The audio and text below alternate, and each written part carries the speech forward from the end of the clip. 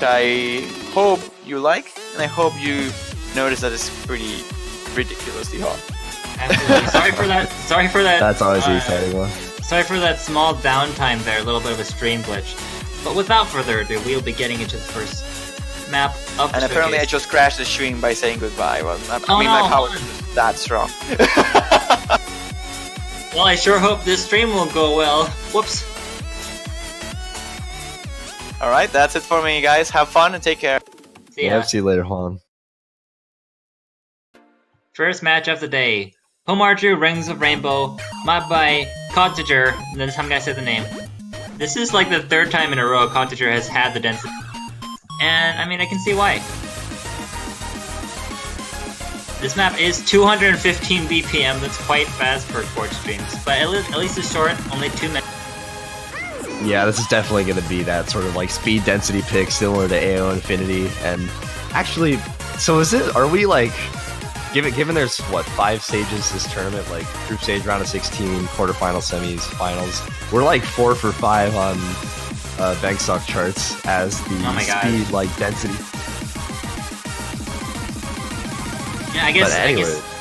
When you're making a map pool, if one person is willing to put out so many of one type of map, then we're willing to play them. I mean, the thing is, like, this isn't even made for like a tournament setting. It's just that the person who charted this puts out so many of these kinds of charts that there's just so much to select from. And I think in terms of consistency, it's good because, you know, the patterning stays pretty similar. So I think you can sort of understand, like, oh, certain teams are good at this mapper's patterning, and they can kind of adjust that way. Well, we've been talking, but we've been seeing the map coming out with its lightning fast sports stream. There's some lighter parts, but there have been as well sort of density bursts, like the one we just saw there. That was extremely dense, and it was at 215 BPM. So that's what we're getting into this year. That's what we'll be getting into. I do want to point out that this is 7.6 stars, and Chiwi, who's doing the replay for this, has got like, what, 4 200s on it? Or something insane. That is insane. Honestly, our top 6 are lucky that Malaysia couldn't make it this year, or they would have had their work cut out for them.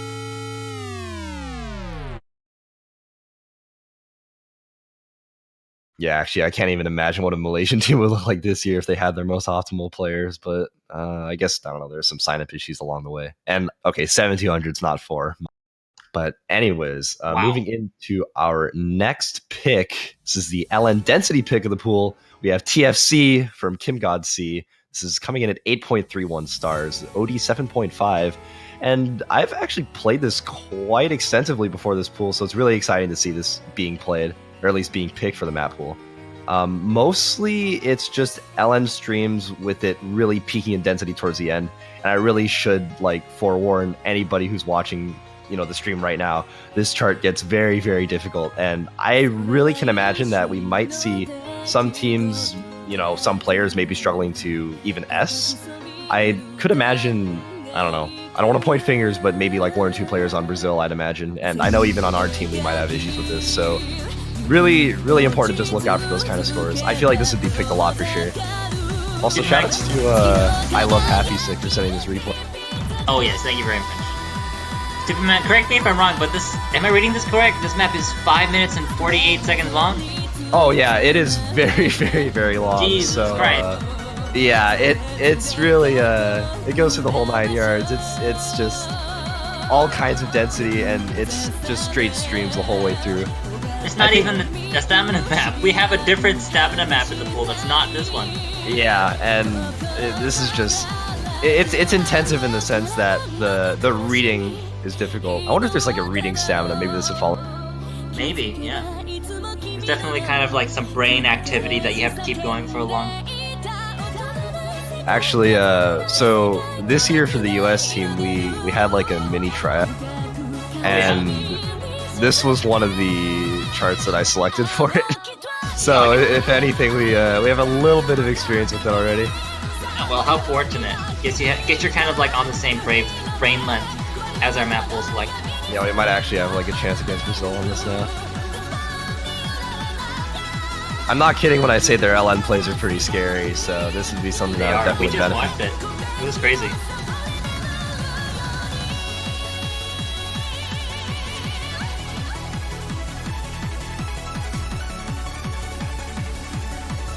But yeah, man, this just gets really dense, and with a lot of the LN patterning, it kind of varies in terms of like what keys you're kind of hitting. Like the progression might be like 1, 3, 5 instead of like a normal stair that you might see in other pick, and it just kind of like switches between the two a lot, between like stairs and I guess just more, I guess like a variety of patterning, if that's the right way to put it. But actually here, if we notice like there's a lot more LN usage like on I guess hands that aren't just like anchoring down LNs compared to like the beginning of the chart where it's mostly just red. So slowly as this chart goes on, it tends to like progressively get more dense. Yeah, definitely.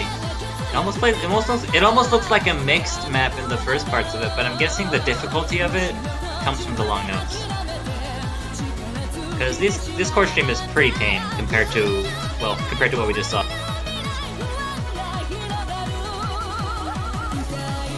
And actually kind of ironic that the person sending this replay is messing up in the right section. Yeah, I mean, to be fair, that's okay. It wasn't that tame. There was a lot of brackets in there. Oh yeah, absolutely. I think bracketing in general is just one of the hardest rice patterns to really get down perfectly, so totally understandable why they'd be missing. But when it gets really bad is like towards the end when the bracketing comes back, except it's like LN brackets at times, and it's not like the average LN brackets you might see in the rank section or anything. Like it's really, really dense, and there's a lot of unintuitive like reading that you have to really accomplish there to get it down. Ouch.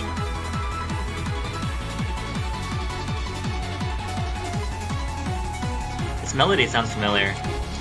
Probably V by DJ Taka. Oh, it is. Totally. Yeah. Cool little reference. Yeah, I mean DJ Taka made this song too, so it adds up.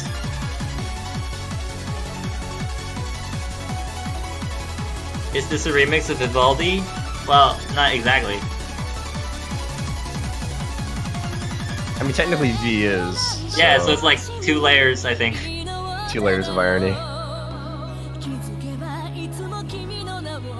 Anyways, I should add, we are not at the dense section yet. Nothing until now has been this hard. Except, well, I guess that one miss there is interesting. But anyways, coming up here is really where the chart just starts to go completely ham on you. Is why it's some finals and not in semifinals. Gonna take a gander and say maybe about 0.5% or percent will be lost here. Or they can just completely shred it, that'll work too. Take a look at that. It's almost full inverse, honestly. Yeah, pretty much. It's like full inverse, but messier. It doesn't even give you the luxury of reading the empty parts.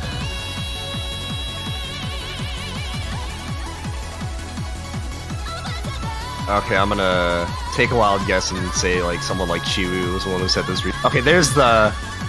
Oh, Jesus Christ! That's the inverse. So here's the thing: with some players that might not, be comfortable with that kind of inverse, and I guess Hayao is right. He literally dropped a percent there. It's just that they could fail out there, and it's possible that if they're not comfortable enough with LNs, they don't recover by the end of it, and that would be really rough for a team. Oh my gosh. Yeah, I didn't realize the inverse was going to be that hard, but looking at the huge miss streak this player had, wouldn't be surprised if it happened in a match. Well, there you go. There's our 6-minute LN density pick, and moving right on to Akolex Wanderflux, mapped by Gekido. The difficulty specifies that this is the 240 BPM version. And it does, in fact, feature a lot of 240 BPM streams, as well as long notes, because it's the mixed pick, or at least one of the mixed picks. I'm surprised Chewy got 18200 on this. That's actually an insane score. I actually playtested this a little bit when Gekido was charting it for the first time. We had absolutely no idea this would even be considered for this tournament, but anyways, it's very fast. Is this the full BPM version? I think it is. No, it does say 240 BPM version. 240. I think there's the original song's 260. I'm gonna double. Oh my gosh, it's faster than this. Actually, yeah, it does sound slightly slower. Okay, I can understand the 18200s now. I was gonna say the original 260 some BPM is so crazy. It's pretty hard for this tournament. So understandable why they use a 240 BPM version, and I think it's a pretty decent pick. There's a lot of I don't know how to describe it. Just it's mostly speed oriented. I would just argue that. Yeah, Like, most of the map the we've next- seen so far is the 240 BPM streams mixed along with a little bit of long notes, so it's going to favor a speed pick. But it's also pretty technical because there's a lot of twirls and weird stuff that comes in with the glitch noises. Not to mention, I'm not sure if you missed this. I'm sure you know it because you've played this map before, but the full inverse in the break section, that could definitely trip up players as well. Oh yeah, absolutely. This covers like all grounds in terms of skill sets, whether it's inverse or speed or chord stream or even just playing regular like LN single streams. It's really just got all of that, and of course all of that topped off with just the pure density and speed of the chart. And I mean, looking even here, it's just these fat like 3-note, 4-note, 5-note chords just layered on top of each. It's really going to take a lot of stamina and understanding of patterns in this game to really get that down. That part you just pointed out was probably the hardest part of the map, honestly. With the huge chords. I guess you would call those anchors? I suppose, yeah. Also, the original song is 255 BPM, so this is Okay. The thumb classic, down classic rate. tempo. Yeah.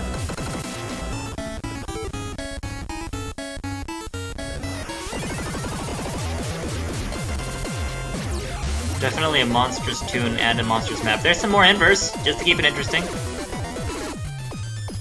This map is like a big salad of every type of pattern all mixed together. With 240 BPM dressing.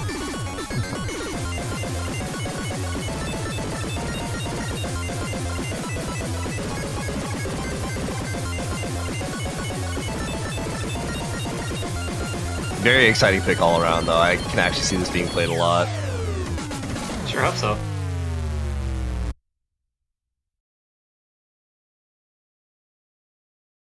But that'll do it for our third pick, being Wanderflux. Our fourth pick is something I've never even heard of or seen before or even known about the map before in my life. So this is going to be interesting to see.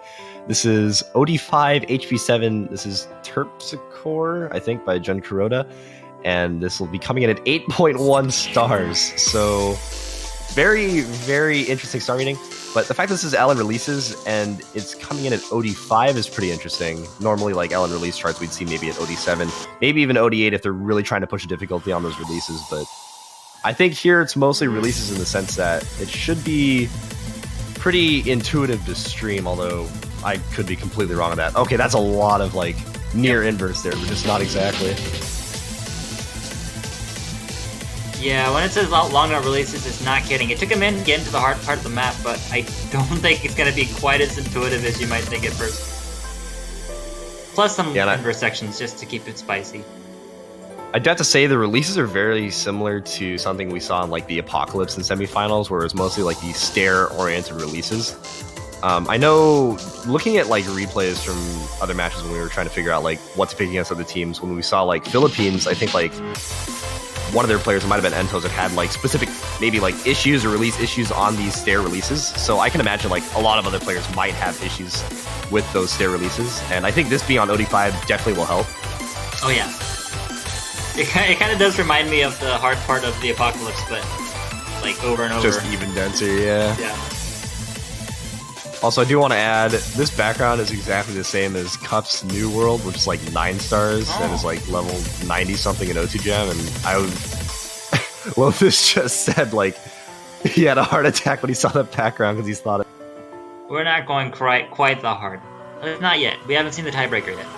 Yeah, I mean, if there was a grand finals pool, which I don't think there will be, but if there was, you know, that might be in contention for it. Maybe it'd be even too hard for that.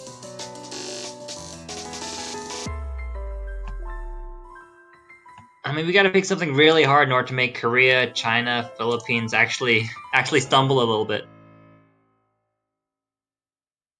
I mean, we might see that with this pick. You never know. Who knows? That's the first map in the pool, the long note release pick. Coming up next is Bill X LAMD, mapped by Wilbin Chan. And the difficulty title is LA! Or is it Law? I don't know. Nicely said. I have no idea. This is a stamina pick, the one I was alluding to earlier. Just like Ice Angel, it's 6 minutes long, except this time the star rating is 7.3 stars. It's 190 BPM.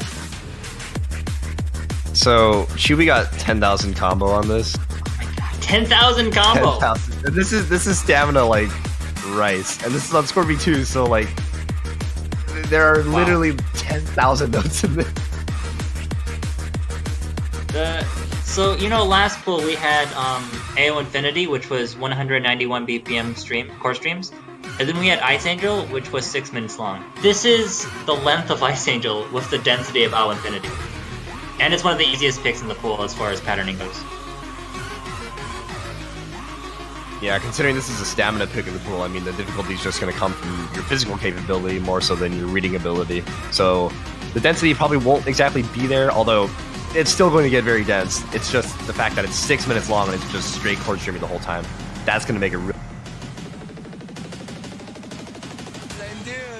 Man, by the time players are done playing this, they're really gonna be wanting to scream.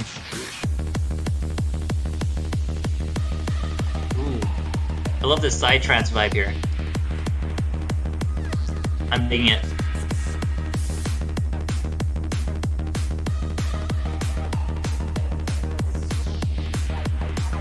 Oh, what are we gonna talk about for 4 more minutes? I don't know. I'm just waiting for the one part in the map we'll know where it says, the nasty surprise is a meme tier 380 BPM stare pattern at around 3/4 into the... Ooh, looking forward to that. Yeah. I'm just keeping my eyes peeled at this point.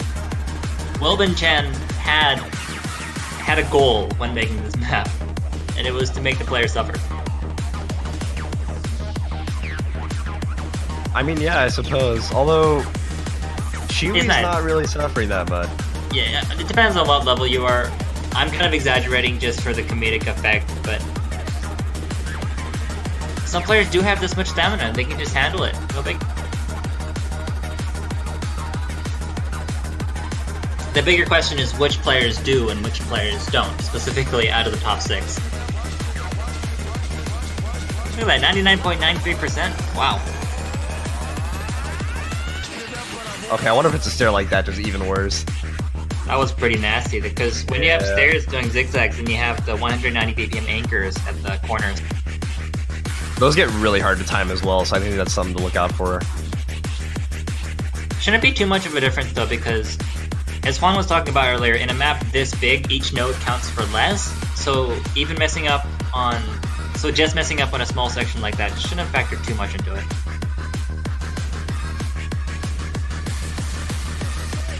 Man, we're only 3 minutes into this, and Chewy still has a buff of 99.9. Does this map have any breaks? I mean, that's where the stamina part comes in, right? The only break we get is the 380 BPM speed. Oh, here's a little break. Just a tiny one. There's still some Jackson long notes in there. Keep you on your toes. Yeah, I mean, despite this being a little break, I think the LN forces you to keep your hands anchored down at all times is still really rough.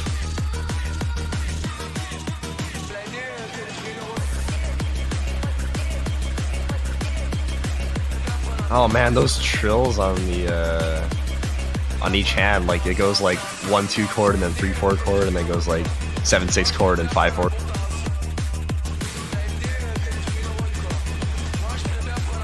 Kind of hard to make out, but that's definitely a stamina-intensive pattern, especially with all the trilling going on. Okay, this is an accurate break. Oh wait, this is the... Oh. I can tell this is where it's gonna be. Don't blink. Keep your eyes peeled. Oh boy. Oh my god. Look at this. Oh, he's hitting it. It's like a tornado. Holy crap! Did you see that? Yeah, he definitely hit that. That was the nastiest way Wilbin Chen could have possibly mapped that. That was exciting. Well, I think I need a moment to calm down after that one. Yeah, I also should add, there's no breaks after this. Yeah, I know. That's all you get.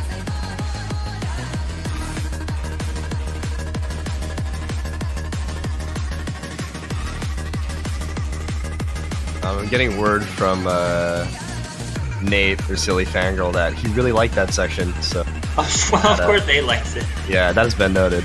That's probably Nate's breakfast every morning. It probably is. I mean, that's basically like the only patterns he plays. I love all the people screaming in chat. Keep up this energy. You're gonna need to give that energy to the players for them to get through this.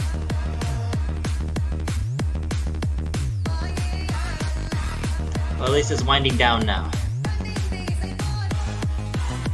I would say, like, normally in a stamina pick towards the end like this, you'd say, oh, okay, well, we know who the winner is by now, but I mean, in a stamina pick like this, anything can happen, and even like the slightest chord string can throw players off, and they'll just miss for no. We even saw that with like Ice Angel, I think.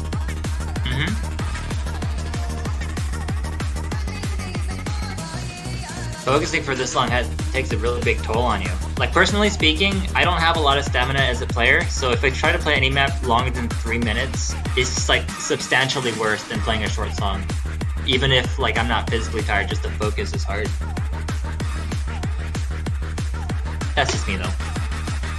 I mean, I think that goes for a lot of players as well, just sort of like that physical and mental drain that stamina has. Wow, look at that. 5 200s, 996k. On a 6-minute song combo. with 10,000 combo. That's just absolutely insane. But moving into our 6th pick, we've got something that's OD9, a Agca chart, Paul Bazooka, We're All Gonna Die. What a nice, happy note that the song's, starting on. I mean, it's very accurate, though, given that this is the SV reading pick. And despite it being the reading pick, despite it being a reading pick, it's gonna be pretty harsh. I think that's at least. Yeah, I would imagine this is like similar to Indoor something Trackmaker that I can't remember the name of entirely. Yeah, Indoor. It's like gonna be memorization. Yeah, memorization and reading oriented. Like that's something you probably have to memorize. Now the thing is about this, the one thing that does distinguish it from Kainara is that there's no distortion. All the notes are in the place they would have been if the map was scrolling regularly. But the stutters and the teleports are so harsh that might not even help you. You really have to be careful and read it. Be careful when you're reading it. That's why it's called SV reading. But look at this. Look at these teleports. I actually like it a lot. Man, like this, like even if the note's not being distorted, it's just the information you're taking into the eyes is so much more chaotic because of these crazy teleports. Yeah, those teleports like right here is absolutely insane. Like that's gonna require a lot of practice to really hit down correctly. The thing is, considering this is the SV, quote unquote reading pick, there's gonna be a harder SV pick, and I think given the way we're introducing maps right now, I think you'll be the one introducing that one, which will make it easy. Yeah, that'll be fun. Also, did you see that pattern there with the slow jam and the 3 notes in the middle? Yeah, that was something else. Oh, what a mess. Not to mention there's a lot of jacks scattered in through here. And the rhythm does not stay consistent. Those teleports will come in completely random. I think for this one, you're definitely going to be wanting to lower the scroll speed, not just because of the stutters, but because the teleports are so high that if you don't lower it, you might not be able to see the note before it crosses the judgment. Oh man, that 1-3 chord and then the 2 note there is going to be really tricky to hit for some players. Huge shoutouts to Cryolian for getting that replay. That was insane, only 10 misses. Yeah, no, Cryolian's always been a beast at SVs, and this chart is no different. Whew. We're not letting up for even a second. And not even for this one either, because it's Suzumu Kasyokusei Idol Syu Kogun, map by Enki. And this is another long note map, and it's another 4-minute map, so you're not getting a break as far as length goes. This is the LM Stream map. Oh man, these releases, same as like the Apocalypse. Oh, okay, that inverse, wow. Oh man, this is gonna be really rough for some players. I feel like we've already seen plenty of long note streams in Terpsichore already. And also in TFC, but I guess this one's even worse as far as the stair department. Yeah, I would say like something like TFC is a lot slower, but this is very, very speed oriented. I should note that this does come in at OD5, so I think the timing will be significantly easier than something like the Apocalypse, but it's still going to be really hard to just get that combo down correct. 200 BPM long note streams. It's not straightforward either, there's a lot of dense patterns, and the releases aren't consistent either. Some of them are kind of like staggered 1 by 1, and then there was a few that were like blocked off 2 by 2, and there's a little bit of inversion there as well. I feel like I'm saying that a lot, but I guess at this level, inverse is just something you take for granted. Yeah, I think it is worth noting that we haven't really seen inverse like that much up till now. Like nothing really comes to mind when we've seen anything. So yeah, like you're right. Like this finals map, well, they definitely like stepped up their I guess their LN variety here. There's also a few SVs here. Might be hard to see on the stream, but it could make a difference. Definitely not the hardest part of the map, though. Look at this part. Oh my god. Yeah, these the LNs just really do not let up at all. It's kind of like, I would describe this as broken, staggered LN stairs while holding down a longer LN layer and single notes. A lot to keep track of.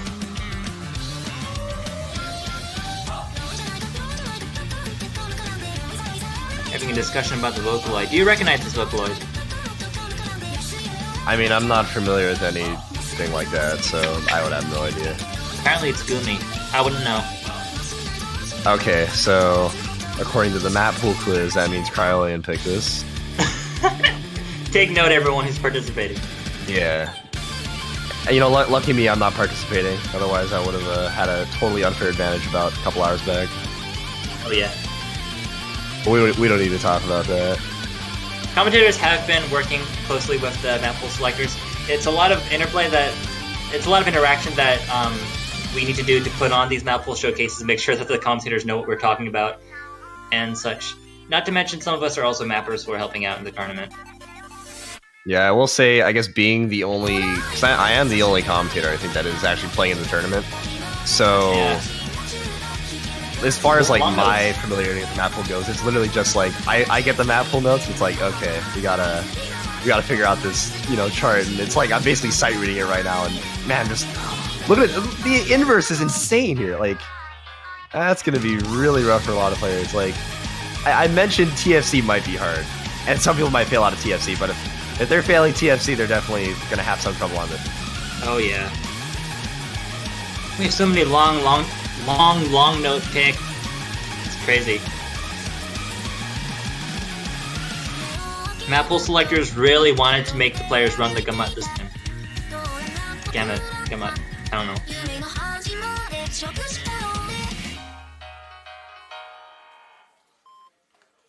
And I see Gakido in chat saying if his intuition is right, this is not the only Gumi song that'll be in the pool. And yeah. He's like, what a prediction. He's got the predictions down like stat right now. But anyways, going into our next pick here, we've got Vend by Fairy Quiddus. I've never been able to pronounce that correctly. Map by Spoon Guy with OD 8.6. Very specific, but totally understandable. Given the type of map this is going to be the core jack / stamina pick of the pool.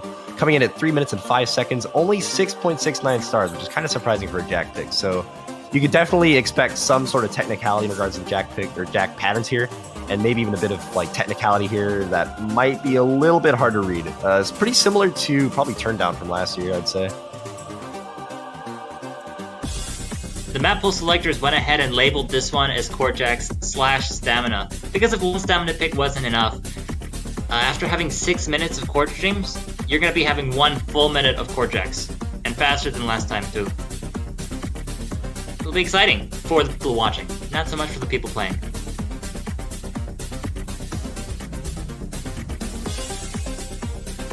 Yeah, I will say, just judging from last year's map poll, I know there were a couple complaints about Turn Down being a little bit too hard, so pretty understandable as to what they've done with the jacks here. They've kind of upped the reading aspect of it and sort of toned down on the speed and the density here, and I think it's really paid off. This is definitely a pick that some teams that just are more familiar with like timing and just that kind of stamina aspect of jacks are really going to like benefit from this for sure.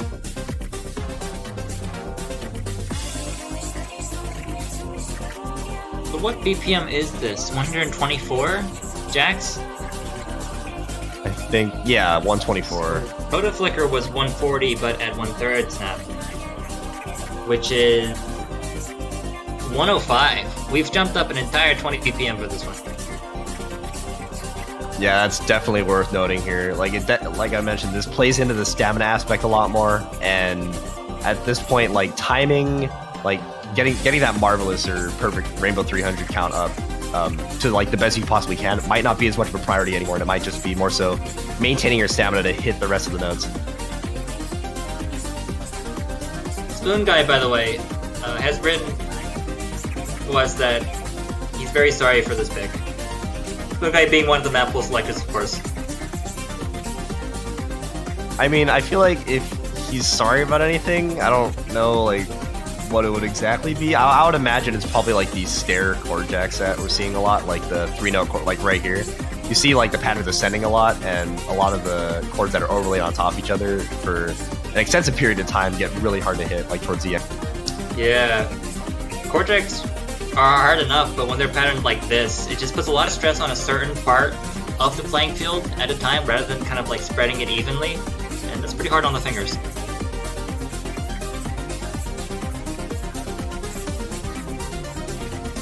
I'm really excited to get this, or get to see this being played a little bit though. Alright, that's 8 maps and we're halfway through the pool. There's a lot of maps this time around. Our 9th pick is Penorary Sailing Force, map by Ankle. Ankle coming in again, dependably, with the hard long note pick. This is actually the LN technical strategy. Immediately we can see similarities to Makeruza. There's a lot of jacks and, I would say, weird trilly things mixed in with the long notes. I think this was supposed to be used last year, or like in last year's NWC pool, and it just barely made the cut. So nice to see it actually being used this year, and I will add that this is one of many Thom Cup steals. So be on the lookout for that. Even has a kind of a similar sound to Makeruza. It has the jazzy bit with the brass solo. Oh, Luna's getting quite dense already. And not quite as bad as the other long note picks. I really just do want to add that you need to look out for the end. You absolutely have to look out for the end, because it will absolutely wreck teams, like, completely. It's kind of LN mixed towards the end. Like, it's got LN usage here and there, but mostly, like, it's the speed and the rice that, and the technicality of it that really throws people off.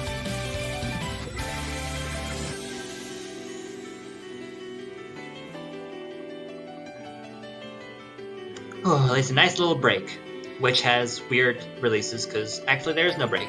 If you're playing the finals of the World Cup, you don't get a break. Ooh, yeah, we have takes a nice right polyrhythm there. I'm actually like really happy with the patterning of this. I'm excited to see this in this map pool, honestly. Very pleasing to watch. I haven't played it, and I won't because I can't, but I guess I'll just take your word for it. Okay, here we go. It's gonna get really dense right around here. There we go. And then these LNs at the end are just... I can't believe Chewy FC'd that, honestly. Damn, with a 3000 combo, Chewy sailing strong through that map. And I guess I wouldn't expect anything less out of the piano and sound. Right after the LN technical pick, we're going straight to the normal technical pick. Frums, pictured as perfect, mapped by Jackets. Yeah, this being our technical pick of the pool, OD9, so it's very considerably like heavily and already a lot of jacks similar to Pom Pom Poco. I don't know if I said that right. Anyways, yeah, something like that. So a lot of heavy jack usage here, and man, yeah, I just imagine this would be really hard to get the timing down correctly for. Yeah, you have a lot of kind of these weird trilly things that are slightly off. And streams. Streams are also hard to get accuracy on. Definitely requires a lot of speed to this one. And we've been saying that a lot, but just take a look at this. It's supposed to be 95 BPM, but I don't know what snap this is, but it's not 95. It's more like 190, I would say. Yeah, that's what it looks like. Oh man, that's gonna be really rough to time. Yeah. No problem for Chiwi, of course. I'm not surprised that Frums is the technical pick for this one, because From maps are just absolute fodder for making technical maps. With the yeah, every rhythms. time I've seen something by Frums, like, or any chart made to a From song has always been something technical, like There Are Many Colors by Vortex, or I mean this chart, Beat Bit Futures. Do you hear this rhythm right now? Yeah, like it's This It's rhythm not isn't hard to play like physically, but it's just you can't wrap your mind around like a steady rhythm, and that's I think what makes it so hard to act. I mean, yeah, this entire chart just comes down to the accuracy of it, and that's what makes it hard. Pictured as perfect, but you're not going to be getting a lot of perfects on it. Getting towards the end, there's going to be some more of a chordy kind of section coming up. As if we haven't had enough chord jacks already. Yeah, so far this looks easier to combo than the semifinals pick. So I guess that might be a plus side for some of the players currently in the tournament.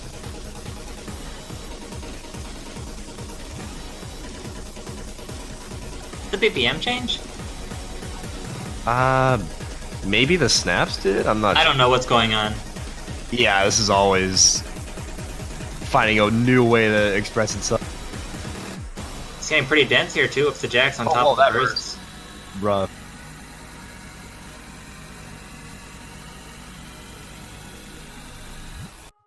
This is fun.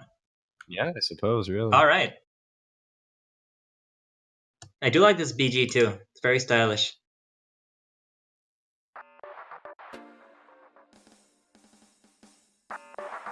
Moving on to pick 11. Map by Lon, Yuru Fuwa Jukai Girl, map by Sankantsugi. And not to be a weep, but this song actually is a huge bop. This is our second mixed pick of the pool. It's 3 minutes long because we love our Long Island picks here. 216 BPM, very fast. Yeah, I will say if Wanderflux wasn't fast enough, you know, we've got this pick now. Really stepping it up here with that relatively fast beat. Is it faster? Actually, okay, never mind. It is not faster than Wanderflux. I am being dumb. Anyways. Nah, not quite, but it's still very regardless, fast. it is still very fast. It is still very fast. There's no questioning that. Ooh, look at those shields coming in along with the long note pattern. And like the kind of shield that's like a jack followed by a long note. It's actually reminding me a lot of algorithm that was used in quarterfinals. Pretty similar patterning with the releases here. I think teams that you might see doing well on algorithm probably would be doing well on this as well. You need a lot of finger independence for it.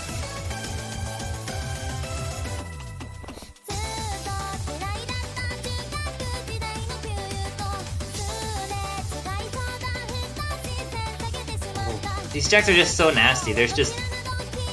It's dense enough and it's at such a BPM that it's not chord streaming, but it's still fast enough that it feels like a jack. Am I making any sense? Yeah, there's a LN pattern that's like pretty similar to what you're describing. Like it's mostly just chord usage. It's almost like inverse, but it's just like chords. Only like fourth snap chords, Inverse and then there's chords. maybe like one LN. Yeah, and then there's like maybe one LN held at a time. I think it's like 08 or 08 or something. Like I think Routine, which is currently loved, or like Talk by Genesis, I think uses it too. Stuff similar to that, I think, is what they might have been going for here, and I think it worked out. Fair enough. And now we're seeing why it's the mixed pool, because as we're going to the solo, we're having this crazy stream with brackets and burst mixed in. Holy crap.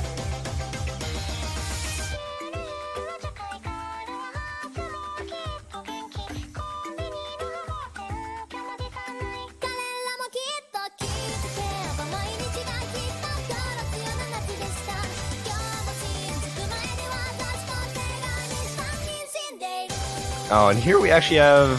I guess for that section there's a little bit less LN usage. And here it's very speed-oriented. Once again, testing a lot of skill sets in one map. It's the purpose of a mixed map.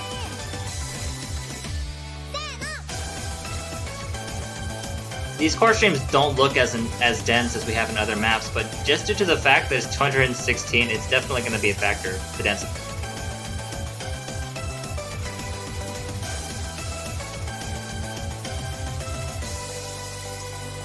Oh man, those chords at the end were nasty. Oh whoa, nice inverse too.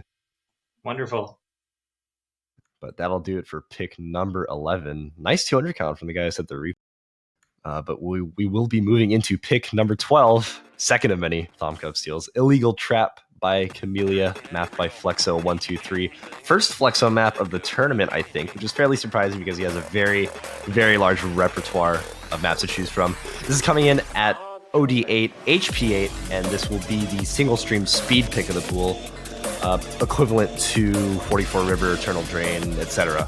And I would argue that this is kind of unique in the sense that the patterns it employs aren't just strictly like stair oriented, or it's not the same patterns that we might have seen in like Eternal Drain. So that's definitely something to look out for. And the end of this chart too gets very, very dense. So that's also really going to be a turning point for I think anybody who's really going to be playing this chart. Yeah, you were kidding about there being a variety of patterns. There's also some mini jacks kind of scattered in throughout the delay, which is pretty intense.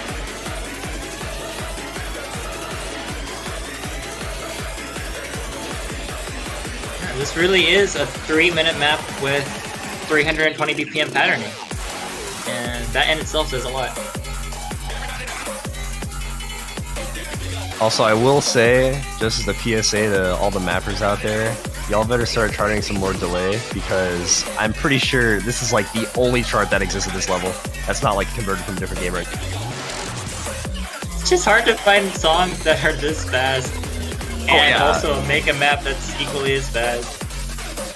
I mean, it's also just worth noting that sort of like delay charting, I guess, or speed charting like this is very uncommon. So it's going to be pretty hard to sort of chalk up anybody who's like willing to express songs. Yeah, it's very unique from a mapping perspective as well. As far as the Spanian meta goes.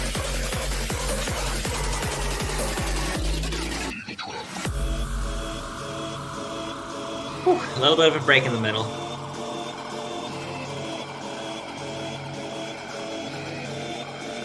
Some players may be hoping to use this break to recover their stamina, because while the rest of the map might not be as long or as dense or as jacky as the other maps, it definitely takes a lot of energy to stream at this speed.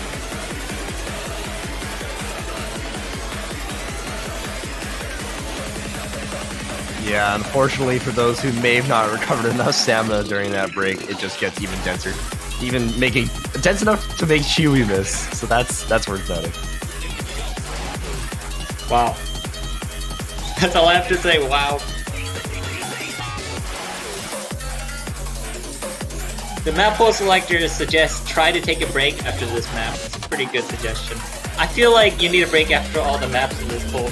I mean, you need a mental break from this map because it is just so stressful to really get through the whole thing. The average length of the maps in this poll really skyrocketed. But we're in it for the long haul.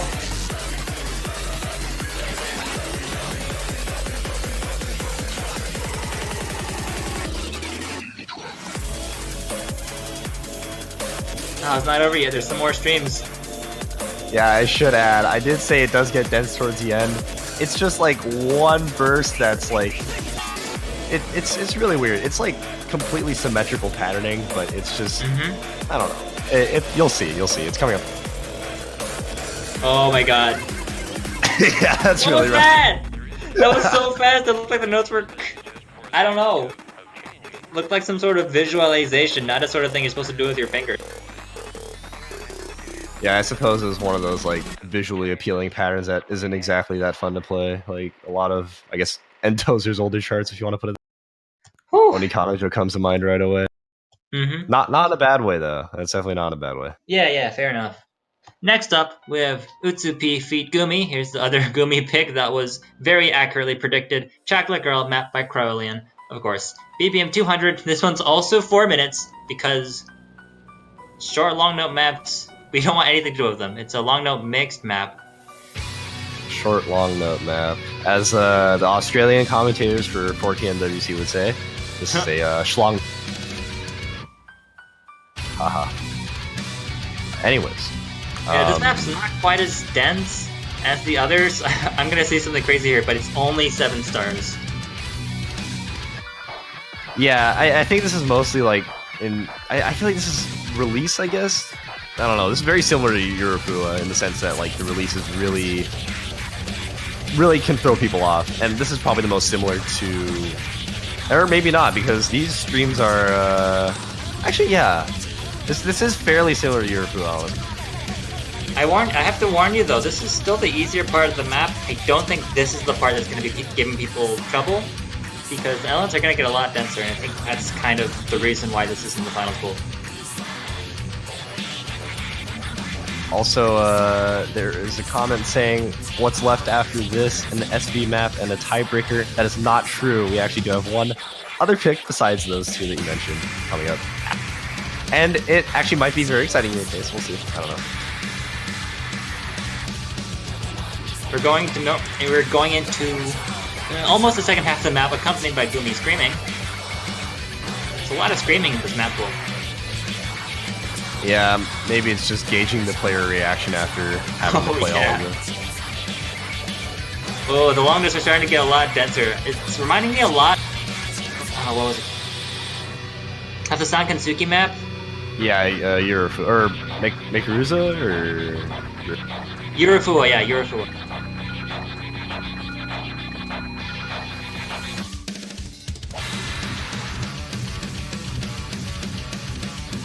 At this point, it just seems like this is almost like a slower but more dense version of that chart. Yeah, that's a good way to put it. Definitely. Oh, I hate to say this is slower because, once again, it's only 200 BP. Just like it was only 7 stars, only 4 minutes long.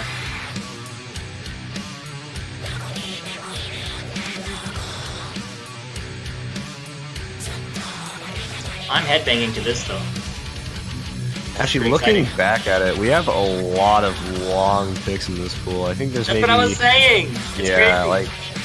We've got maybe like 1 2.5 minute pick, 1 2 minute pick, and I guess another 2 minute pick, which is SVs, so that still might not practice as much, and then I guess the Ellen release pick as well. That's really about it. Everything else is very long. Map pool selectors want to make sure there's plenty of content to watch, even if there's a sweep. Yeah, definitely. I mean, all the players in this tournament at this point should pretty much expect having to really go in for the long haul during these finals map pool.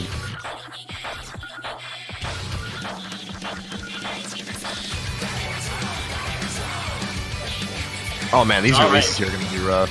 Yeah, getting right back into the dense chorus stuff of the chords. I will say Chewy does make this section look a lot easier than it really is. Chewy makes everything look easy.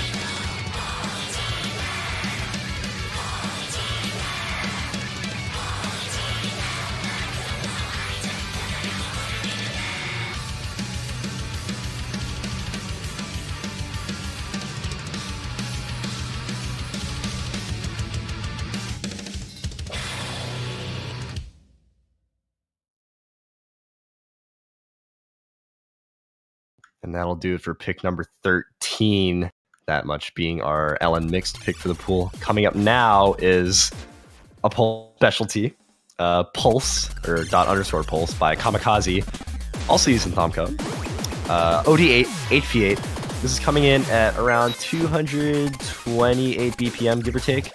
And this is 7.34 stars, this being the speed pick for the pool, just under the light chord tune category and not delay. So let's see here. It's mostly just this kind of dense chord stream in the beginning, and I would say that this is the easiest. Don't quote me on that, but definitely one of the easier sections of the map. Or yeah, quote unquote easiest. At least this map is short. Yeah, that is true. This is very short, so I think it's going to really play in favor of a lot of the people who are just sort of more comfortable with short and easy picks that they can really just focus all of their combo. Although, I do say easy, but this is definitely quite the contrary. We do have a little break session coming up here, but once this dense chord stream starts coming in towards the middle, it just gets really, really hard to play properly.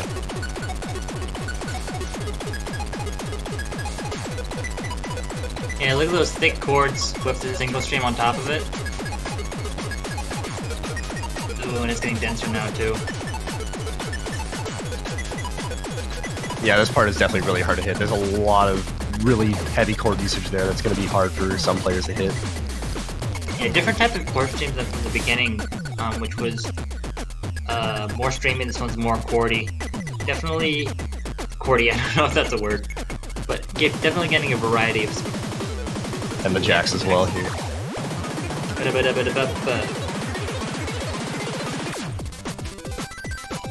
Wow, look at that. That was a burst right there. I'm surprised they actually comboed that bracket there. That was really impressive. And then this is mostly just a break section towards the end. There's really not much happening at the end. Who is I Love Pappy Stick?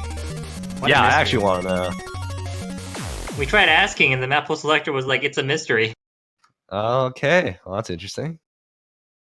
Maybe it's Blocko just rising back from the dead, and his computer can finally run Osu. Yeah. All right. It's my pleasure You to should introduce... definitely take this one. Yeah, it's my pleasure to introduce the last non-tiebreaker pick of the pool. Show it. Culbright and Bloom, Aurora, mapped by me, Nivradzers.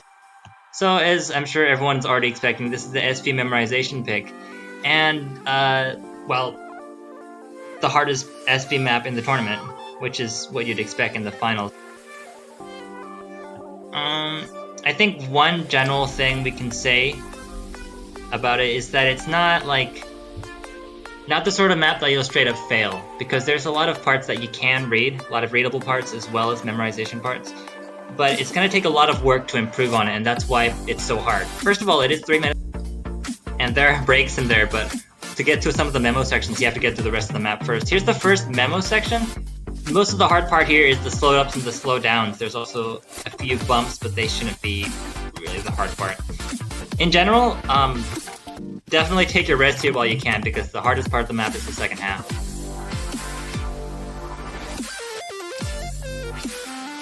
Yeah, I just do want to add that, well, I mean, not really much to add, but funny note, I just imagine, like, we've had a couple times that the stream has just had to restart the tourney client, and occasionally we hear this song in the background. I just imagine, like, hearing the song in the background and then coming back and, you know, this gets picked right away.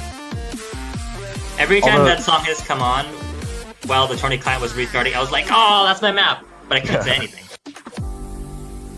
Anyway, what we saw there was a little bit denser of a long note part. Not dense long notes in the sense that the long notes are hard, but it could be a little more tricky because you have to know when to release the long notes, and that's very hard in an SV map. Overall, though, that's more of a reading section because all the distances are normalized so that they're not distorted. I will say, unfortunately, due to the nature of this pick, at least it being SV memorization, I really don't know how often we'll get to see this played. I would imagine teams like Korea and maybe us would be okay with keeping it open, but in regards to like other teams, we've seen them almost exclusively ban SV picks, and wow, this slow jam. Yeah, that one's kind of impressive to look at, but it's actually quite easy to play. Could be a little bit of an accuracy drop, but it's a short section anyway. Alright, here we go, the hardest memo part of the pool. All the distances in this section are normalized to be the exact same, even though the rhythm keeps changing. Yeah, this is the kind of memo map where you like have to memorize the rhythm. The map's not going to tell you what to play, you just have to know it. Yeah, and I honestly, like, I'm happy that I'm pretty familiar with this song. I feel like I'm already getting into that kind of... But even then, these teleports are going to make it pretty hard for you to, like, predict when to actually time these notes properly. As we saw, Krylian was dropping a lot of 200 in that section, despite maybe even knowing the rhythm, just having it kind of... I don't know if contradict is the right word, but it really... There's some discrepancy between, like, what he expected to hit, just because of the teleport SVs. On that anchor on 1 and 3 there. Absolutely. The last part here, it doesn't let up. It's not memo anymore, I wouldn't say. Oh, maybe a little bit, but most of it is just bumps which are readable, but it's paired along with difficult patterns that will definitely trip you up. Anchors, like you said, there's also long notes and jacks.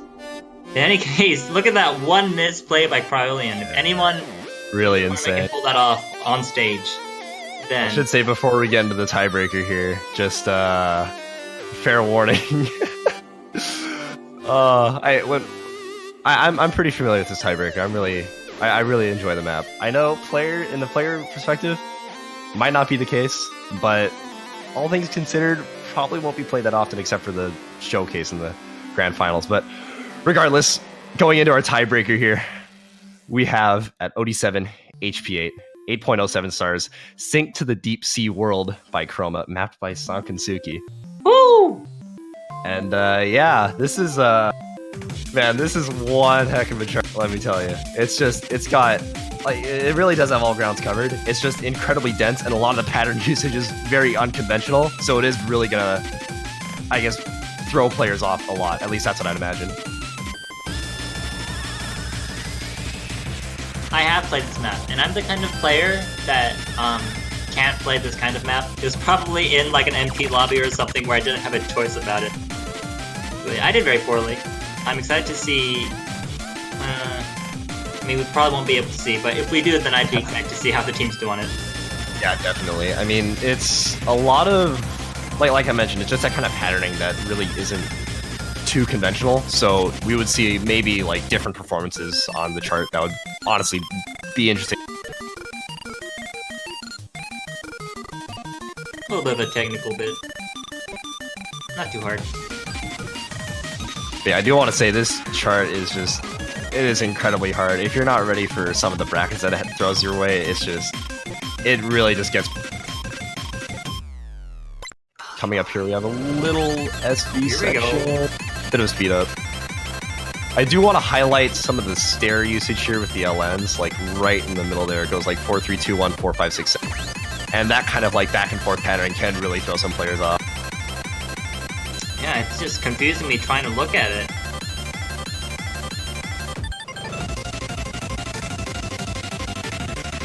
I do want to say in terms of star rate, this is definitely a step down from last year where Ragnarok was like 10 points. Yeah. Yeah, it was something insane.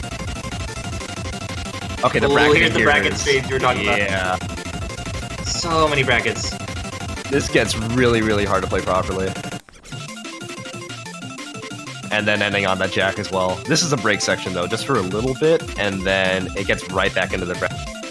I'm surprised Chewie's still holding a 99 here.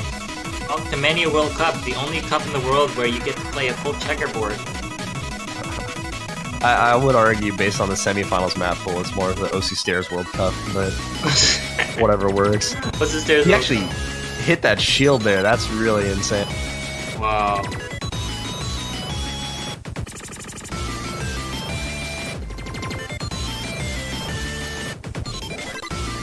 We're gonna have a little bit of LNs as well because this is a tiebreaker after all. We want to make sure to test multiple types of skill set.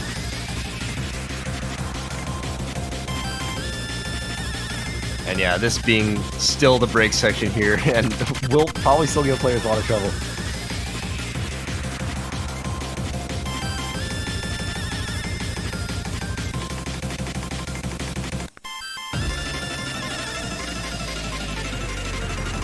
Ooh, I can hear the song ramping up again. We get a little bit of denser LM usage here, and it's got those same sort of stair patterns we saw earlier. But with more long notes. As if there weren't enough already.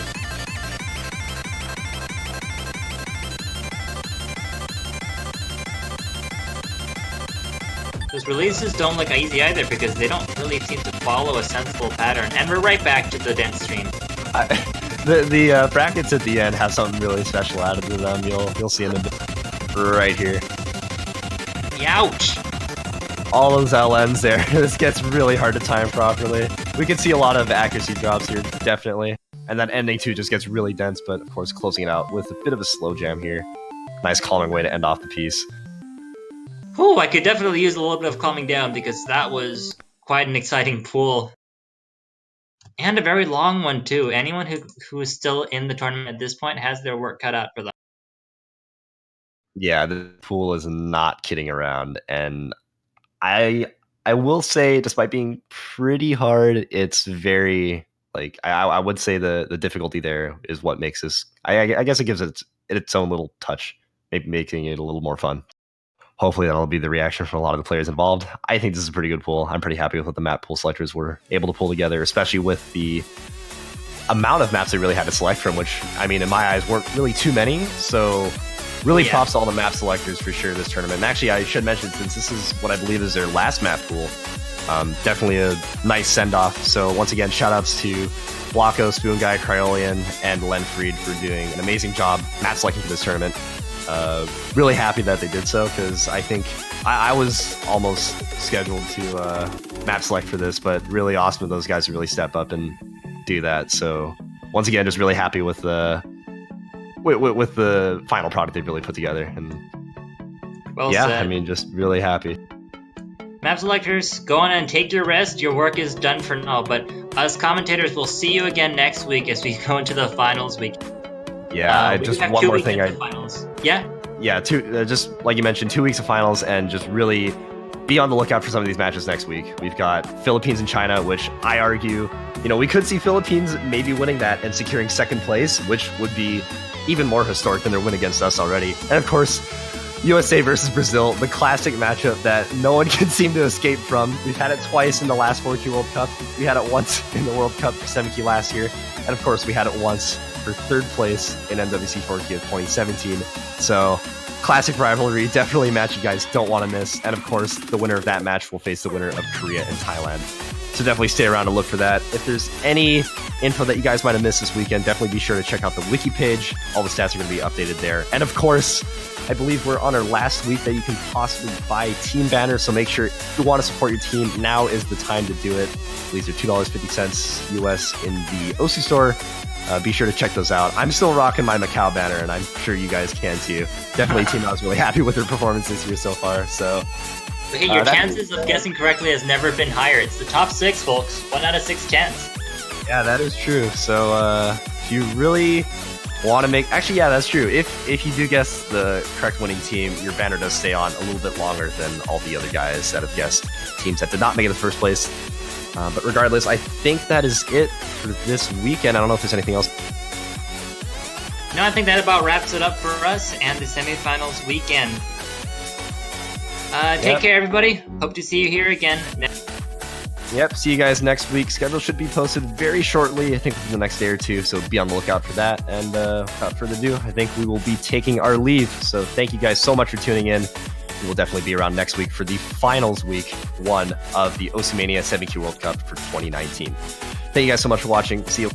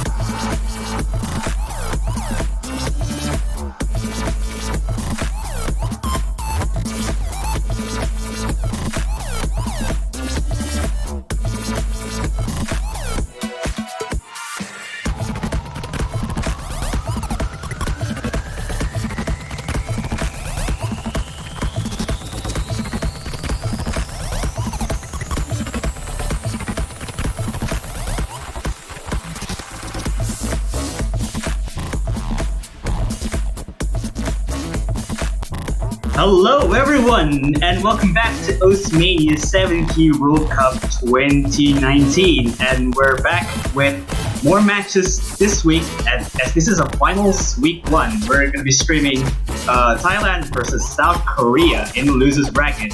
I'm Rem Fangan, and I'll be joining in with Tassie on the commentary team. How are you doing, man? Yeah. How you doing, man? I'm doing pretty good. This is the first match this weekend, the first match of the finals, map pool and finals week, and some big names. Big names. Like, literally all of the teams are having their big names on the board. Like, literally, the names that that's most infamous with. And I think Thailand has it pretty rough this match, to be honest. Like, even though Thailand's had such like a great performance so far, they've taken down Macau and Indonesia to get here. They pushed United States really close in their match as well. But yes, unfortunately now they're gonna have to go up against the big boss in finals week 1 of South Korea, who are in the losers bracket. Due to some, you would have to say mainly due to some issues with rescheduling. Couldn't exactly find the time with China, and so unfortunately for South Korea, they were unable to play in the match. Yeah, there's a bit like a misconception for like South Korea regardless, because of like, you know, like the issue of rescheduling and somewhat, but nevertheless, they just knocked down by default into the losers bracket, and they're facing Thailand as we have right now here. And the good thing facing like a 2-time champion is not an easy task. Yeah, it's unfortunate for Thailand, but I think they can definitely push South Korea if any team can, you know. Yeah, I think if they have a real effort to do it, I think they should be fine and probably rack up some points from like South Korea, for example. Yeah, I think they definitely have the opportunity to do that.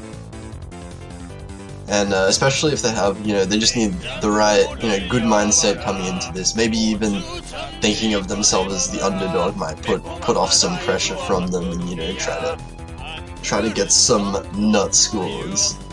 Yes, I mean, like, probably like these two teams, even like, for some players getting like some insane scores, even at this stage of difficulty, for like in such a finals map, which difficulty ramps up to like where like a good fraction of like players will actually play this, but for some names like Lost Cool, Jackass, Wonder, or even like Kens here, is like we're probably going to be showcasing some more stuff to see. But I don't know though about this match. We're going to be starting for the first warm up here. Yeah, this looks like Korea's warm up here, given that I believe is Korean in the background. That's a pretty bold OD and HP as well. Oh no. Oh, we're gonna see fails, aren't we? 6.7 stars. Nah, HP 10 in Mania, you don't gain HP. So if you miss, that HP is gone. Like, you're not getting it back. I mean, like, HP 10 is like, your HP bar is literally climbing like a snail, so even if you like miss once, that's like gonna be taking like, there's Lost Cool there is like missing once, and you can see how slow it is to climb the HP again. That took over 200 combat to regain 1 miss of HP. What the heck is that? Okay. Also getting a confirmation that this is actually Thailand's warm-up, so we're not going to be seeing Korea's warm-up just yet. Okay. That's not Thai in the background, is it? No, that's definitely Korean, right? I mean, just pretty normal. That's definitely Korean. Oh, Ken's almost close to failing! Oh boy! Ken's isn't even like... Look at that HP! It's not going up! It's like literally a snail, but That's so brutal. What?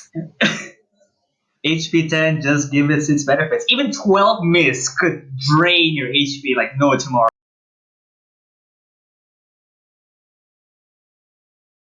Look how fun is that graph? Like literally, Yeah. just to regain the HP from like a miss. That's how HP 10 goes. But we do see South Korea taking that one. Oh my god, it's like And Blue Zenith. Nice. Jackad's map. It's Jackad's Dimensions. I think this one is a difficulty that is basically a Rise converted from a long node version of Jinjin, which is Jin Dimensions on the difficulty. Wait, is it? I would have thought This it was is- just a different map. Isn't it? Or, I think this is mainly Rise, not long nodes. I don't see Yeah, like. well, I'll have to see. I'm not entirely aware of like what the different difficulties of this map set hold, but looks like we're gonna be getting the same 4 players anyway. Ken's Lost Cool and Keyboard and Wonder. 8.3 stars. That's not good because there's a lot of That's, bracketing in this year as well. And that's that's the a lot only of long node, I stars. guess. That's a lot of stars. Speaking of which, there's a lot of stars in the finals map pool. Yeah, I've been. Although, like, that doesn't mean Kinda comparable. the most, but like, it means there's a lot of notes, right? At the very least. Okay, I can confirm that this is the Rice version of like Jin Dimensions. But there's not a lot of long nodes. Yeah, this, Probably like this the is only pretty- thing. Pretty standard. Aside from those holds right there, it does seem to be a pretty Rice-oriented map.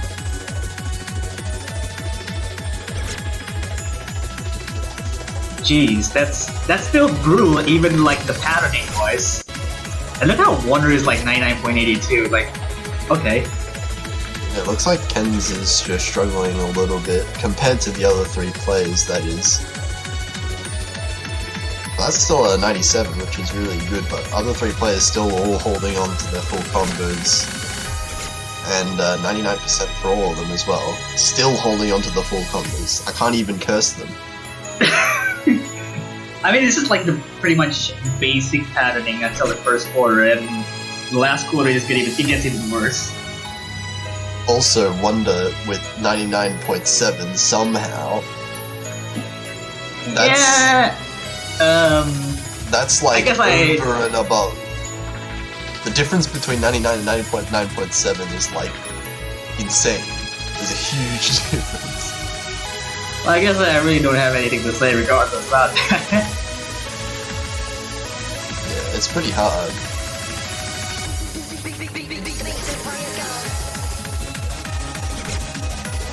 Well, and Keyboard finds the first miss for Korea. But I'm wondering how many 200s even Wonder has gotten so far, because it can't have been that many. And his accuracy is increasing. Well, you know what? Just gonna keep out the flow. Yeah, accuracy, yeah, as you do. Do These what you streams normally that- do. Yeah, this is an axe section, very clearly. Easy streams. This nice and chill break section right here, as you can see. Still gaining act, by the way. Oh, nice! You cursed it. Unlucky miss. But yeah, you can see Law School holding a full combo up until this point. Don't say that name. Don't say that name. Okay, there you go. No! Okay, no more FCs. That's all the FCs gone. But even that, Wonder's like 99.7 with the miss. Like, I don't know. That was just like a miss by itself for Wonder. The accuracy is still there. And that's insane. 99.7 It keeps is like, increasing. Oh my god. that's like 99.7 is like my SS accuracy.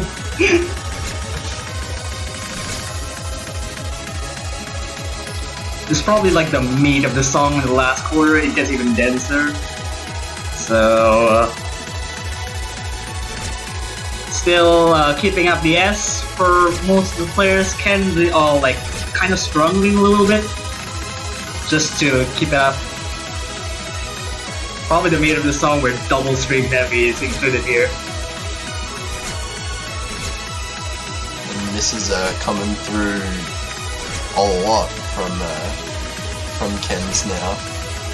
Looks like the stamina especially is really starting to hurt at this point. And it would, Okay, he because actually that was has pretty much Wonder FC. Wonder FC the ending. That's okay. the ending. Cool. Oh no, Lost Call, don't do that. Oh, score ruined. Oh my god, what are these scores? Jeez, only one miss by Wonder. Damn. That's a really solid plays from That's all not. players. Look at the ratio as well. The ratio is so much better than the other players, and the other players are really good as well. Yeah, Wonder even is just Kenzie with an next A.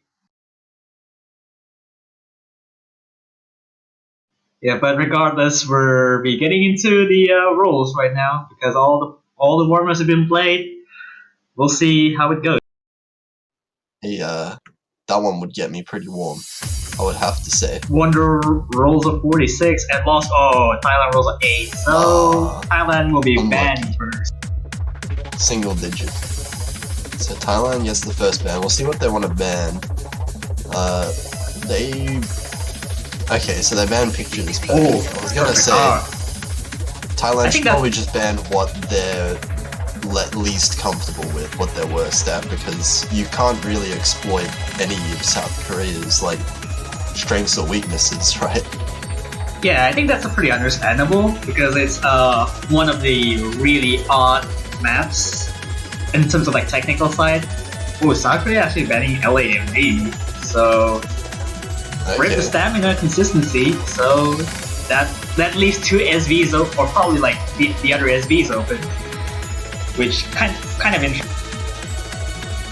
Yeah, South Korea banning the 6-minute long stream map. Yes, yeah, you do see it a fair bit. People banning the long stamina map because they. Ooh, going straight for we're all gonna die. That's actually a bold move by South Korea here. We're Going for straight SB reading. Since they do pick it first, this means that South Korea has practiced the SV. Like, definitely. There's no way you pick SV first if you haven't practiced it. Oh man, Kenzie! when South Korea practices SV, that's a scary thought because they're pretty good. They're really solid, so I can't probably stress that anymore because they're the first pick and they're. Yeah, that said, Lost Pool has been getting some really nice SV scores throughout the tournament. I think it will mainly come down to if Thailand has a second player who's able to play maps of this level, and also of course has the practice under. I think South Korea will probably bring in Estonians or Jackets for this occasion. Not sure who's gonna be playing for this map. Yeah, neither Estonians or Jackets playing in the warm-ups. Maybe they were often solo play practicing this map. Oh, Estonians. Maybe that was the strategy. Oh, okay. So it seems that Jackads is in Twitch chat, unable to play in this match, unfortunately. So it will be Wonder Estonians and N Keyboard for South Korea. That's gonna be like 3v4, I think. If anything, the odds are probably if the 3 players from like South Korea will be able to withstand the amount of maps and practice a whole bunch of them, they should be fine and will probably compete with these teams. Anyway, we'll be getting into the first map of this match in the finals week 1. It's gonna be We're All Gonna Die, but picked by South Korea. We'll see how it goes. We're all gonna die. Yeah. That's being treated to an SV for the first map of the week. That's a 200 from the beginning on the Estonian side. That's more 200s. Also, it's Kenzie.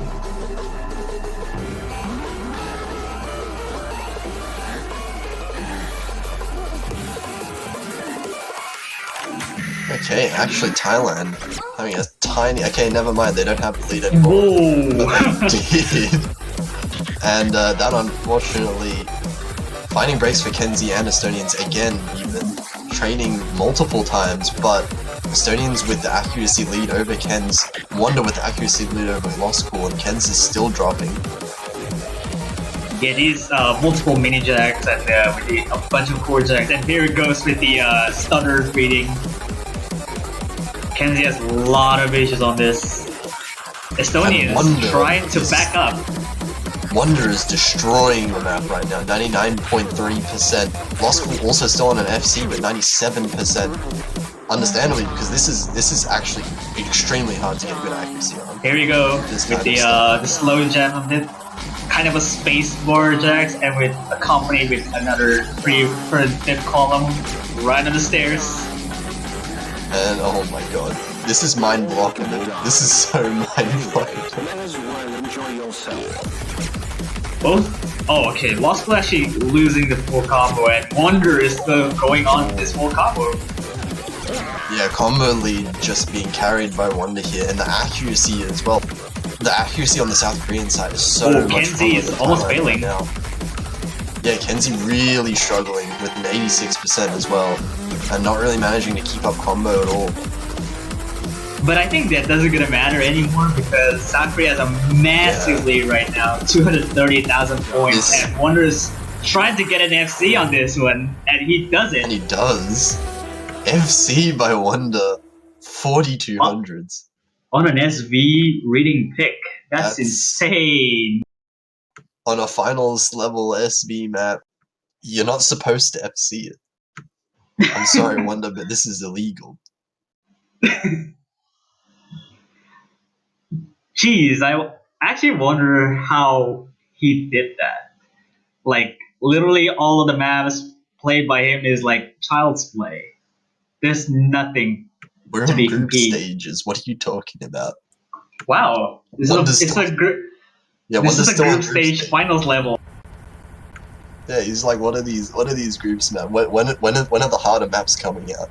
It's like a warm up for Wonder, regardless. But we're gonna see TFC picked by Thailand. TFC, we're seeing LN from Thailand. This is pretty good for Thailand. Thailand definitely sticking with their strengths, their comforts in the LN. This one's hard. Like literally, a lot of like staccato long notes in between of them. It's really hard. Looking at the VOD of the showcase last week, it's really hard. Yeah, really testing reading as well.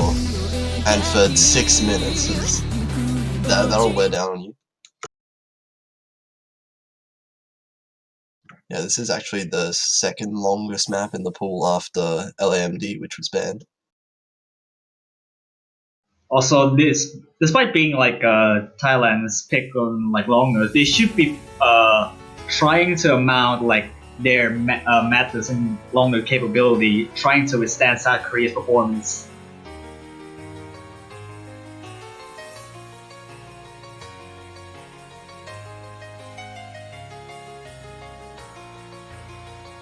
And so far, we have a slight accuracy lead towards South Korea. Of course, only the very start of the map. But Ken's struggling a little bit with the accuracy on these LN releases, but keeping combos, so that's not too consequential at the very start of the map. Other 3 players holding on really comfortably, it seems like. But those Ken's long finding notes are not comfortable at all. Oh, and Ken's finding so many repeated misses in a row. South Korea now building up a lead. Only three players still holding their combos, which not too surprising really, but we're not getting into the the hardest section yet. Because there's a lot.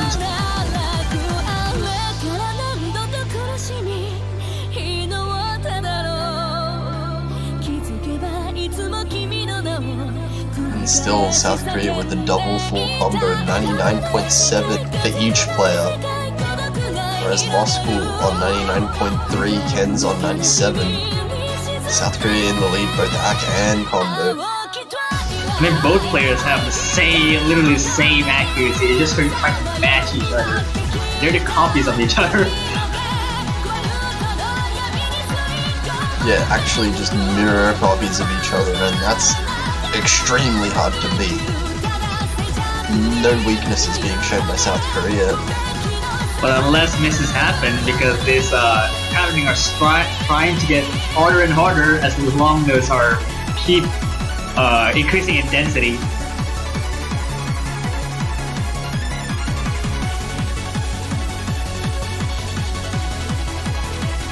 Yeah, we're only a third of the way into the map though. This is a really long one.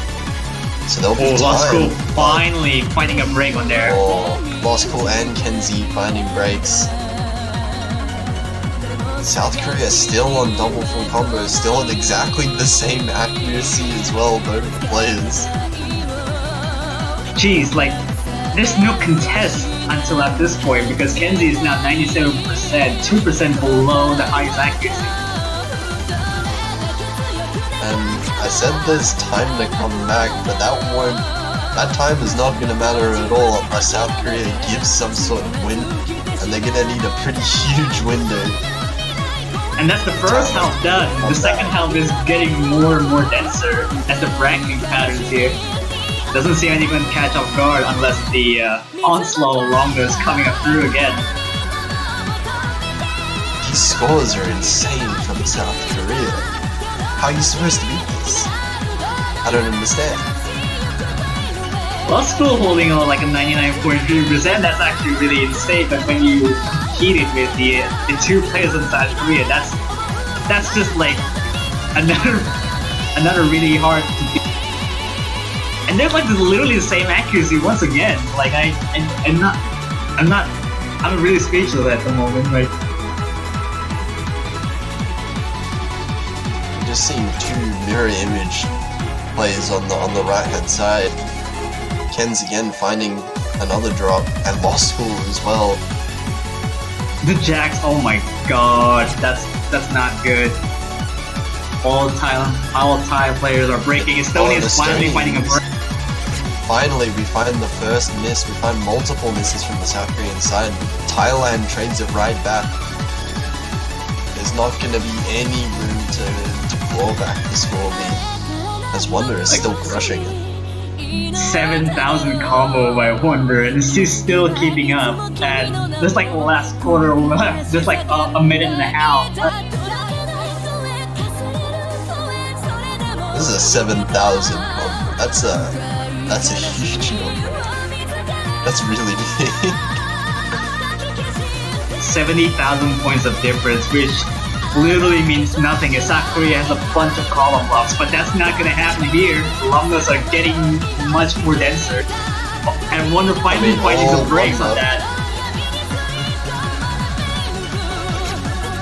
That's one miss from Wonder, but I mean, trying to capitalize on that is easier said than done.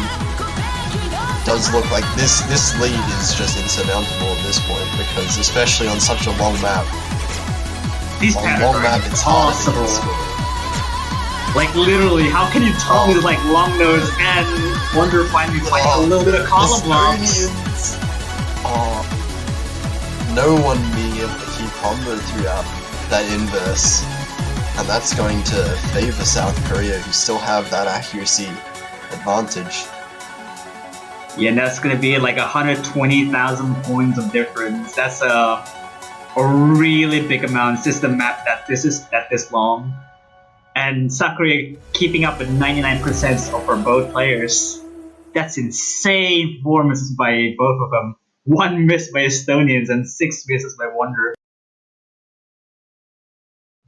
Damn, that's really rough. Performance from South Korea as a team there. That was unbeatable performance for Thailand, it seems, and South Korea is going to take the first break point of the match 2-0 up against Thailand, and they get their own pick.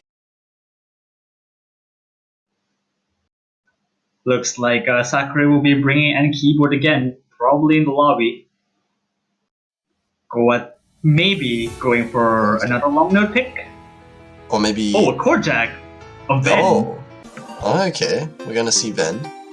So they're going with the chord jack map, not going for the other SV map just yet. This is one of the probably infamous charts in terms of accuracy, because chord jacks mainly probably interesting from a tournament perspective, because they are, if you can hit the rest of the jacks consistently, then you should be able to hit the rest of them. But this one is a little bit different. Yeah. It has a bit of twist.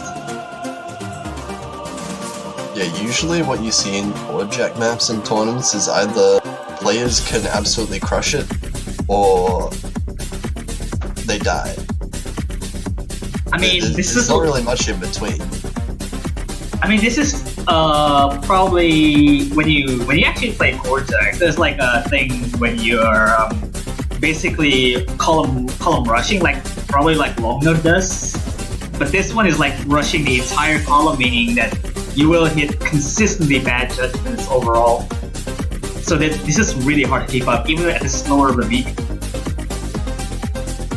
Yeah, you really need to get in the rhythm. And it's really important not to rush. You just need to I guess you just need to keep moving your wrists, no matter what. Even if you're gonna tank a miss, sometimes you just need to tank the miss instead of getting the repeated bad judgments.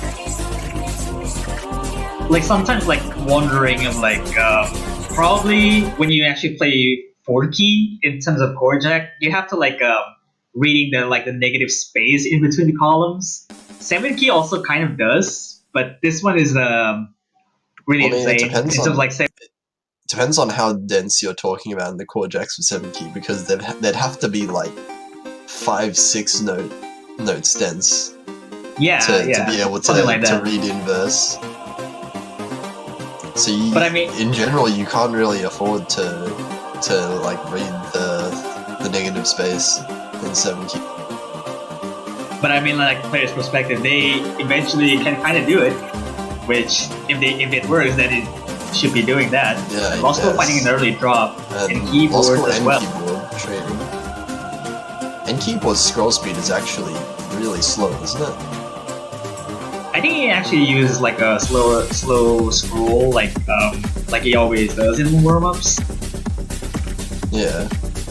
Well, it does seem like it's his normal scroll, so there's no unfortunate issues like that. But it does look like South Korea is taking a little bit of Ken's, despite holding the full combo, is struggling a little bit with that hit error. You can see, I think that's hitting quite late. I think he's hitting late. I think he's hitting late on the 3rd column, because I can see his hit error is kind of struggling to the right side. And now Ken's really struggling with holding combo as well with these chord jacks. Definitely not something that is very easily done when you haven't practiced the skill set specifically. The checks of this are so angry when you actually rush once. It's really hard to come back. Kent is now below the S threshold. And Wonder, I mean, this is not 4-key, but that accuracy is illegal. Yeah, I don't want to mention Wonder's accuracy, just in case, but 99.95, what are you doing? These staccato long notes are really hard to actually keep, and he actually missed. Oh my god, unlucky, but no full combos left on the board now. And this is a non-stop chord jacks. Once you get here, it's all systems go, and no rest in between your arms. Yeah, and unfortunately for Ken's, it's not getting any easier for him. And that accuracy will continue to tank. Lost Pool keeping up quite well with N keyboard, but unfortunately, difference there is going to be another South Korea point. Yeah, Kenzie's hit is now getting really tired right now. His hit error is spreading across the bar right now. Yeah, the stamina is definitely coming into play as well, as Lost School actually finding... Lost School is now starting to hit a little bit late as well, finding a lot of misses. Yeah, a lot of misses coming in from both Thailand players. Yeah, this course of like simultaneous stairs is like really nasty, and whew, that was a really rough one. I like wonder 187. Are you What? kidding? 187? 187 on What? the finals map. Okay, cool. Whoa. That's nasty, and not even a 200. That's... No If- 200s, no 100s, no 50s. Just that one. That must have been a 3-note chord. That was missed Kind by of. Wonder. Pretty That's much, insane. yeah. That's ridiculous. If those misses are not there, that should be like a 99.90% score. Probably like And that 997. ratio, like, you just look at that ratio compared to Lost School and M Keyboard. That was It's literally like worlds ahead. 4 times lower. That was like But- 1 to 25 or something. Oh, Thailand's go straight into Aurora for the another SV memorization.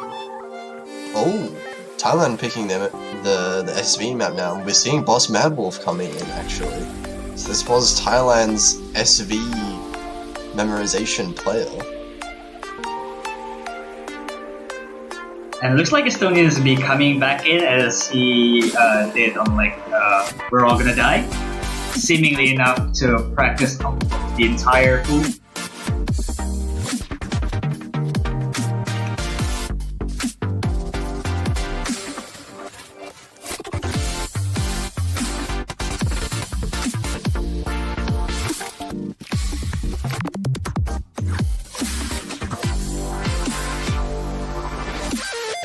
I'm actually kind of curious as to see Thailand going for SVs because since Boss Mad Wolf is like specializes in like memorization SV based, but since this is like in terms of like 7 key, I think he's probably having a bit of a struggle to keep up with most of the pool. But I think Yeah, we'll the- have this, to... this this type of SV might be favoring him, so we'll see. Yeah, this is physically definitely pretty doable. Of course, most of the difficulty being in the memorization and the SB. We'll have to see how the Thailand players can keep up here, especially Boss Mad Wolf, because Lost Cool has shown that he can definitely put up at least comparable scores with the Koreans. I mean, so far a bit of a lead for Thailand right now, but Memo's starting to kick in. Oh no, Boss Mad Wolf having a lot of misses. Messing up the transition a little bit on that one. This bar's hard. Looks like the rest of it, Boss Mad Wolf is doing pretty well on right now. Oh. I'm sorry. Nice. Yeah, But I it does mean, it's look still like holding South really strong. At least. South Korea have 2 FCs still though, and they're going to start to build up quite a big point advantage now. Wonder on 98.5, Estonians on 97, matching Lost School. Boss Mad Wolf with those few misses is bringing his score down a little bit too much. We are halfway into the map. No one with a 98 right now, although Wonder is barely keeping up with that. But I mean, like, this type of map is really hard to even accuracy on. It's really hard to score even like some SBs will catch people off guard regardless.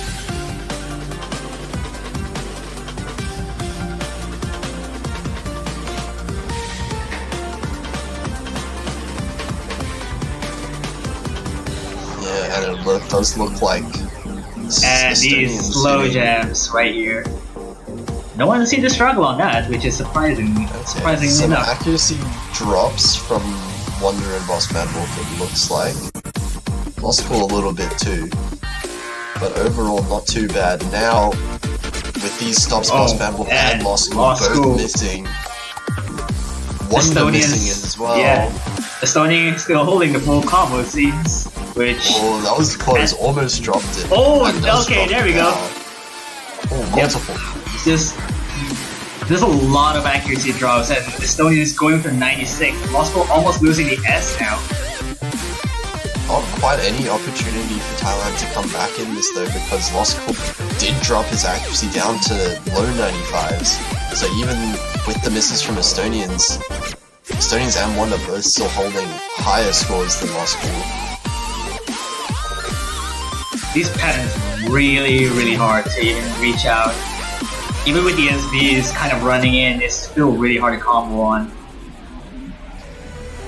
Sakura will take another point, and with its astounding lead with like 190,000 points. Only 2 misses and 7 misses. These scores from Korea are really good as well. That's a really hard map to do anything on, to combo or act. Yeah, pretty much. It's like really hard to score on regardless. Even how to actually gaining act is pretty impossible. And they're going to pick for Rings of Rainbow, it seems. For South Korea, which... the dense strings. Pretty much by Katu JR or Katu Jr. Katu Jr. But this is a pretty high BPM despite being the density pick as well, or I guess that's to be expected with a map pool of this difficulty, but it is sitting at 215 BPM.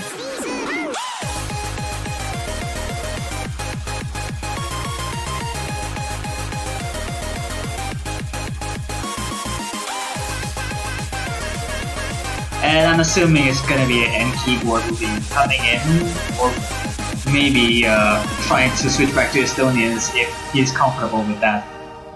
This is mostly just a density pick, which doesn't favor anything besides like rise at high BPM.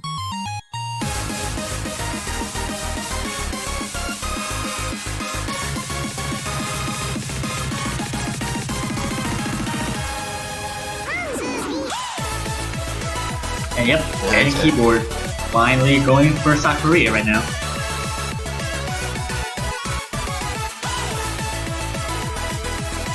But yeah, we'll see how this pick favors out for South Korea, as also Rings of Rainbow, which not too probably not too surprising pick regardless for South Korea, trying to go in with the flow with already established from like the start.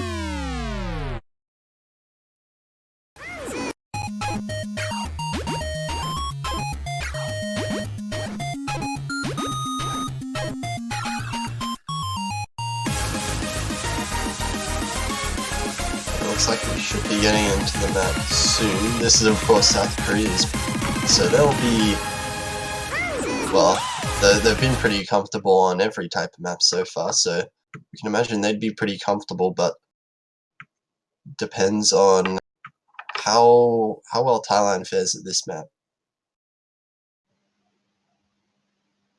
Yeah, this probably might be a verdict for the 5th map in this match. Not too particularly surprising that they actually picked this, despite how accuracy favors South Korea at the very start.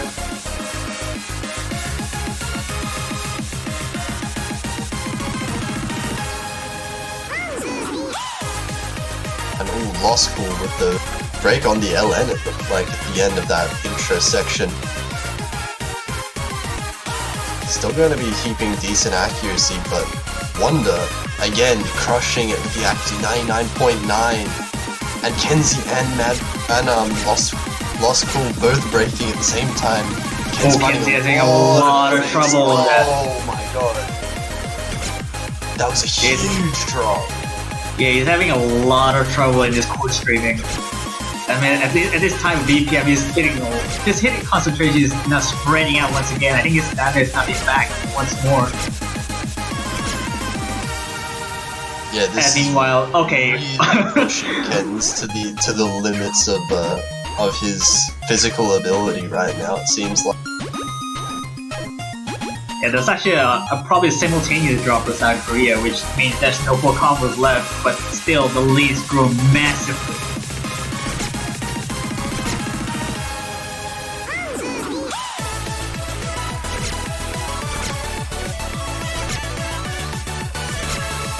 And keyboard Kens and Lost Pool all finding misses. Yeah, Kenzie's now below A right now. This lead has grown so large. Oh, Kenzie's failing, I think. I think. Oh, that's close. Oh, that's Wait, really. I think that's a pass. That's a pass. Oh was my. So close. That's a really decisive lead despite that. 410,000 points if Kenzie passed. 8 200s with 2 misses. The ratio is like miles just ahead. A pass,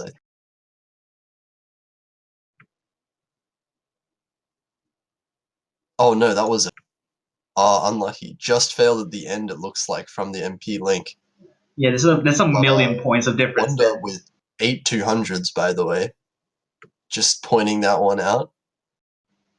I mean, just let that sink in anyways. That's a pretty expected score for Wonder.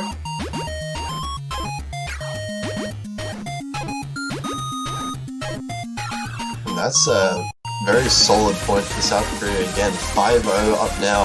Thailand gets to pick now, and they really just want to get something on the board at this point. They need some sort of point in this. Yeah, I think it's not Thailand's pick regardless. Probably like Thailand's final pick if actually he also lost this pick. Yeah. But this is potentially Thailand's final pick. So they'll have to think about this a little bit. Looks like they're gonna go with Suzumu. This one is an okay pick. The idol man. Not gonna want to say the name. That. Yeah, nah. That's the only word that's like easy to say. But this is another long one actually. The other long LN map of the pool. Yeah, trying to have another shot on long nose seems pretty fair for Thailand, despite the TFC's not working. Yeah. So 4 minutes and 1 second in length. It's another pretty long one, not quite as long as TFC. More stream focused than density.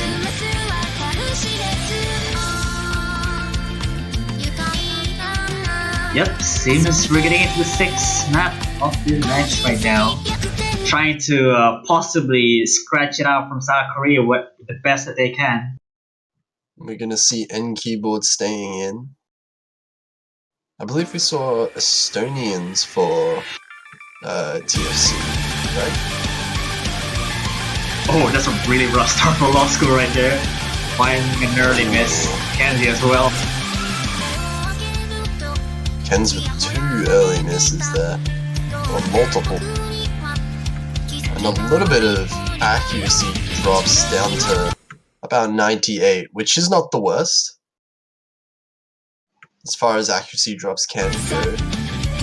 Yeah, but like, despite like the drops from like early start, there's like no full combos from Thailand's side. All South Korea is holding strong right now.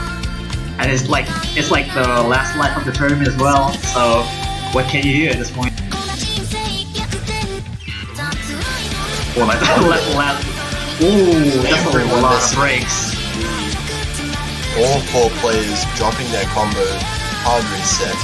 Ken's following up with another one shortly after that. Yep, that's a lot of breaks. Also expected. It's gonna be pretty solidly in South Korea's favor, it looks like.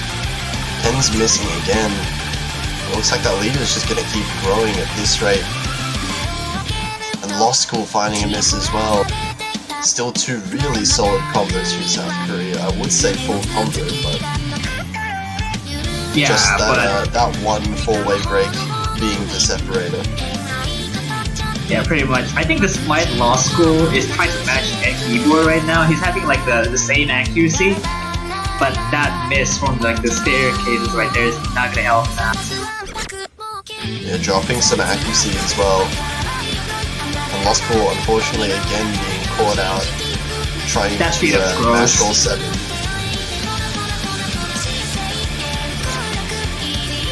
Now South Korea really starting to pull ahead in this map now. We're only halfway through, but this is a score lead of 50,000 points, just about. And yeah, we're still having the last second half in, which still a whole lot to go.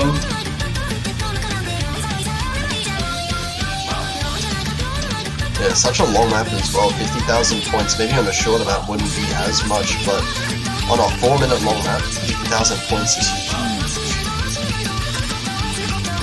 Yeah, despite like no 99s for Thailand, South Korea is like 2 99s, which is really hard to capitalize on lead. And these strings are really nasty to hit, and Keyword finding a bit of an issue. Ken's is keeping up. Okay, never mind. Nice. Every time. I didn't get to finish. Oh, that made me sad. I wanted to credit Ken's because he was doing well. He's doing pretty well. Like 98% is actually like really nice for this match. It's just unfortunate the kind of opposition they're up against in this match. But this part is really hard to keep up with. And somehow, like, even Ken and Law School is trying to keep up with, like, the both of the South Korean players, and Wonder kind of, well, okay, just still gonna hold the full combo on the full inverse.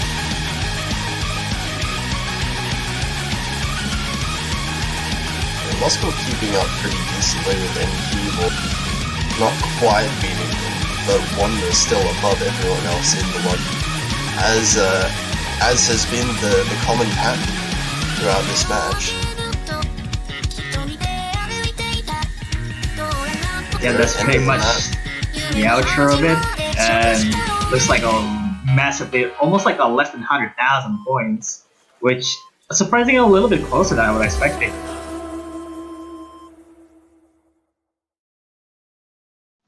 Also, I think Law School is winning on ratio, which is actually quite something.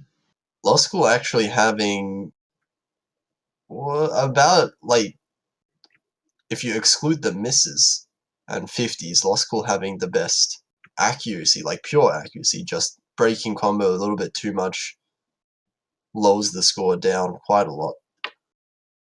And that's going to be 6 points for South Korea.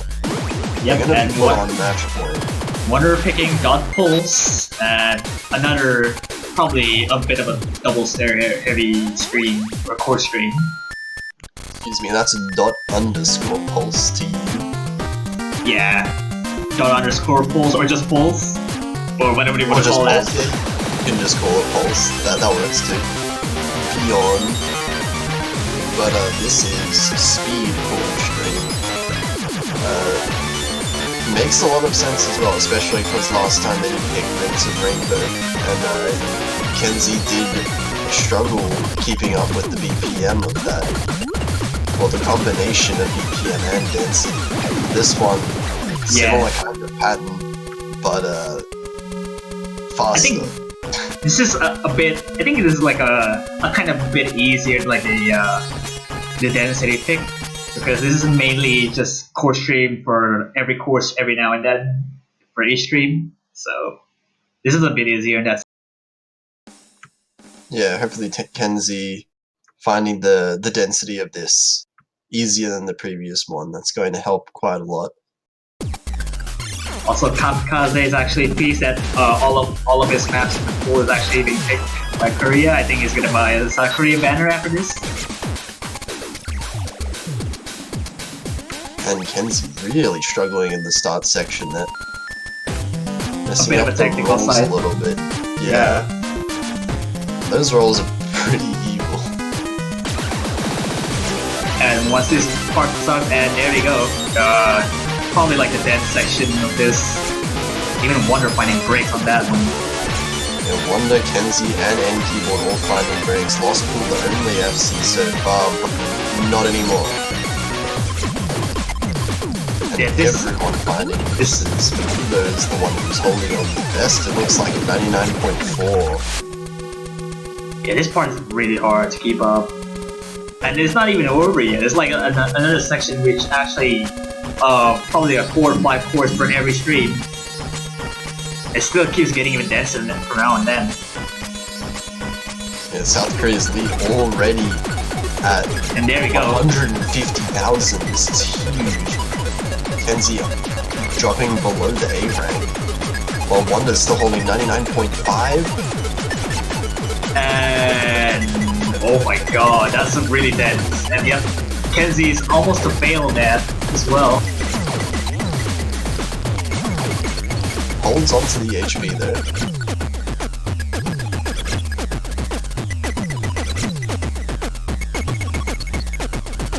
And Osmo's holding on really well as well.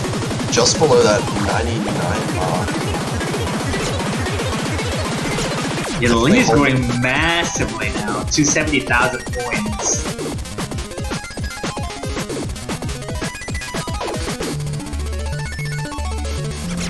Yeah, but that's a decisive win on this map as well. That's gonna be the final point for South Korea, which means they're gonna be winning clean sweep 7-0 for South Korea. That's a huge pros for both teams right there, That's fighting the best that they can. 12 200s for Wonder. And that is going to be the match. South Korea taking it. Sweep over Thailand. Unfortunately, since this was in the losers bracket, Thailand's going to be eliminated from the Mania World Cup.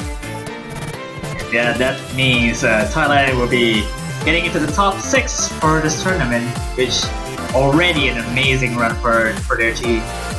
The Top South Korea will 6 be is moving on. extremely respectable. Top 6 is really good for this tournament.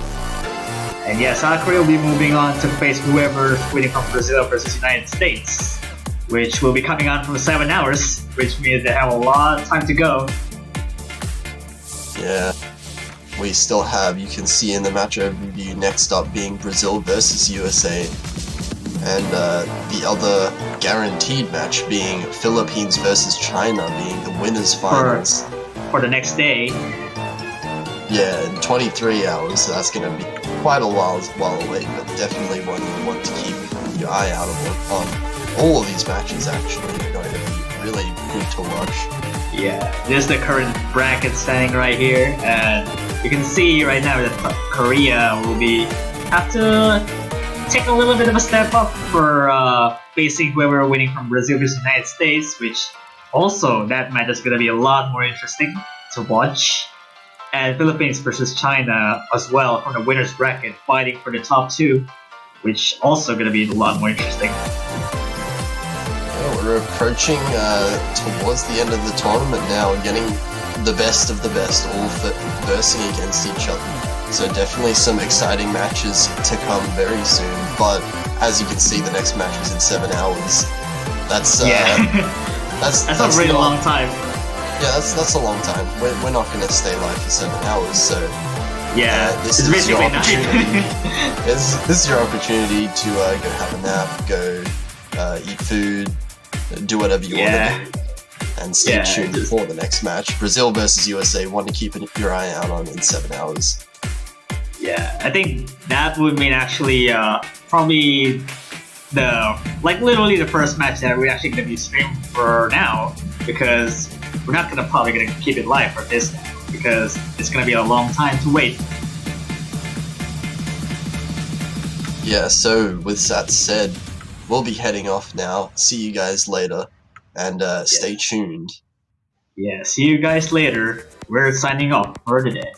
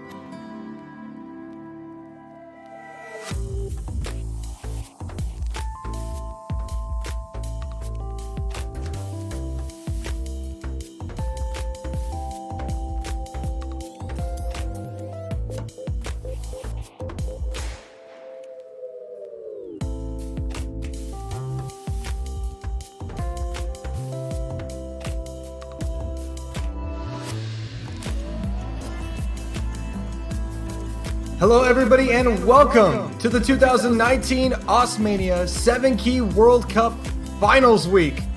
I'm Doland, joined alongside by Nivrad. Hello!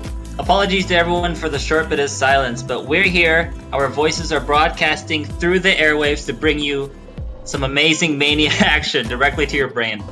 Yeah, directly into your brain. All right, we're ready. After the technical difficulties, we have one of the biggest matches coming up here. It's Brazil taking on the United States.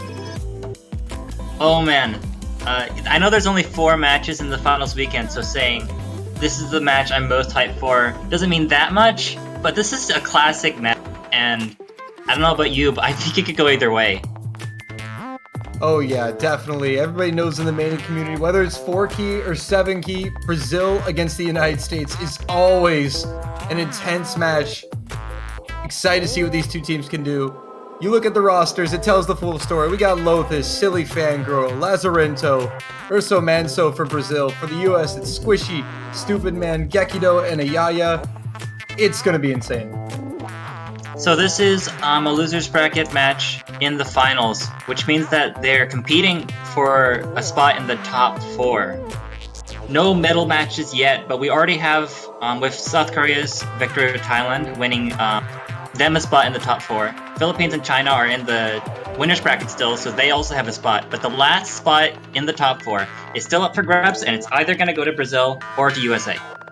Yeah, the winner of this will have to face Korea for a chance at the fun. bronze. And not a position you really want to be in, but I think right now these two teams are mainly focused on this match right here because these two teams are absolutely just insane when they play each other. These teams played to a tiebreaker in the winner's bracket semifinals of the 4-Key World Cup last year. So I'm expecting an amazing match between these two teams. Absolutely. Well, here we go. Lobby is set. Looks good. Let me get into some warm-ups. Can we get some predictions in the chat? Warm-ups. It looks like there's a choice already there. Yeah, looks like we got a music revolver. Oh, I know this map. It's the one by Entozer. It's so old, but I know it. This map is freaking hard. Indeed. Which is good, because this map pool is hard. Question here, Nivrad. Do you think we could see tiebreaker from these two teams? Oh, man. I'm not gonna say anything, like, really concrete, but I think if any finals match is going to have a tiebreaker, it's probably gonna be this one. That's what. Yeah, I think this is our best chance of seeing a tiebreaker between these two teams. As we get into some warm-ups. It's been a long time since we've seen a tiebreak. I'm checking now, the last time was in round of 16, I think? I'll let you know later. Yeah, I don't know if we've seen a tiebreaker this whole World Cup. Oh, I know we've seen one. At least one. I think if we have, it's only been one. Yes, Netherlands versus Taiwan in the group stage. Go figure. Oh, that's right! That was like 3 or 4 weeks ago. But yeah, we're long overdue, in my opinion. Yeah, we are definitely long overdue for some epic tiebreaker action. Jesus Christ, I took my eyes away from the screen for just a minute. I want to look back. And then you see that. Yeah, yeah. And then you look back and just see whatever this is. Yeah, the really cool part is that it's got the two long note streams, but one of them has short long notes and one of them has, I guess, normal length long notes. So yeah, it's pretty difficult to get them. That's ridiculous. This is just a warm-up, guys. No need to freak out yet. I mean, I think the maps in the finals pool are probably maybe not exactly this hard, but I'm pretty sure they're going to be up there, but not not to this extent.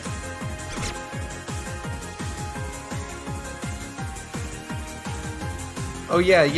Don't forget we've also got those short, long notes. What was the proper term that one caster came up with for short, long notes?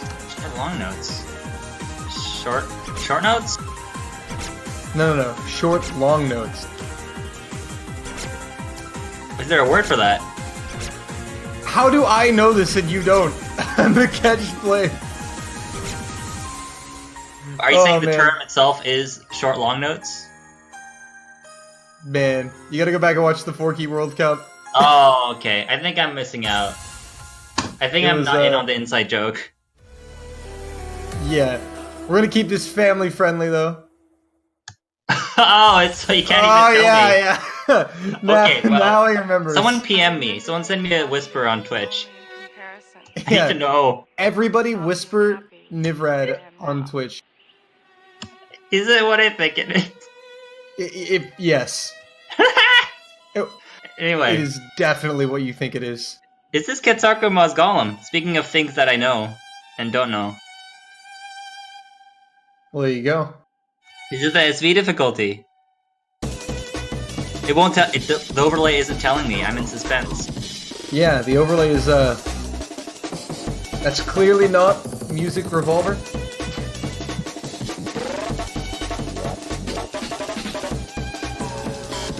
Oh, there we go.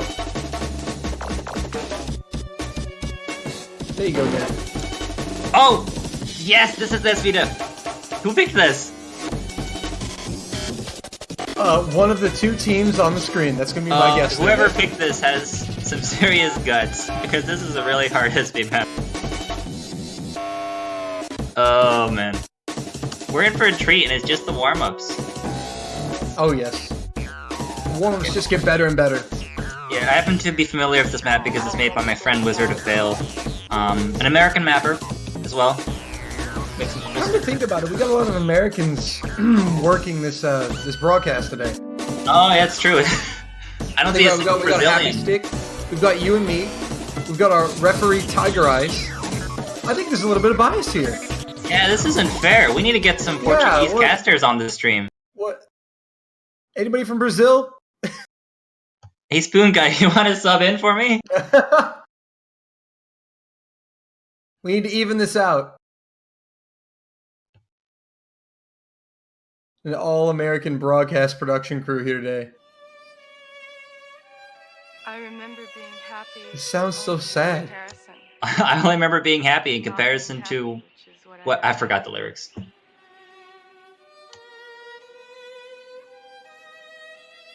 Where are the Portuguese casters?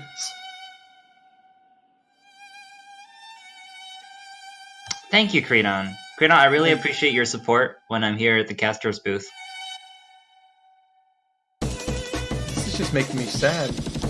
Wait, just wait for There it. we go. Yeah, yeah. There we go. It does look like... it's hard to say, but... I feel like everyone in the match actually does know the map, which is pretty surprising. When a team pulls out an SV pick in a warm-up, you usually expect the other team to have a really bad time. But I guess this map is just so ubiquitous that everyone already knows it. Yeah. I mean, also, you gotta use warm-ups to kind of gauge how your opponents are doing on certain on certain types of maps. We've seen that before. But I don't Yeah. think there's really that many mind games between the US and Brazil. They pretty much know each other inside and out. They're old friends, yeah. Yeah, they know each other quite well. It's not the first time these two countries have squared off. And it definitely won't be the last.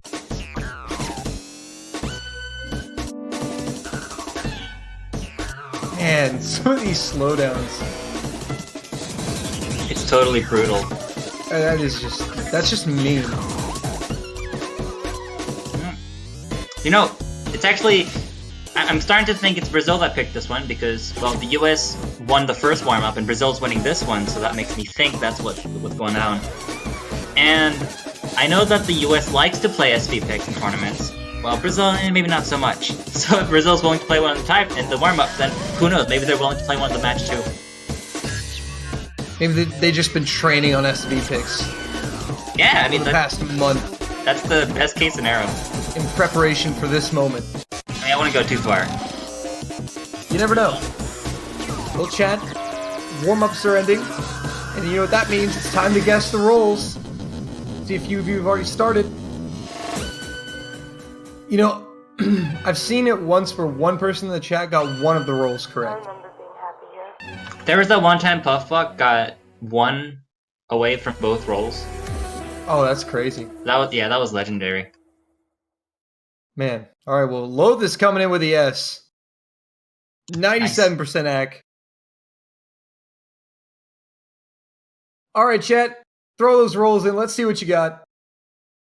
Let's see who's lucky today. We got a 46 from the United States. Happy only in comparison to not being happy, which is what I am now. I don't know if that's the official roll, but and Lothus with the 84 for Brazil. Nice. So 36 and 84.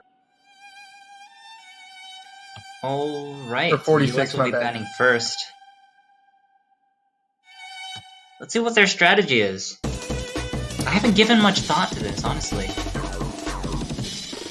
Yeah, honestly, there's many different ways that these teams can attack a pool like this.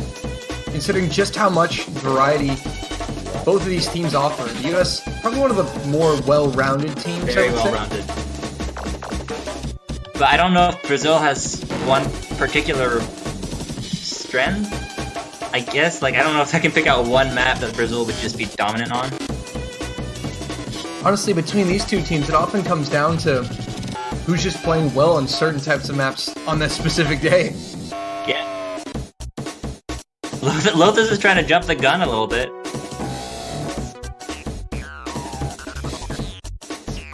Yeah, Gekido just saying I ban Lothus. Just making Oh. it easy. Checkmate. Game over. Alright, yeah, we have bans from both teams, I guess, since Lothus already said his. US banning Illegal Trap, the speedy rice pick, and Lothus banning I Can Fly in the Universe, if he sticks to what he just said. If he doesn't change his mind. I'm like at the edge of my seat, because they're about to not ban the SV.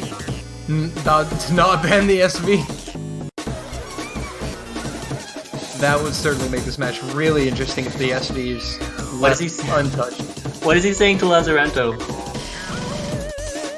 They're discussing something. They still haven't figured out the bans yet. Oh, it's Rings of Rainbow. Rings of Rainbow. Alright. That's 2 rice picks out. Interesting. And you know what that means? Both SV picks are in. This is the weekend of SV, folks. We had SV in the previous match too, with South Korea and Thailand. Thailand, I guess, trying to pick it to get an edge up on the stronger opponent, but if we're lucky, we'll be seeing it again. And I believe it's Colino Discord. I remember being happy only in comparison to What? not being happy, which is what I don't know, am Brazil's now. up to pick, so. I don't know that map. Am I that bad at the map pool, or did I just forget that? No, I don't think they're actually talking about a map. I don't think that's the map. Yeah, I was like, Yeah, I'm pretty sure that's not a map. I was like, huh, that's a weird name for a map. Colin. Colino Discord.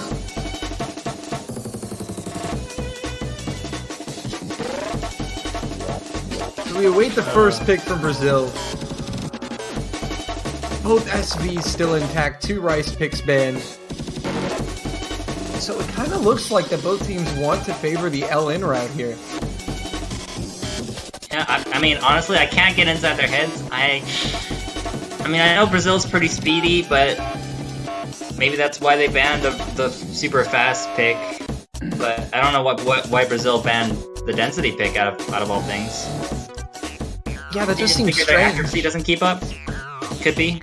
I mean, there could be many reasons, honestly. At this point, with teams this skilled, it's kind of hard to start picking reasons why they may or may not have done something.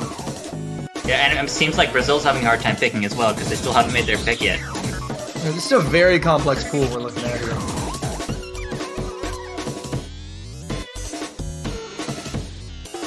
Gekido's already figured out their plan. He's like, your strategy is to make our hands cold, I see. Ooh, clever. They've been caught out. And And it's gonna be Vend. Oh, all right. I mean, they banned they banned the Cord streaming pick and went straight to the Cord Jack pick. Interesting.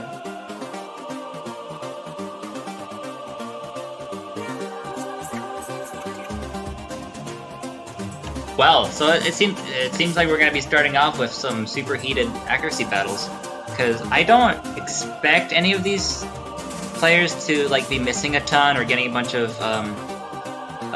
miss rushes, combo break rushes. That's what it's called. But look at this lineup. Look at the 4 players in the lobby right now. Oh my. Silly Fangirl and Lotus for Brazil. Stupid Man and a Yaya for the United States. Oh, I know why they chose this. It's the only Brazilian map in the pool. Obvious. Oh my goodness. You know. It was that simple. We were just overthinking everything. Yeah. It really be that simple. But no, yeah, I kind of see it. I can see Nate just like demolishing everyone else. I don't expect an SS coming out in the finals, but it's. I'd be pretty ridiculous. You could get pretty close. I'm pretty sure I'll die if I see an SS. Please don't. I need someone to cast with me. We got backups, right? We can even out that US bias if I pass out. Oh yes. There we go. Well, here we go. Round 1. Brazil versus the US. Give me some hype, chat. Let's go. Woo! And again, look at all these acts staying in the high 99s. Well, the map hasn't really started yet. True, but In fact, I'm not sure why Silly Fangirl's accuracy is lagging behind. Fangirl, right? Yeah, so Yeah, a few drops all the way at the beginning, but hopefully 200. Silly Fangirl's gonna find a few 200s early on, but Stupid Man as well. Oh, Lotus breaking. What's happening? Brazil, what's going on? Not the way you want to start it out. Well, we're getting into the Jack section, and Brazil has given United States a slight lead. They can still bring it back in the hard section, but they can't be playing like that. Yeah, it's a very early miss from Lotus, so it's not going to be the end for Brazil, obviously being it's the very beginning of the map. But Ayaya is going to follow it up with a break, and he tanks a lot of accuracy down into the 98s. Stupid Man and breaks. Over Stupid Man, oh man, no one's being able to keep up on these Jacks. Only one full combo left. Ayaya again, and Silly Fangirl's holding strong with the FC and the 99.3 ack. There we go. That's what I was expecting from Silly Fangirl. Stupid Man still leading in accuracy though. Not enough to hold the lead. I think there's just too many misses. It's Silly Fangirl. Really? This is Lotus actually dropping a lot of ack. Hold up. Stupid Man's at least holding his ack, and Ayaya's down there with Lotus. So it's Silly Fangirl over Stupid Man right now, making the difference. But Stupid Man's ack is better as he keeps breaking, though. The thing is, it looks like the United States have an edge on accuracy, or at least they just did. It seems like Lotus might be pulling ahead of Ayaya now, but Lotus breaking again. Yes, none of the American players can hold a combo, and Silly Fangirl is just banking sweet combo bonuses. Stupid Man, Ayaya, and Lotus break again. Silly Fangirl finally gives it up, and now Stupid Man can begin to pull it back, but he breaks. The I don't know how you can. So close. I don't know how you can compete with that 2000 combo and this far in the map. Like as I was saying earlier, Stupid Man still has the best accuracy in the. But Ayaya is tanking down to 98-1. Silly Fangirl and Ayaya breaking. Ayaya finding multiple breaks. Lotus and Fangirl. Stupid Man trying to recover, but Brazil have really widened the gap here on their opening pick.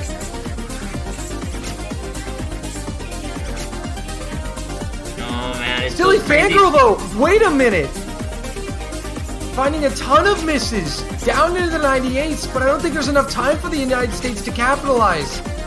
No, not at all. That lead is so big, and no one's being able to keep up on those stairs. But it doesn't matter because drops are coming from both sides. It was really the beginning Drops are of the coming map that really everywhere. And that's gonna do it. Brazil take the opening pick. Silly Fangirl putting in 2,000 combo, and Ayaya just couldn't hold it together at the end. Lotus also struggling quite a bit. Dolan, I gotta tell you, that was a strong performance from everyone. On the Brazil side, it was Stupid Man still in the lead at the end, not as far as combo, obviously, but in terms of accuracy and score. But Ayayo bringing their score down by actually being like 10,000 below or 100,000 below Stupid Man in terms of point. Yeah, that was actually winnable for the United States. Ayaya just lost it at the end, was holding in the 98s for most of the map, just kind of gave it up at the end. Oh my gosh. Struggled. Lothus is saying that he had an 860k as a personal best, and he just got above 900k. So that Lothus was absolutely popping That's off pretty despite the miss crazy. in the beginning. Because without that combo from Lothus, that score, the United States very well would have taken that point because Stupid Man outscored Silly Fangirl by about 20,000.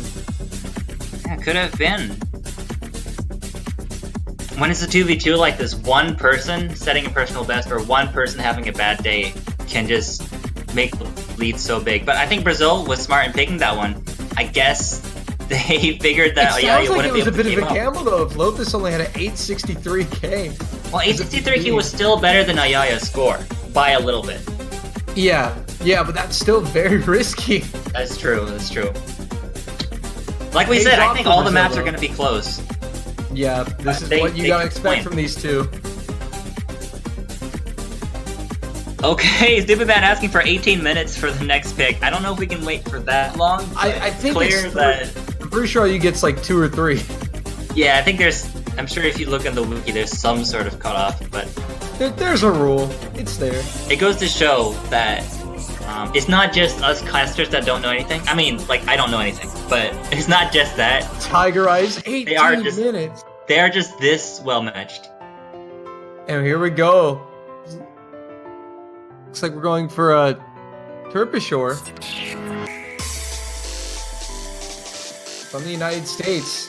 All right, jumping into the first long note pick. United States responding to the rice with the noodles. And Silly And- Fangirl gonna sub out Lazarento coming in. Oh, dear. I wonder if Lothus is staying in or not. I figured Silly would have been best at this, but who knows?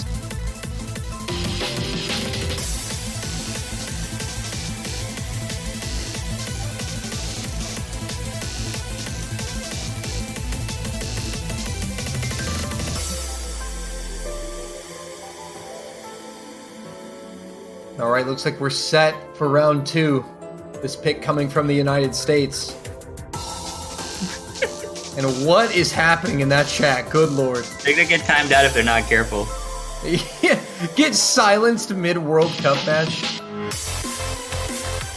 All right, there's the countdown. Ayaya just said right before we caught it, I caught it, he said first sight read. What? No way. I don't know if that's true or not, but he did type that in the chat.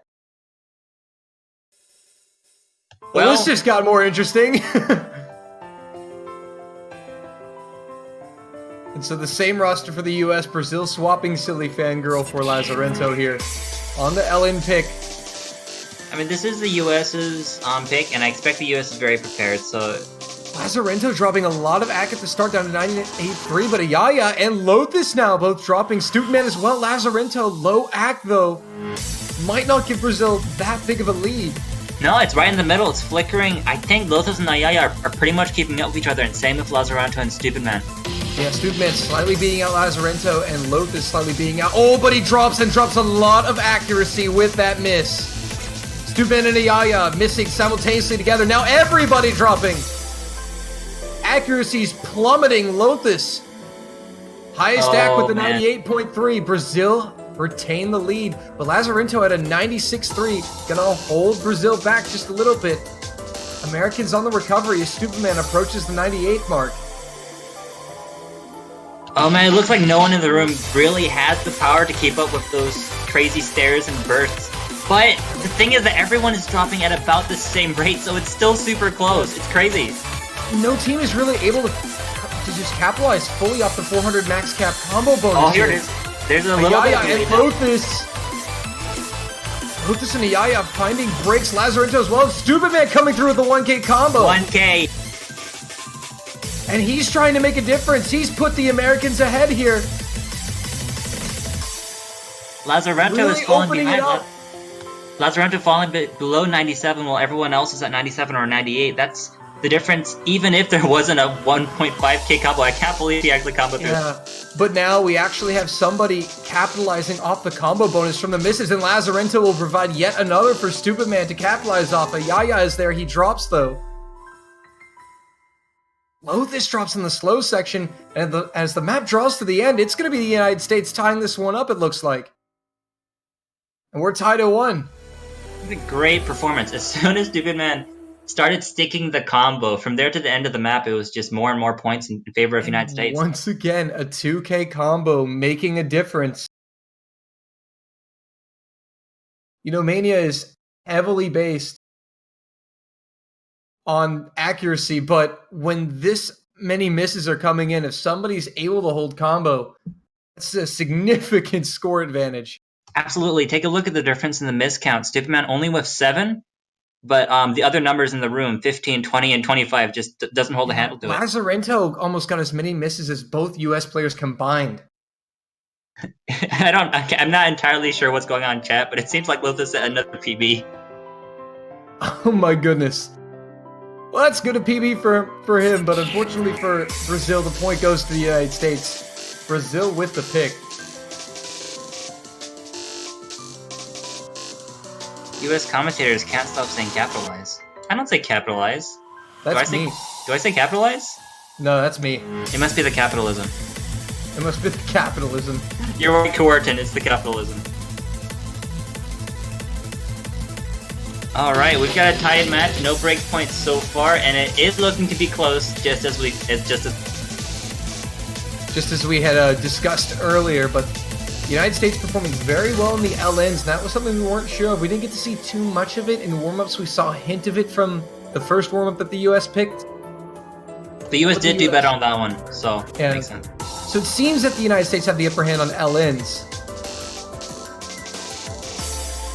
Yeah, if I was in Brazil's head, I would have seen Ayaya's performance on the Korchak map and be thinking like, what other really fast, intense rice snaps can we throw at them that might, throw them off balance? But they've already banned illegal trap, which I think would be the second pick if you're just going for raw speed. And LAMD, no, that's still in. I guess that's not particularly dense though, just super long. Picture just. Oh, I was just about to say that. Oh, I missed the chance for the predict. But no, this is another really hard rice pick. It's the technical category, and I think coming straight from Korchak's is the right pick. Now this is something very interesting because Brazil seems to have the slight advantage on rice picks. The United States seems to have the advantage on LNs, but both countries banned a rice pick. Yeah, Brazil might be regretting that. Might be regretting that right about now, considering that the United States seem to have the upper hand on LNs. We know Brazil can perform on both. And Silly Fangirl gonna come right back in.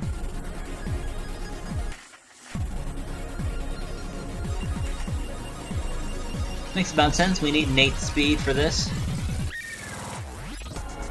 Or Brazil needs Nate speed. I'm not aligning myself with any particular team. Because there's no bias. Zero. There is none. Why would there be? Yeah. All right. We're getting started. All right. Well, here we go. Round number 3. Teams tied at 1. This pick coming up from Brazil, pictured as perfect.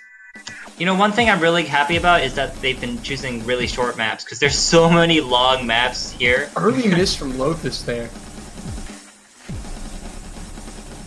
Early act drop, but he'll recover. Ayaya is going to find one as well. So Stupid Man and Silly Fangirl, the two FCs at the moment, but Silly Fangirl with 99.6, Stupid Man 98.3. Brazil going to eke out the advantage, and Ayaya and Lothus dropping behind. Silly Fangirl now dipping into the 98s as well. I think this is going to come down to a battle between the two names at the top of the screens. Of course, Ayaya is falling behind here in the 97s, almost in the 96s, and there he goes. I was saying earlier that it makes sense to go for this pick right after Ven because it's a similar style. It's super fast and it's got a ton of jacks at the beginning, or it's also got more jacks coming up in the ending. And we saw that Ayaya didn't do quite as well in the jacks and Ven. So, and I think that strategy, that idea has been panning out because that's a pretty significant lead already. Yeah, now Silly Fangirls act really close to Stupid Man's. Stupid does find a miss there. But it's Ayaya who is just taking a lot of act, and they knew exactly, it's exactly as you said, Nivrad. Ayaya struggling on this one. But Lothus is 2 now here a little bit, so they've got to be careful. But Stupid Man now also dipping below 98. And Silly Fangirl coming through quite nicely here for Brazil. In this little break, we can see the difference in the score numerically. Brutal section, and it's caught Stupid Man out.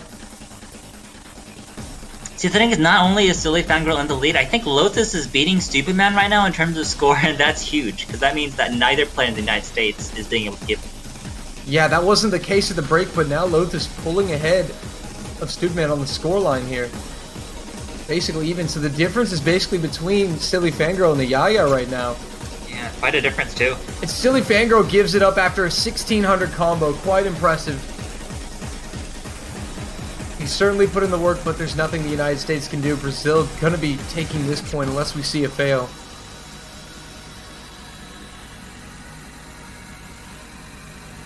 Man, look at that score difference. That's pretty crazy. Almost And there you have it. 100,000? Not quite. Silly Closer to 90,000. Fangirl. A bit of a client issue, but it looks like the score went through at least. Yeah, there was a bit of a client issue. We'll obviously have that for you when we check the MP sure. link. Perfect. Score submitting there. Brazil taking a 2-1 lead. Bit of a late finish. I want to point out Lothus with the highest Rainbow 300 count, even beating Silly Fangirl, which is insane. And as I said earlier, Lothus actually did beat Stupid Man. Very barely, but he did. And that just, United States just couldn't keep up. Lothus sending his thanks to the Korean player and the player who mapped that previous map, Jakats. Don't tell me that was another PB. I mean, it looked good enough to be a PB, but 3 in a row, that would be insane. I mean, it is Lothus. Lothus, very dependable. Coming through. Alright, it's back to the United States to try to throw Brazil off their guard. I think if they can force Silly Fangirl to leave the server again, that is a good angle of attack, and that could be any number of long no maps, and it's Team C. Yeah, I was gonna say, I think the United States is gonna try to stick with the LN pick. Because they did quite well on it in round 2 when they took their point. Ooh, and I hope they're not getting tired, because this map is 6 minutes long. Yeah, Just in 6 case you forgot. minutes, good lord. And as you said, they forced Silly Fangirl out here and bringing in Lazarento.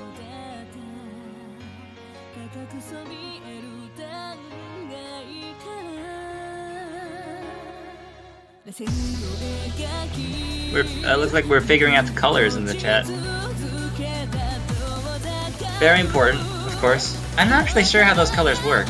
I've been told they're just random, but I don't remember who told me that. I'm not too sure either. Cold hand strategy, back at it again. Back at it again with the stalling here. Oh man. A 6-minute map that's not tiebreaker. Send help. I think it's longer than tiebreaker. I hope so. Tiebreaker's not even 4 minutes. Oh my lord. I'm being told by the people behind the curtain that the chat name colors are random unless they have specific roles. There's a mystery I didn't know needed to be solved, but it's been solved. There we go. You learn more every day. Oh, Chad, do you think the 6-minute song is bad? We have like a 5-minute song. We have 2 6-minute songs. LAMD is also 6 minutes. Kasiokuse is 4 minutes. I'm just clicking through here, reading all of them. Chocolate Girl is also 4 minutes. Oh my goodness. Anyway. It's crazy. Round 4 here from the United States. Their pick, TFC, the very lengthy 6-minute.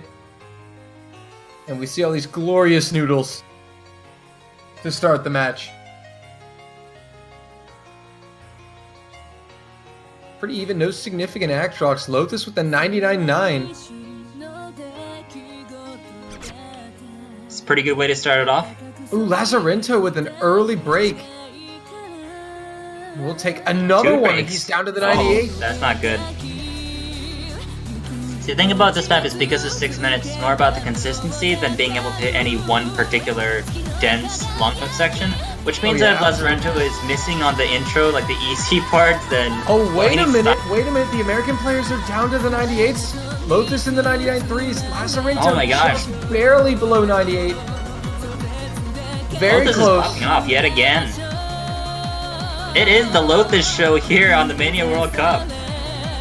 When is it not? Ayaya with a break here. Stupid Man as well. The Americans breaking. Brazil Oh, it's in Brazil's favor. Yep, off the combo bonus. I mean, okay, that is a very small lead, but because it's a Stupid 6-minute Man map... breaks again. Oh, not here. Such an easy section. Meanwhile, both combos on the Brazilian side are almost at 1,000. And that's what's giving them that lead. See, it looks like a small lead, but because it's such a long map, a small lead is... And also, Lazarento has recovered his accuracy a little bit, and both American players in the 98s. Lotus, 99.5. Stupid Man breaking again. Ayaya's down as well. Here's more combo bonus for Brazil.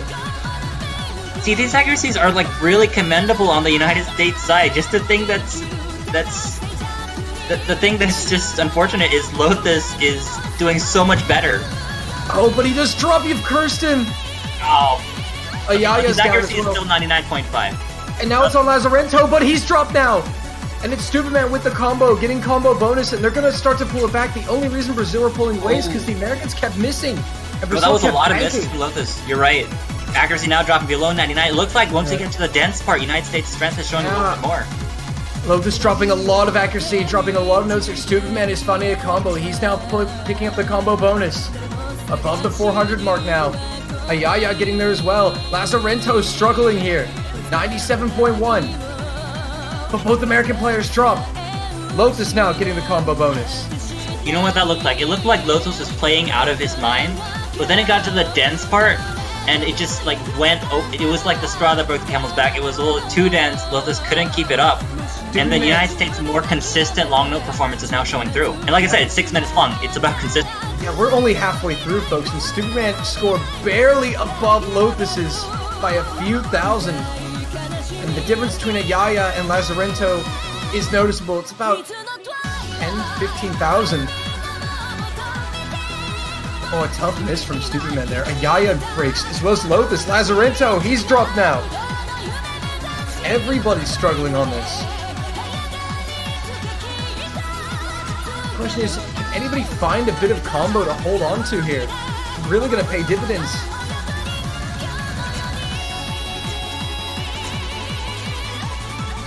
Doesn't look like it. It looks like United States is going to pull hit by accuracy alone. Yeah, they definitely have the ACK lead with Lazarento down at a 96.8. Ayaya a whole percent above Lazarento in the accuracy department. Stupid Man and Lotus almost dead even. Stupid Man just barely edging an advantage over him. You know, these accuracies look a lot like how they were on Terpsichore. It was Superman in the lead, Lotus almost keeping up, not quite, and Lazarento just bringing up the rear, and that's giving them United States, which gives United States. Yeah, absolutely. This is coming in across the board. Still, nobody can find anything, and Ayaya gives up a decent chunk of act there. Lotus down at a 98 flat. He's given up a little bit of accuracy as well. Stupid Man has just remained right at 98.5. Dolan, I'm looking ahead at the rest of the match since we have some time to spare, clearly. And since it's going back and forth so severely, I feel like getting a breakpoint is going to be really difficult, so it's probably going to go the length, right? But then once we get towards the end of the match, like you pointed out earlier, there were 2 Rice picks that were banned. Exactly. The thing is, will Brazil run out of picks because 2 Rice picks were banned? That's what Brazil is scoring their points on. They may have to resort to the SBs. This is coming across the board. Accuracy's dropping here. But it's the United States in control. Oh man. You never want to hear the words, we have to rely on SVs when you're playing against the United States. Oh my gosh, Ayaya tanking like crazy in that section, but so did the Yeah, others. he's gonna hold on, but Lazaretto's down to 95.3. Lothus down to 96.7. That inverse section is just so intense. 97.8. As we finally draw to the end of this one, it's gonna be the United States by a wide margin, tying this one up at 2. There it is. 2-all. What a cruel map. It makes you play through 6 minutes of dense long notes, and then it hits you with those crazy inverse patterns that makes you drop another percentage. 900,000 from Stupid Man. Wow, what a lead. The Last round only too. player. An entire 100, almost an entire 100,000 behind Stupid Man with the 800k. Yeah. Lotus once again though. I keep pointing it out, but Lotus's Rainbow 300 count still at the top of the grade. Yeah, he's definitely not the most accurate, but he's hitting more perfect 300s than anybody else in the lobby. And now the ball once again is in Brazil's court. Where did they go? If I had to guess, well, they've already hit Ven and Figurative Perfect. Legal Trap is gone. I would say maybe Pulse. Kami's map is also quite fast. What BPM is that? 228. Oh, looks like they're picking Discord again. Oh, yes, that map. Yes, the map that we all know. Yeah, colon of Discord.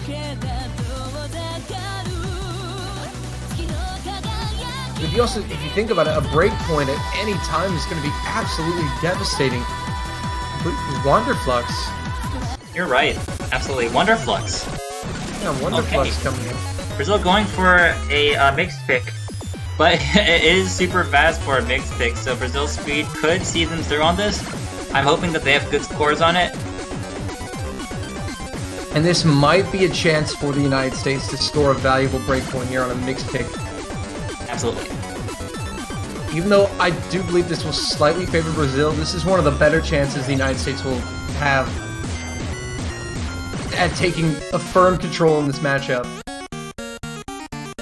See, So the, for the, har- Brazil, this the hardest long notes in this map, it is mixed, so it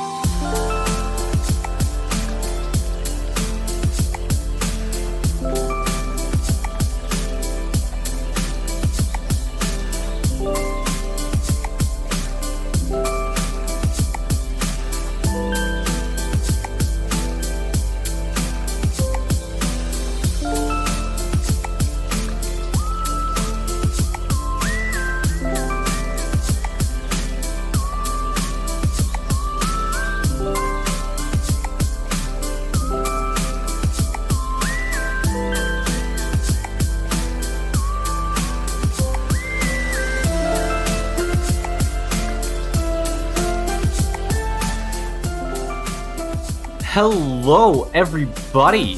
Welcome back to the Osu Mania 7 Key World Cup 2019.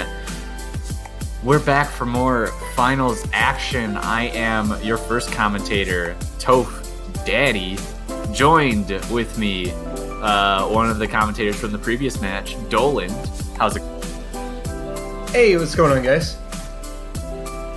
So, as you can see on the screen, we do have United States versus South Korea, the winner of the previous match we watched between the United States and Brazil, and then also the winner between Thailand and South Korea, which, you know, you can see the winners up on the screen. I'm hoping to see a more interesting match than most people are expecting. I mean, South Korea coming into this tournament is pretty much the definitive favorite to win the tournament. Yeah, I think we can all hope, though, you know, because of because they got knocked into losers because of they no-showed to a match, which was an unfortunate way to get knocked out of winners bracket, but they're still in the tournament, and it's actually even more unfortunate for the United States and every team in the losers bracket. Because they wanted to make it into the top three, but anyone who wants into the top three now has to go through Korea, and the only team left in the way of South Korea's top three finish is the United States. Wouldn't it be crazy, though, if the U.S. could somehow win this? That would be insane. I'd love to see that, but... Hey, man, miracles can happen, all right? I've seen it. Miracles can happen. But we're down to the final four in the tournament. Philippines and China in the winners' finals. The United States and South Korea here in the loser bracket. Loser eliminated in 4th place. The United States actually doing a lot better than they did last year. I think last year they got knocked out in semifinals for a top 8 finish. So getting even to top 4 now is a huge improvement. I think it's the best they've ever done in the 7Key World Cup. Yeah, and I talked to Stupid Man earlier. He said that, you know, their main goal is actually to finish 4th. So no matter what happens, they've definitely completed made it as far as they needed to. Yeah. I mean, and especially with the teams that are in this tournament, it's, you know, like South Korea and China and the Philippines, who are all in the top 3, who everyone expected to be in the top 3, are just powerhouses of this tournament. And, you know, as a team that is very solid in their own rights, but maybe not just up to snuff with that level. You know, 4th place is basically maybe as far as one would expect to make it. Yeah, I mean, I think it's just a little unfortunate for the U.S. because South Korea, obviously, the more matches they no-showed to was against China. I think that, you know, the U.S. would have had a decent shot against the Chinese. I think that really would have been an interesting match to watch. Yeah, so I think it's obviously got to be a little upsetting that Korea no-showed for one match they got into losers. A more positive situation for the United States if China was here, but, you know, like you said, anything can happen. I just really, the upset dream is what I want to see. I want to see at least 1 or 2 points taken from South Korea. I mean, even though Korea are the heavy favorites, we have to take into consideration this is the top 4 in the countries in the world we're at right now. So yeah, this is going to be high level of play no matter where you see it from. As I say that, both American players miss at the same time. Way to back me up, boys. This is the U.S. warm-up. I think that's what it said. Yeah, U.S. warm-up has been first. Map by Jinjin. Super easy difficulty. Oh, I can see that now. Thanks, Jacaz. It's not super easy. It's super easy. Oh yeah, my bad. How do you pronounce that? That chart. Oh no, I know this song. I'm not ready. Oh my. What? Yeah, dude. What Have you is ever this? heard of this song? Slender Game? What just happened to my screen? This song's so good. I just remember. What is this, Doki Doki Literature Club? Yeah, dude, of course. Can we not? What's funny about this is I looked at the name and I was like, how do you pronounce that? And then I looked at it and like the leaf combined with the name reminded me of a 4-key map that was used in the Polish tournament, I think, of this song. And I remember it. I'm like, I'm ready. I'm ready to see what happens at the end. Because you saw a little glimpse of how this map likes to go. I'm getting insanely traumatizing flashbacks from that SV. Oh, you'll almost undoubtedly see more of that. Oh, So don't go away on me yet. We got a replacement commentator. I'm not gonna make it. Oh yeah, I guess. All these I'm SVs. going. Oh, ooh. Slow jam. Hey, slow jams I can deal with. All right, those are nice. The Nice and 0 gentle. BPM. Ooh. Oh no! Yeah. Oh no! It's coming. 0 BPM. The reckoning is nigh. Teleports just not enough too much to handle. You know. It's too much. We're only half. Oh god! Yeah. Oh yeah. That's so scary. I don't know what I would do if that was on my screen playing Mania. If I wasn't expecting anything, I might be a little creeped out. But I know this song, so I can generally It's like jump scare the chart right here. Yeah. Halloween doesn't happen for another 7 months. Sorry to say.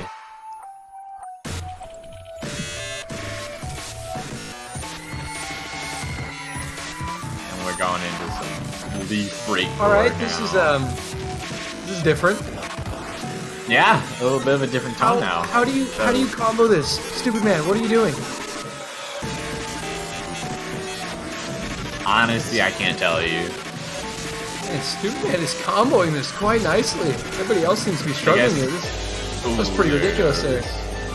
Yeah, hold on. He's doing better than Jacad's is so far. But Yeah, he was doing better than the Korean players. Top accuracy.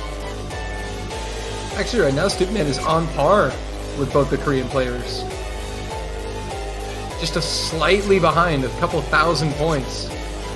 I do think it's safe to note that Superman didn't know this map beforehand. Whoa! Oh! Oh! I didn't expect that one.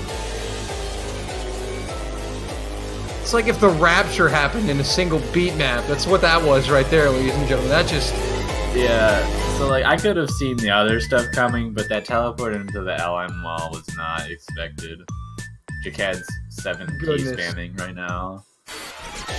There's gonna be one more thing happening. Okay. Oh, I called it.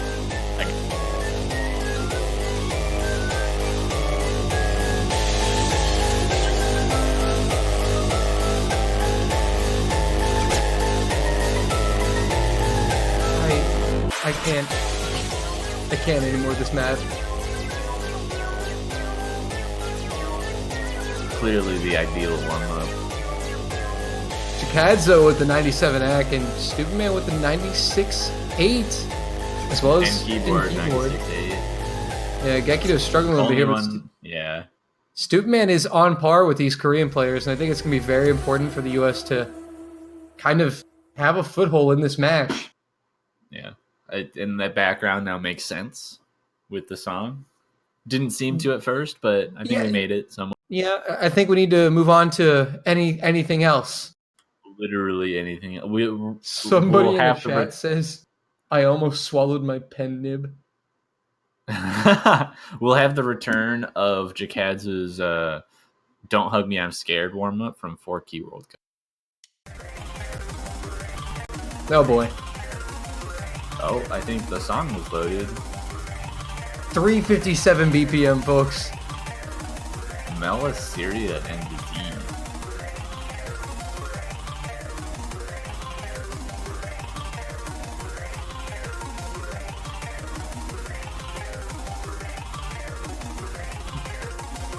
D. Whoa, commentators reading chat. Yes. I see you. So for those wondering, this is a loser's bracket match. Loser's semifinals, technically. In the winner's bracket, Philippines and China will play tomorrow in the winner's bracket final. Yeah, that'll actually be the last match of the weekend. It's just these two left, and then we'll have everything ready to go for the finals Grand week weekend. 2. Yeah. Yep. Exciting stuff. Let's check out this chart. 357 BPM. This is the South Korean warm-up, a map by Jacad's. Jacad's with that scroll speed, though. Yeah, I always notice that there's always a large range of scroll speeds when it comes to 7 key. At least in comparison to 4 key. Though, like, usually with 7 key I see people going anywhere between like 22 and like 29 or 30 in some cases. I mean, 4K you see that too, but generally speaking, there I see most people around the 25 to 27 range. In this case, you tend to see a lot larger range of scroll speeds, and I think it generally comes down to at least in 4 key, a lot of people tend to require higher scroll speeds just to see the gaps between notes. Oh yeah, that is crazy. Being able to hit these patterns is kind of silly. It's absolutely just inspiring.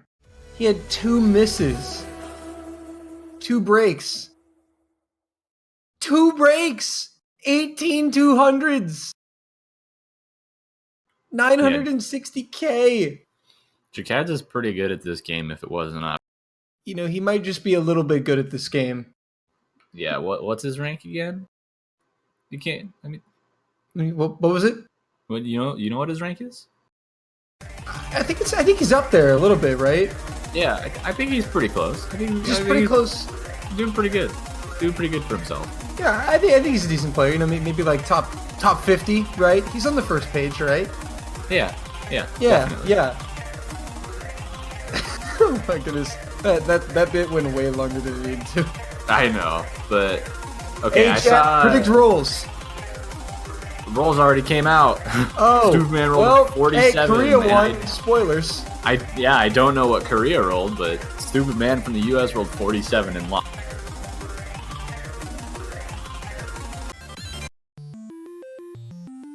So the U.S. will ban first. They banned illegal trap against Brazil, but I think that's because they knew that they had an advantage on the long notes. Against a team like South Korea, I don't think... I'm going to say that they're pretty certain that they don't have an advantage in long notes, but I really don't know what I can see them banning. I don't think they're going to ban long notes. I think long notes are one of the strong suit of this American team.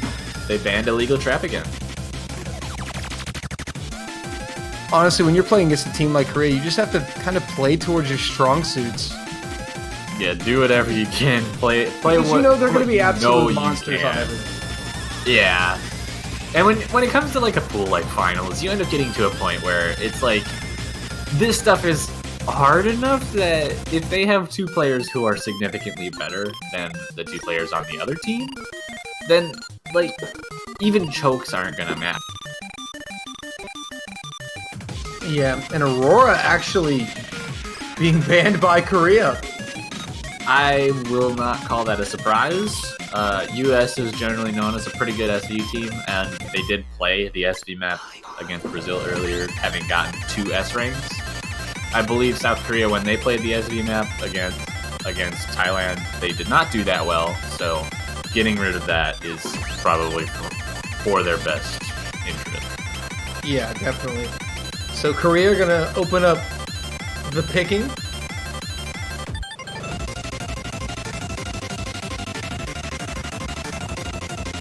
I wouldn't be surprised to see them go straight for the high-end Rice stuff. Like, seeing that illegal trap ban and knowing the US is generally a little bit uncomfortable. Okay, yeah, then they go with, what's this song called? Pictured as Perfect, I believe is what just came out as a pick from South Korea.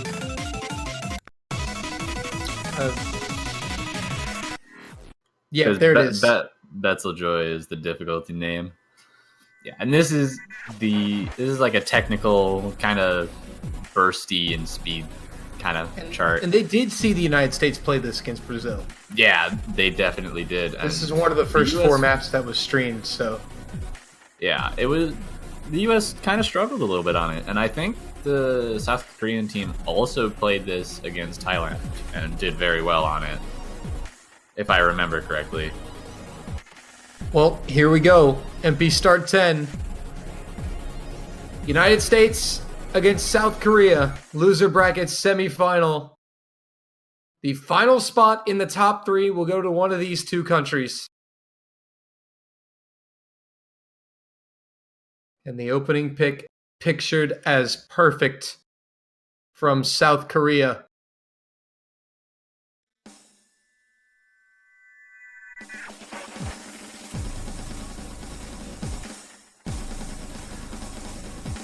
There was an Earlier. early drop from Stupid Man, actually, funny enough.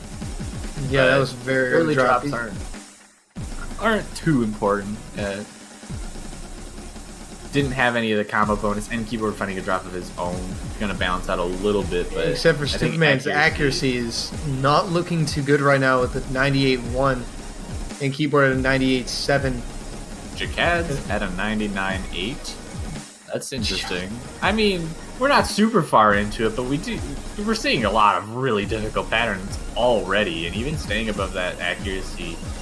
He's Even still at a for- 99.5. Yeah, the 1,000 notes we're in, that's some insane accuracy. Oh, he does there drop, goes though! the miss. But But does like I manage said, to like- hold on to his act. When it comes to charts like this, at least really difficult charts, you notice that like the United States has like a significant accuracy deficit in comparison. Like Jacad's versus IAR right now, there's a full 1.5%, and now both of them have misses. So even that one miss from Jacad really isn't going to do much for that score that score bonus that the South Korean team has.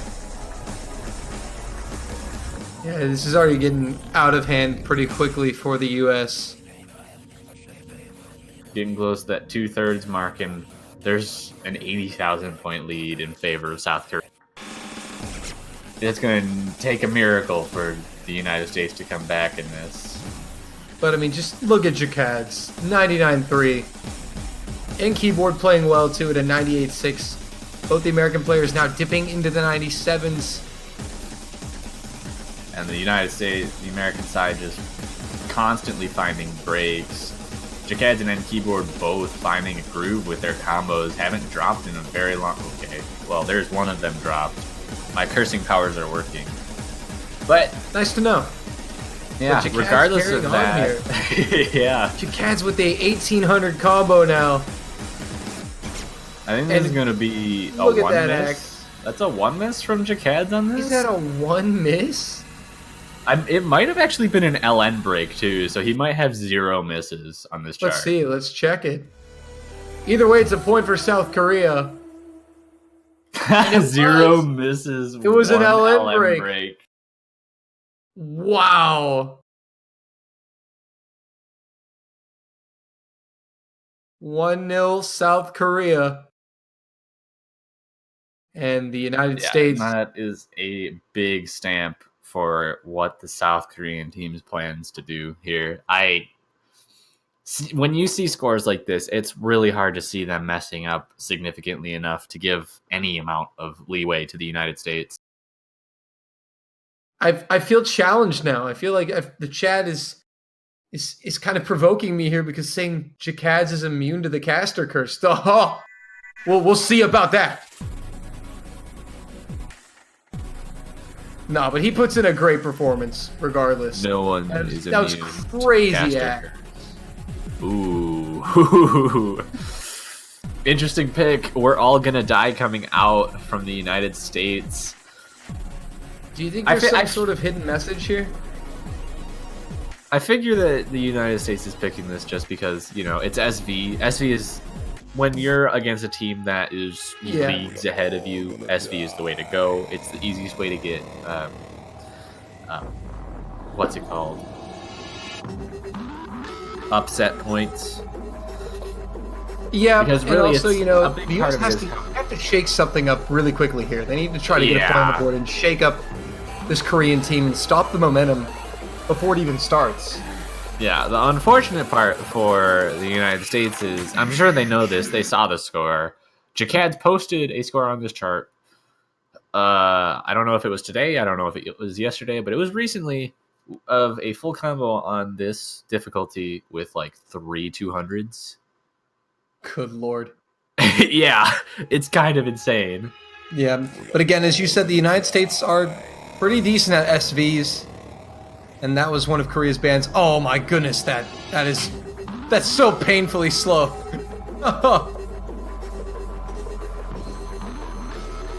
But here we go. We're all gonna die. The pick from the United States. And N Keyboard actually dipping into the 97% act mark here. Yeah, for the United States, this is about whether N Keyboard is going to be able to keep up, because Jacad will absolutely be able to just demolish this.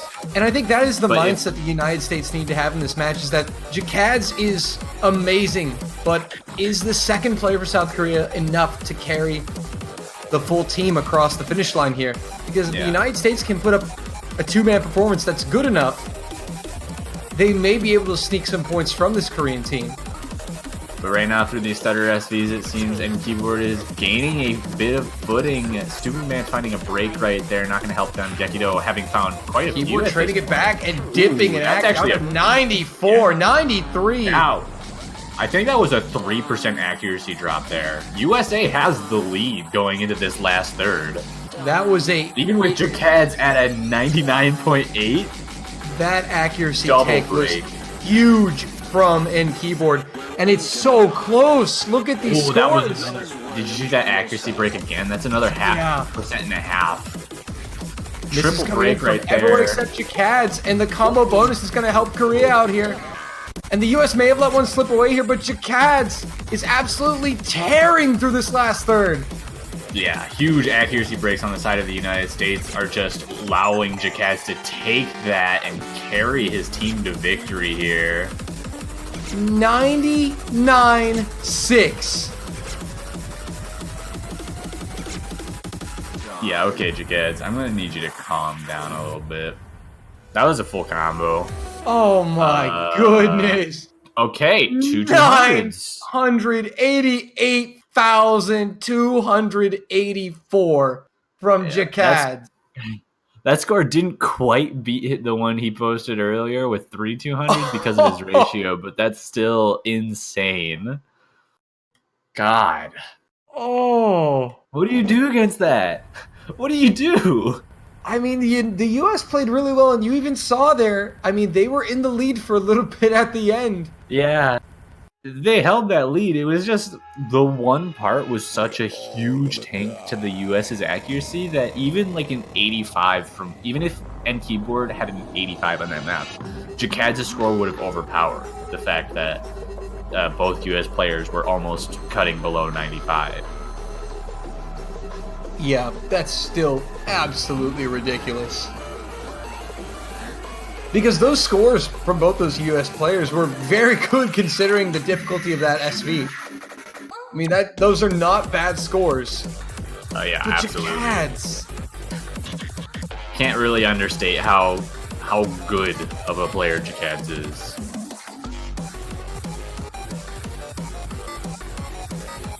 It's near perfection. Those wondering who beat South Korea had did not show up to a match against China in the winter semis, so they lost by default due to scheduling issues. So that's why they are in the losers bracket. Yeah.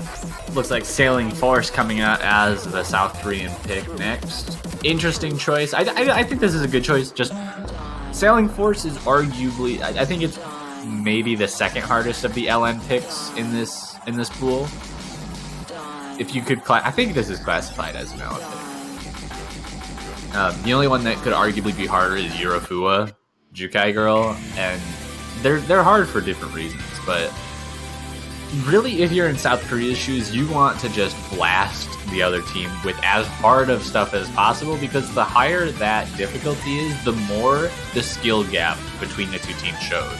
Yeah, exactly. And also, Jacad's, as great of a player as he is, he can't keep this up forever. You know, you obviously want to end this quickly. While Jacad's is playing really well, really warmed up, not providing any opportunities for the United States to even get on the board here. They need to throw the hardcore maps at him. Just let Jacad's kind of do his thing. Yeah, because if the US are able to delay it... So, Jacad's... I don't know how long you'd have to keep going for Jacad's to lose any amount of steam. He is a monster, even in the long run. Yeah, but like, has anyone even pushed him that far, Korea have faced little opposition in this tournament.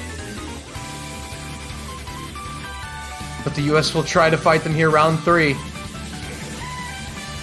Nagaya with the early miss. And again, Jakad's already standing out. Those drills not even knocking him off. 8. But yeah, both the U.S. players just falling mad behind the two South Koreans. And I mean, keyboard does find a miss. When one of your players is able to FC through most of a given map, what do you do? There's just not much you can really do. And it's not like he's just FCing. He's FCing with 99.6 ag, 99.7 on a finals map pool. And I mean, it's not even like N Keyboard is weak as a player either. He's beating both of the United States players by a significant margin. So even if Jakad's wasn't doing this insane performance, they'd still probably be dominating. Yeah, it's just the US are such a great team and they made it really far this year. Unfortunately, they had to run into Korea as their opponents, but Jakad's 99.6.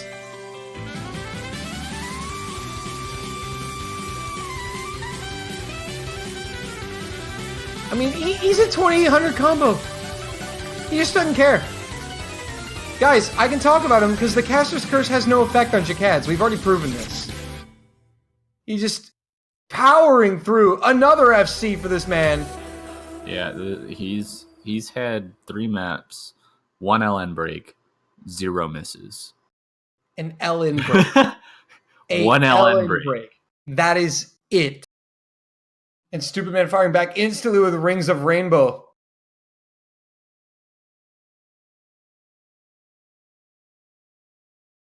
Interesting choice. Going with one of the densest picks of the pool. It's not too fast, but it's basically just a big 2 minutes of dense chord streaming. And I think this is arguably one of the easier charts to keep up with in the pool.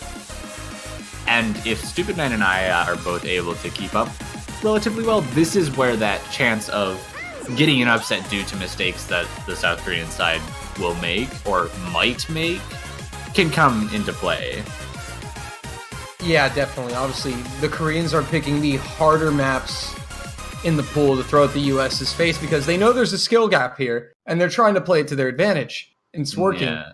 So the US are trying to remove that advantage by picking the maps that aren't exactly hard in difficulty as, you know, at as least some of the other maps in comparison to everything else. These are in obviously all comparison going to be these really are hard hard. maps, but not compared to the other maps in the pool. So they're trying to lessen the effect that the skill gap is going to have here.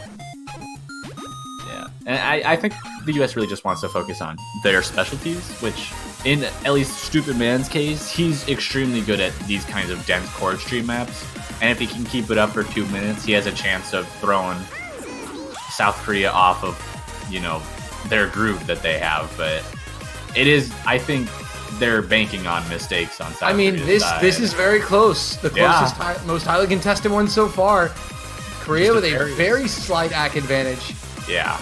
Ooh. Oh, but there's they both break. Double drop on the US is going to give a big lead to Keyboard does South break Korea. as well.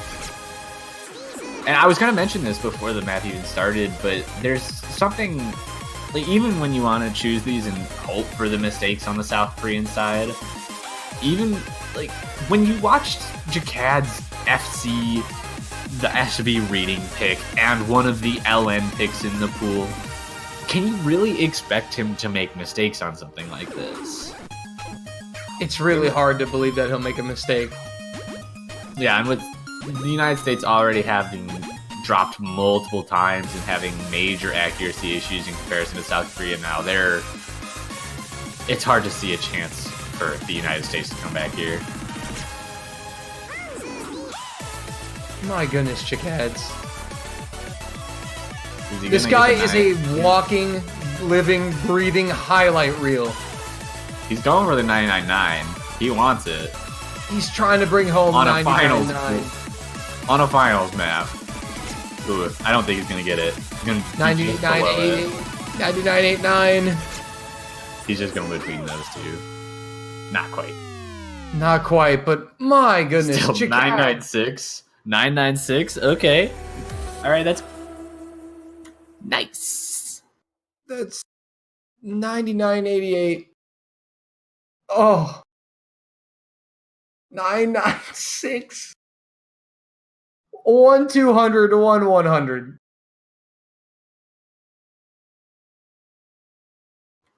I telling Jacad's to HR the next map. It is free mod. I mean, I guess it's fair. Technically, the whole pool's free mod, so. I'm curious what South Korea is gonna end up going with. This is like, I mean, if you're in South Korea's shoes, you can go with anything you want. Like, they've already shown a huge amount of dominance on pretty much every map type in this pool. They've shown it on SVs, they've shown it on long notes, they've shown it on density, they've shown it on tech. Really left is really like a pure rice pick, but like I mean, you could call Rings of Rainbow and Pictures Perfect both pure rice. Yeah, pick. yeah, those are kind of just Like, have a lot of the rice elements in them, so they kind of already proved that. what do you do? Assert your dominance even more by going with like Vend, going with the Jack, heavy picks. I don't know. It's hard to really guess. Maybe they just go with whatever they want to play right now, like whatever they find fun, and sometimes that's just how you go about Vend, there it is. You called it. I did it, guys. I successfully guessed a map that's being picked once in this tournament. Put it on the board. We did it. I mean, we saw the South Korean team play this earlier. I think Wonder and Keyboard played this, and they kind of played ridiculously.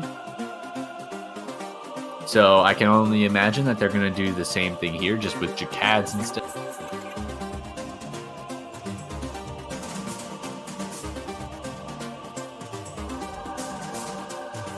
This is one of the most impressive solo performances I've seen in a World Cup. I mean, Jacads just does this all the time. I mean, you could see stuff like this from certain South Koreans, like in most of the Forky World Cup or in most of the Mania World Cups. Wonder did it throughout the entirety of Forky Mania MWC last year.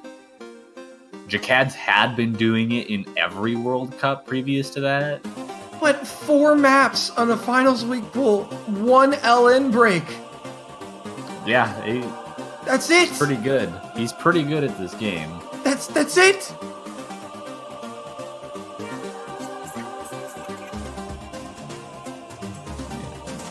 Earlier when we were watching the U.S. play this against Brazil, we saw a couple breaks in this intro section. Doesn't seem... Okay, never mind. Oh, nice. Oh yeah.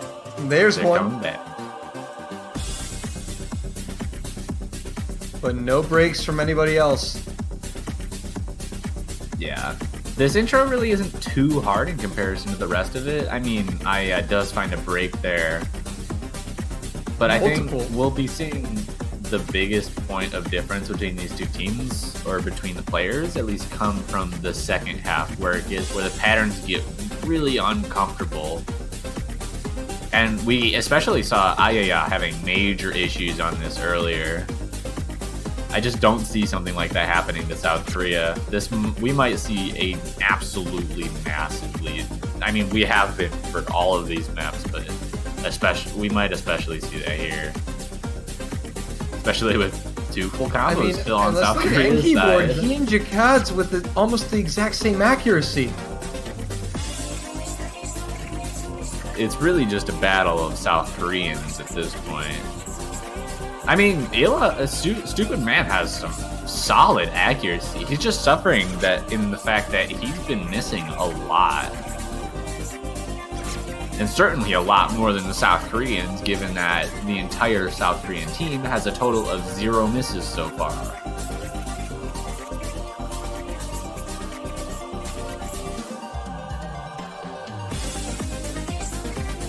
It's just a simply sensational play from Jakads.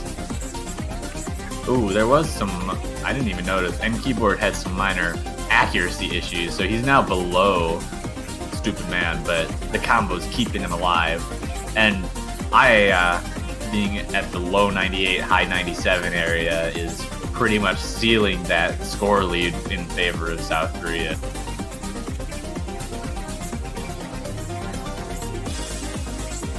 Absolutely just... Are we What do gonna you see do any against misses this? from the South Korean side? Are either of them gonna miss? What do you do against this?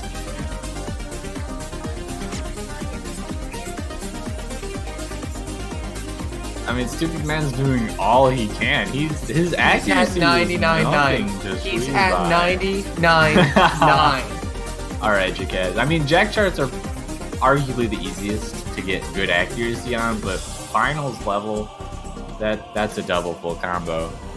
Another a 996 score. Wow, a 100 and a 50. Not For even a Jacaz. 200. It's like he was playing to see how close he could get to missing without actually missing. 200s are overrated, dude. Yeah. Good lord. That is as good as it gets. And Stupid Man, great score from him. That's not a bad score at all. Yeah, 960 actually, is not a bad score. that accuracy is really funny. 4 200s, 8 100s, 13 50s, and 4 misses. You don't really see that kind of stuff on any other type of chart, but if like when you start to look at how people play jacks and the kinds of accuracies people get, those kinds of judgment ranges tend to happen a lot more than you'd expect. By the way, Killer Boss, thank you for subscribing with Twitch Prime. Appreciate that. US comes out with their possibly final pick of this match. Yeah, this could be it. They need another point to get another pick. It's going to be Terpsichore. This is the short LN map. I think the shortest LN map of the pool. I'm not sure. Sailing Force might also be around the same length. Well, look at that, another sub. Call me at 914. Thank you for the Twitch right, Prime please. sub. Hope you enjoy your peppy emotes. This one is, I think, one.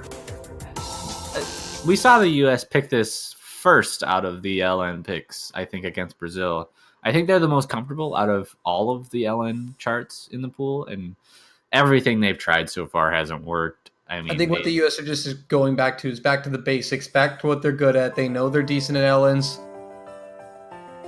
And this is their last bid for a point.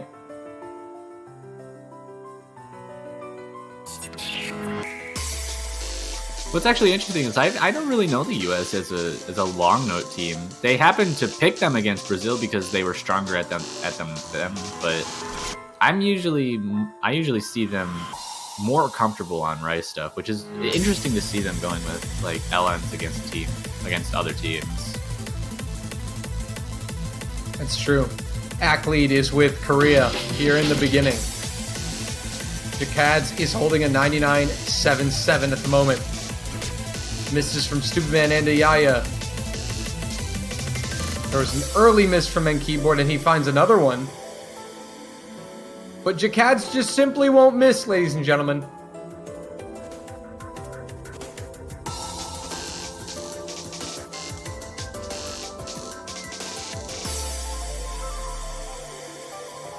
Man, the US fighting for their lives here. Doing the best they can, but man... Oh, Jakads does drop! Oh, He's finally given up the ghost! He's human! yeah, he went 4 charts in a row without missing a single note. Not even an LN break, and I think that might have been another LN break there from him, so he might still be missless, but definitely not combo breakless. We'll have to see when this finishes up. Yeah, because again, we have no But idea if that again- was a miss or an LN break. Yeah. Again, the U.S. showing a pretty strong performance, but with both of the South Korean players just dominating both of the U.S. players, you just can't do anything. Accuracy so far in favor of And that's the going to be South Korean point team. number 6 for South Korea. One step closer to the top 3. Was it a miss? Nope. No! He remains missless. 0 misses. 2 count 'em, 2 LN breaks through 6 finals week maps. The man doesn't miss. 2 LN breaks, 0 misses. What a performer.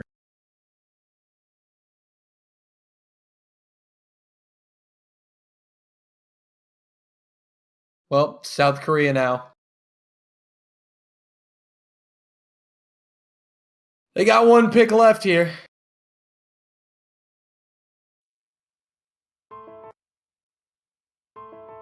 Where are they going to go with this pick? Yeah, it's another situation where they can just pick whatever they want. Do they? How long are the Wonderflux. charts left? I think TC. every one of these charts is over 3 minutes long. That's left. They've gone through all the short ones. Goodness. You got Urafuwo, which is a little bit over 3 minutes. Kase, which is about 4, I think. Pulse is about 3 minutes. Chocolate Girl is about 3 or 4. LAMD and TFC are both 6 minutes, and then Wonderflux is just under 4 minutes, I think. So, a bunch of long maps remaining in the pool.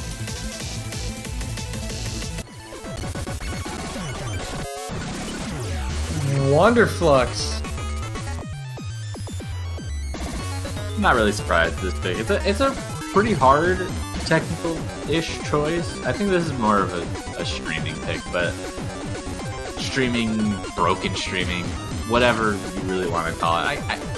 It's a very balanced Rice pick. It's just really hard at the same time.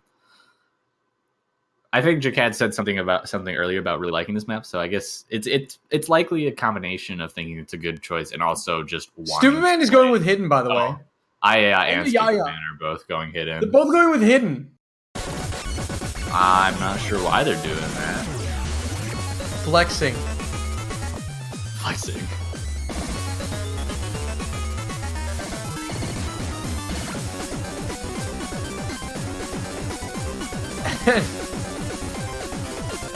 I mean, I guess Stupid they're Man just- showing off, showing a bit of hidden Showing skill up. They're there. like, if we're going down, we're at least having some fun. Yeah. I mean, like, hidden. Oh, If you look Stupid in the right Man. places, yeah. If you look in the right places while you're playing, hidden really doesn't have too much of an effect on your gameplay. Like, particularly if you look at the top of the screen, anyways. Yeah, it's not going to really It- affect you it's like- too much. Jacad's on the other side, almost 99.9. Okay, nice. That's cool. Yeah, you do you. Have fun over there, Jacads.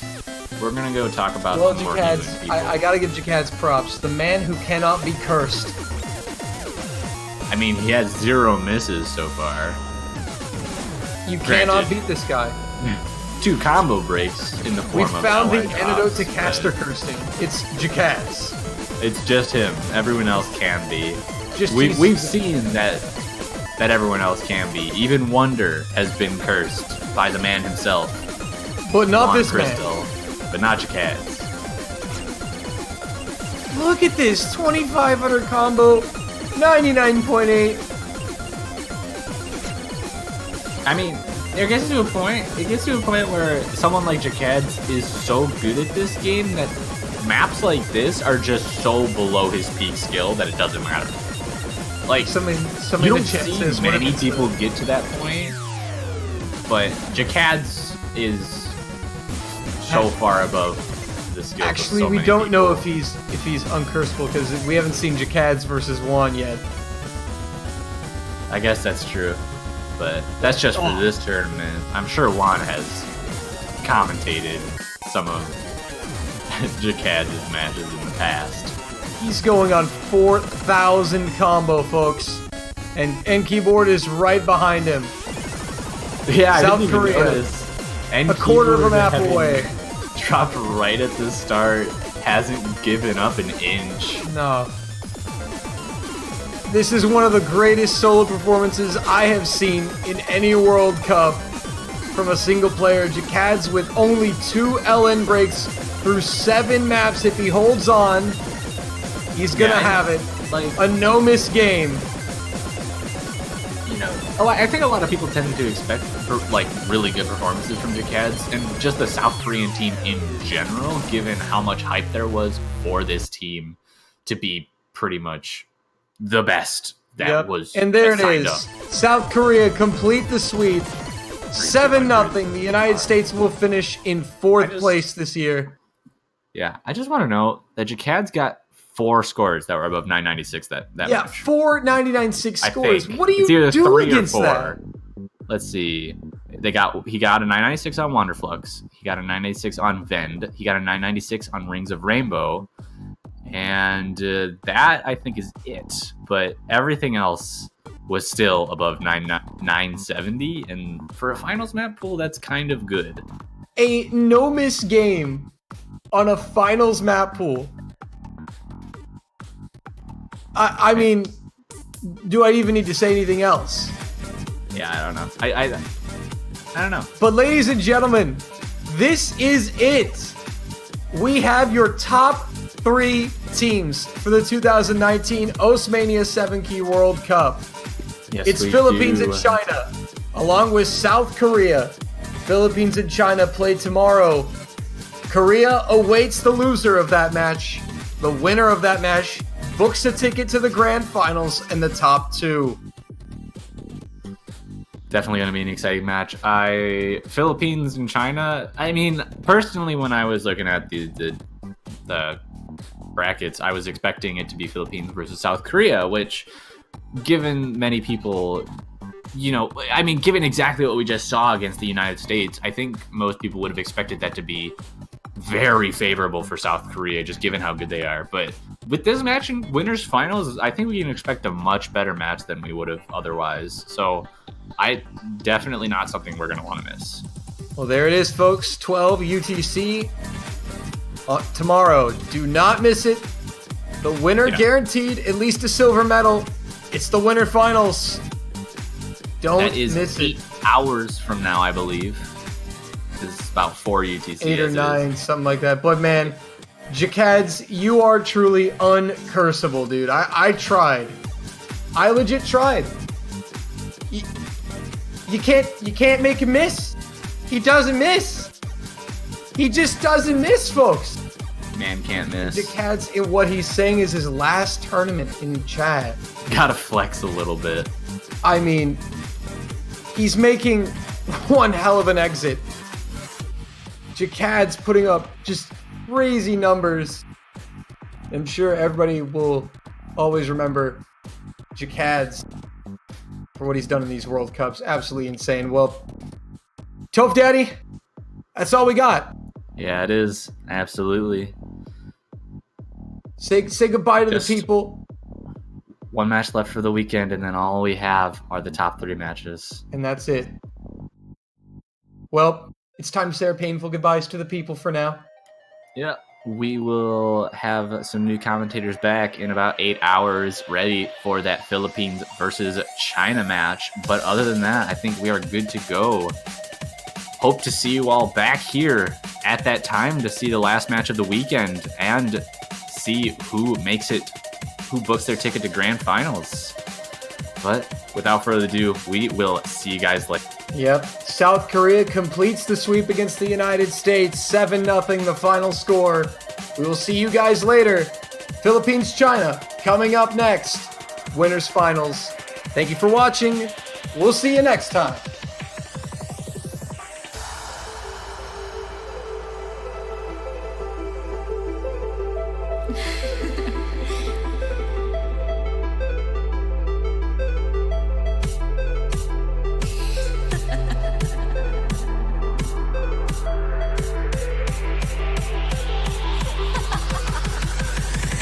Stop.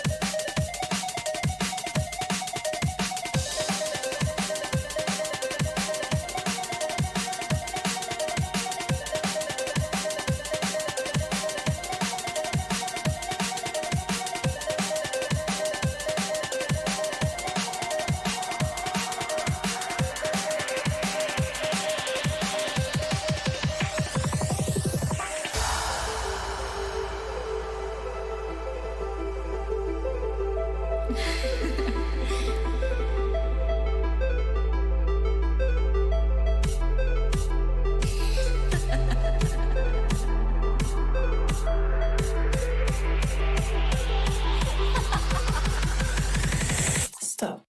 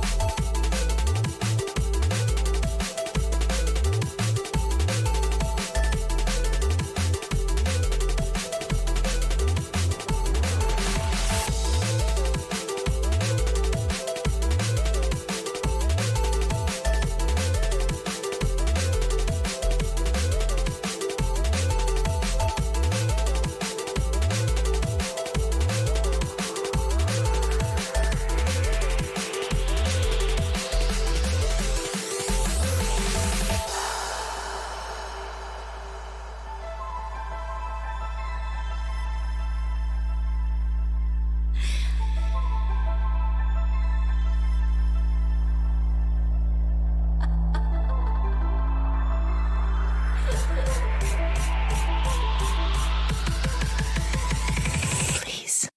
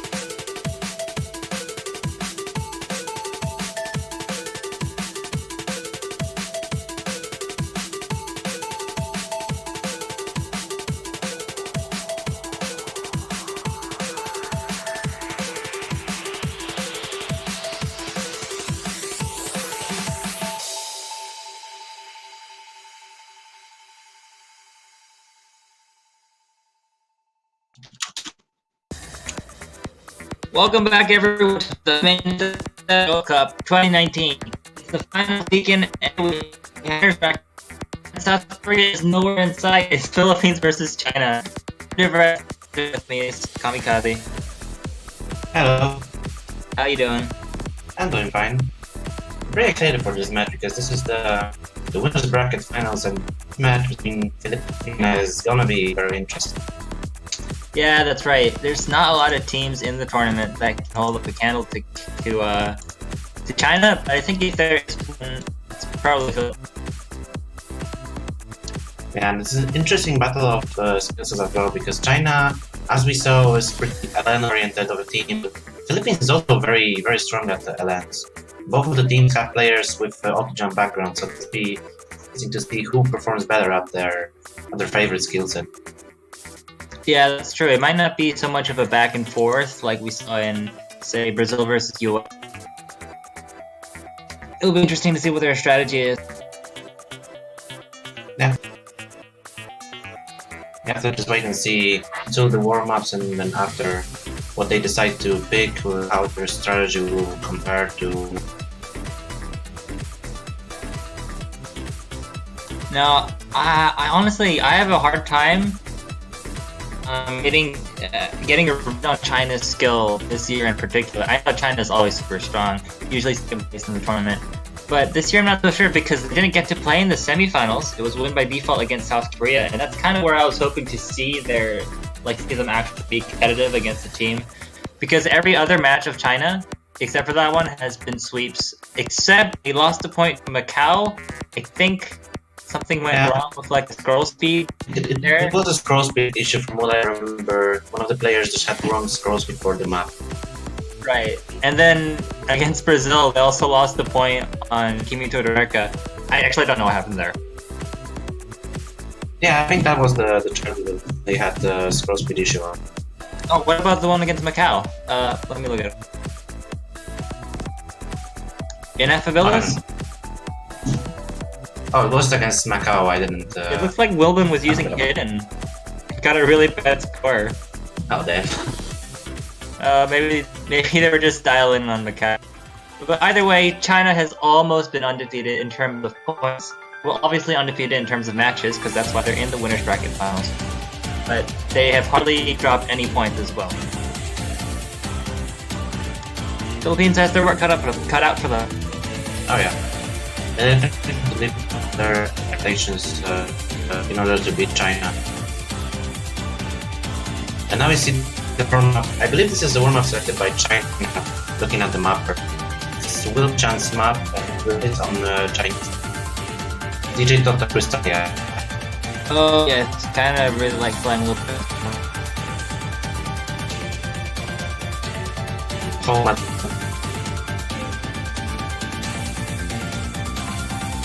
So I'm taking a look at as well. They beat for 16 for lower side of the rankings, so not unexpected. They beat Indonesia, but Indonesia took 1 point on an SV map. So that, I mean, that's expected. You can never know what happens on an SV map. Yeah.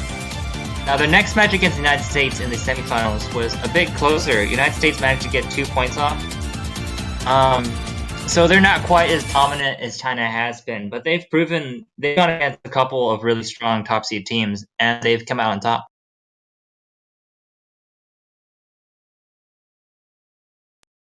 Alright, enough looking at history though, it's time to get into the match itself, or the warm-ups. Let's see type of map this is, and this can give us some idea of how the teams will perform. Especially seeing the star rating is at 6.3 stars, which probably is slightly lower the final mark.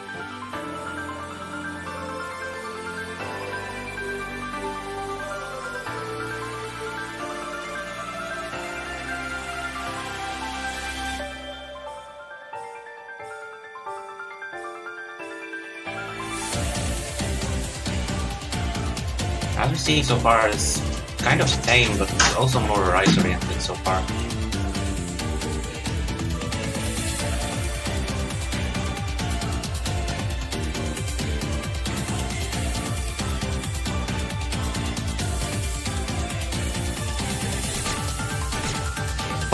Apologies for any weird sound going on. At least it's better than it was yesterday when we didn't have a stream at all. Yeah, that's pretty unfortunate. But as we're seeing from this warm-up, so far China has the upper hand in the more jack-oriented charts. Because as we can see, this is a pretty heavy jack card. Yeah, it's hard for me to say because I'm not a player like this, so I can't even play maps this hard. But it looks like it might be similar to what's it called? Bend? Yeah, it looks like it might be similar difficulty to Bend, but it looks a bit slower to me. I'm not sure. Either way. The BPM is faster because it's 270, Bend is 124, so those jacks are about 135 BPM. It's a bit mixed with Oh, it is long. faster, right? Wait, Oh, maybe it's fast, but it's not dense. The accident band are just like they don't stop and they keep going. Yeah, that's the thing. However, flippings were both of the players missing on the jack, so that's kind of an indicator that if China wants to go for Ven, they will probably have an advantage. Yeah, you're absolutely right. In fact, the other day falling below 95% there. Did he stop playing? Maybe it was some lag, as we can I see mean, the 140 yeah, there's miss. no. I was looking somewhere else. I was looking at the pool, and I didn't see what happened. But hopefully, that doesn't happen during the. Oh, apparently Cielo they just pressed the Windows key. Oh no! Yeah. Oh, you can't. Do that. Makes me remember the 4K MWC when Crabble actually accidentally pressed the Windows button and the US lost. Oh man, Windows button is like a player's worst enemy. Yeah. And actually, we have the second warm up by Ken's. Sorry. I kind of expected Philippines to go with another arc.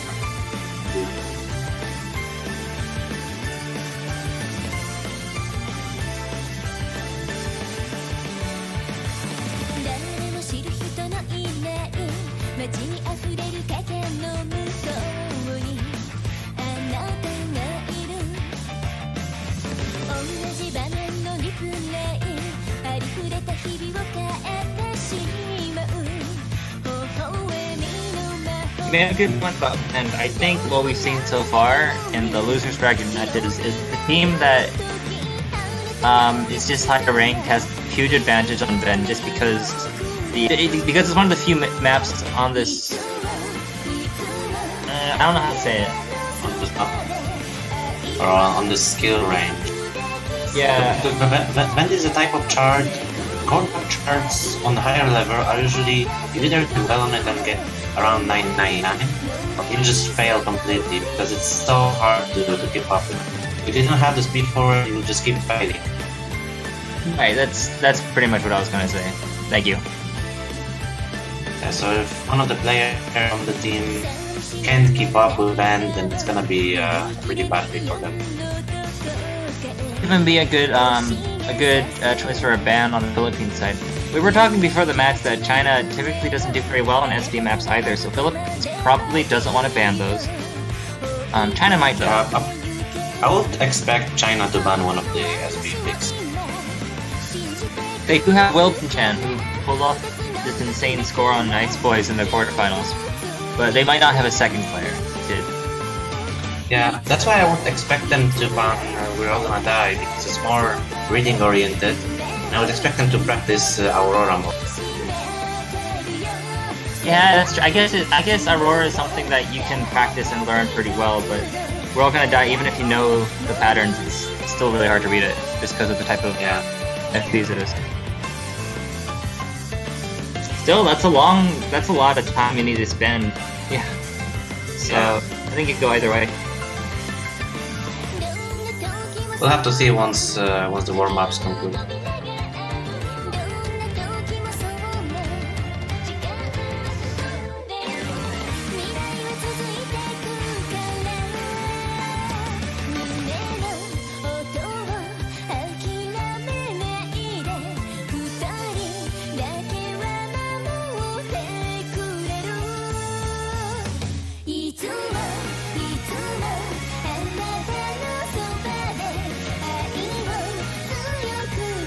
So I think we're just waiting on players to download the maps.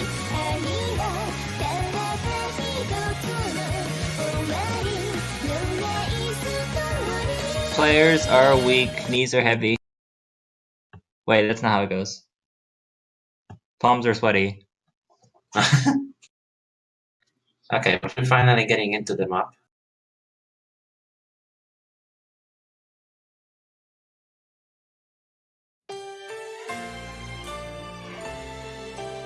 We're starting with a bit of a slow jump here.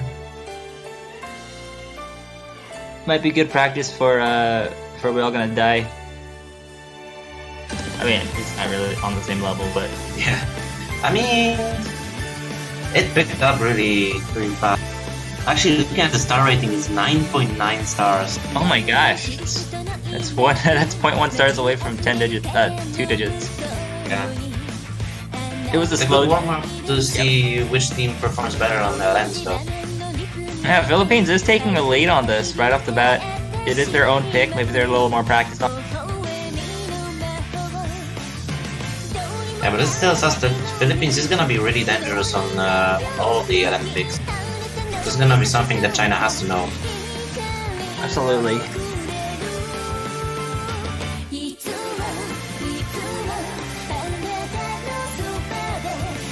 This is pretty mixed, actually. Those interesting stair patterns. Oh wow. That was spicy. The one-handed stairs are really interesting. Oh, and this is the worst nightmare on Scorpion 2. Oh wow! Look at all those staccato notes. This is a good common pick. Yeah, but it's out to 0. So it's not that good in terms of accuracy testing. Oh, you're right. Absolutely. Good, Mackenzie. We're gonna use this. What I'm wondering about is, where's Entos? Entos is probably warming up on his own. Yeah, I was expecting them to maybe like be spreading the love, keep bringing the other 2 players to the second warm up, but it's just being work now. Plus, he'll join later on. They're gonna need his skills if they're gonna go up against China. Also, I guess they're doing fun. Yeah. As you can see, both Gura and Chila, they are holding really strong on their own. They are leading, but they're not leading by much. This is gonna be an interesting indicator. It looked like Philippines got a lead in that really early dense auto part, and then kind of stabilized, and now they're keeping up. Actually starting to take the lead slightly. Now China has caught up, and actually China takes the lead now. Wow, those... That's incredibly rude, the patterns. The lead shifted back to Philippines.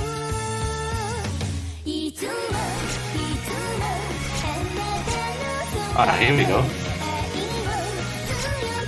Now the Philippines team is missing more. Oh my god, those sweeps. You know, it's good. Yeah. It wouldn't be very fun to play otherwise. Oh my god. This is insane. I wonder it's 10 stars. I think China put the lead to their side and now stabilized it.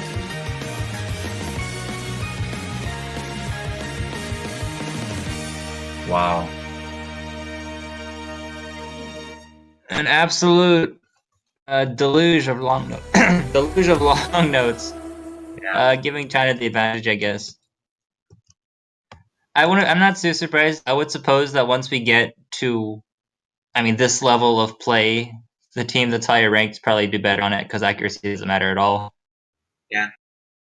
That's the thing. Philippines have the advantage on accuracy, but China is a bit better at the higher end stuff. Although on this level of map, I think it's gonna be fairly evened out. That's why this match is gonna be interesting. Yes, for sure. So now we're gonna be going into the roles, and then we're gonna be seeing the bans. We got 38 from Satori, representing China. And now we'll see what the Sila they will roll. Oh, that's great. Making a prayer to the Osk gods before Nice. rolling. Look to work. 86 versus 38.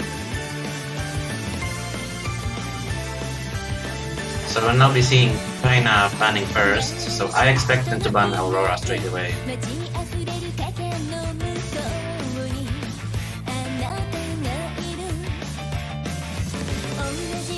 Perhaps a little bit of deliberation going on. They do have to choose one of the SV maps if they want to ban SV anyway. Unless they feel confident on them and practice, But we'll see. I see the letters SV in the chat. Oh no! Oh. They're banning pictured as perfect. That's very interesting. They're running the technical pick. Guess they're not feeling very technical today. It's really hard physically, so I don't blame them for that. And I didn't expect. There's a lot of hard physical maps in this pool though. Oh yeah. Like there's illegal trap is incredibly fast. Bend is like it's like the Jackie parts of pictured as perfect but worse. Yeah. In any case, that's both SV maps still open, and Philippines historically being pretty strong on SVs. I think they're gonna stay open. That's gonna be very interesting. Let's see what Philippines done. I would expect them to ban FC. It's the longest LN pick in the pool. And probably also the hardest. Yeah. I'm not sure what's hardest. I'm not sure actually which one is the hardest in mine. Is the ending is very hard. And I think that's right. That can trip up Philippines against China.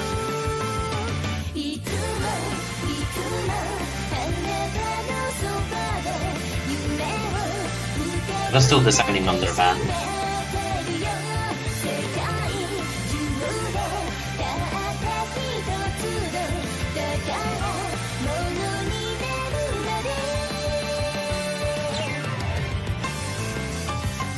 Oh, and actually Philippines ban Aurora. That's interesting. Wow. It's completely reversed from what I expected. I guess China must be relieved because they're not gonna have to play now, and they got another ban.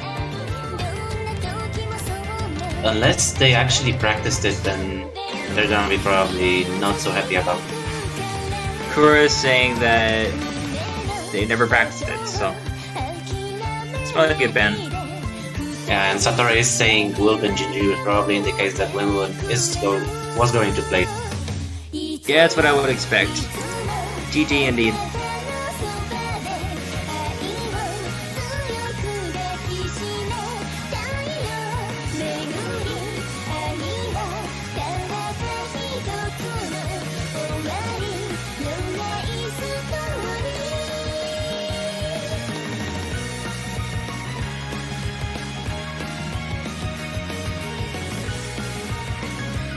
You know what, now that I'm looking at the match history, Philippines has actually been banning SV picks throughout the tournament.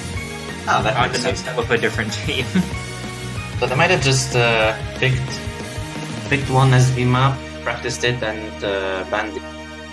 Yeah, Which is a viable that's a strategy. good strat, very good strat. What team am I thinking of? The one that is really good on SVs? I'm so out of it. US? Well, it's Maybe. not. I remember an Asian team that was really. I mean, South Korea? I mean, obviously Thailand. South Korea is good at Thailand it. also. Oh, it was Thailand. Yeah. So we're seeing the first pick, which is Rings of Rainbow. That's an interesting pick from Philippines. Going for the density. Okay, I mean it's I think it's a pretty safe pick. It's just core streaming, you know, nothing too outlandish. I mean, the difficulty of this is pretty high, and the patterns are really hard as well. That's true. I say it's just core streaming, but it's 215 BPM core streaming, so Yeah, that's very fast for 7 at this density.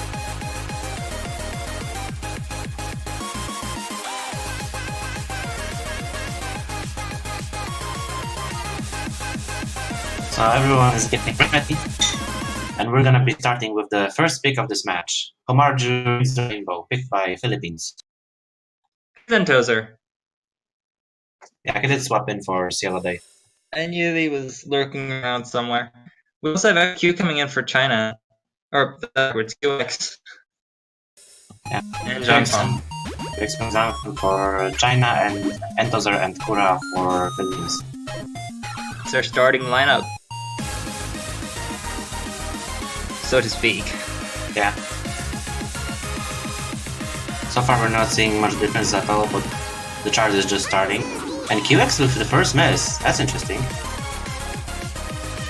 That is a slight advantage for Philippines. But it was near the start of the map, so it's not as impactful combo-wise. Only a small lead in terms of Philippines. However, Zangfan is really falling behind now. Below 98% as well. Yeah, look at Zongfan's accuracy. He's actually below 98% now, while everyone else is at 99%. And there's a bunch of misses coming from everyone, Wow. but there were definitely Everyone. more misses on Chinese side. Yeah. And Philippines is still leading in accuracy because QX is keeping up his accuracy with the Philippine players. But Zangfan is very far behind with 97.3. It seems like Philippines might have the advantage when it comes to rice after all. Yeah. I suppose they knew that coming in, that's why they picked this straight up, and that's why probably China banned a rice pick. Yeah, that is a very viable strategy.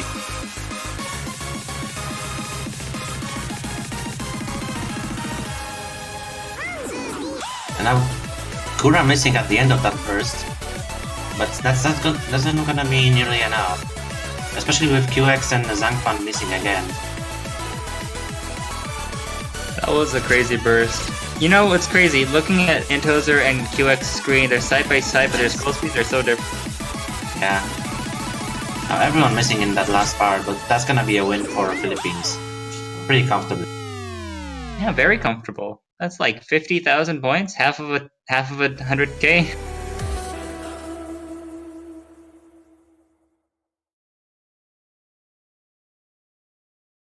That's actually very good accuracy from QX and Club with almost the same amount of 200s. Entos are falling a bit at the end. Honestly, I expected that one to be a little bit closer, but China, both players with a higher miss count, and Zhongfan, I think the 200 count was too high as well. The QX did lead in terms of 200 count with only 38.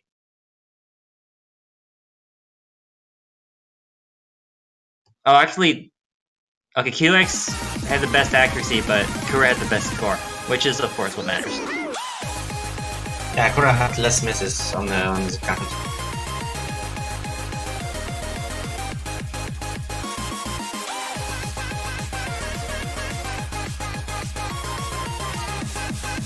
So now we'll see what China decides to pick as the counter Philippines. I'm expecting a long note pick straight away. Probably TC? Oh, they're picking Turkish or... No, yeah, it's similar long note kind of style.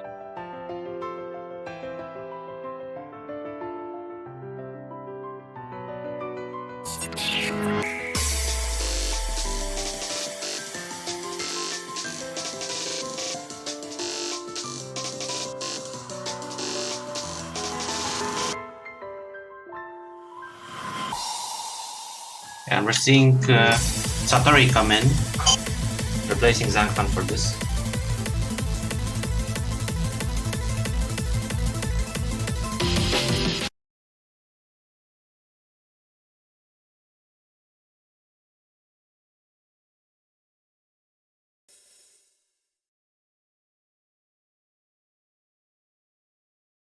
We're getting into the second pick of this match.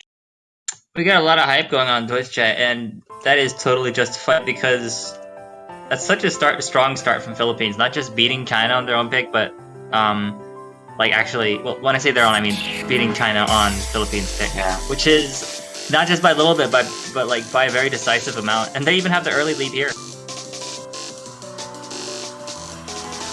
I would say an early lead, more like an early fluctuation of the blob.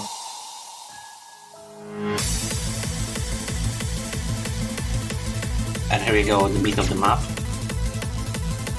Entos are first to break.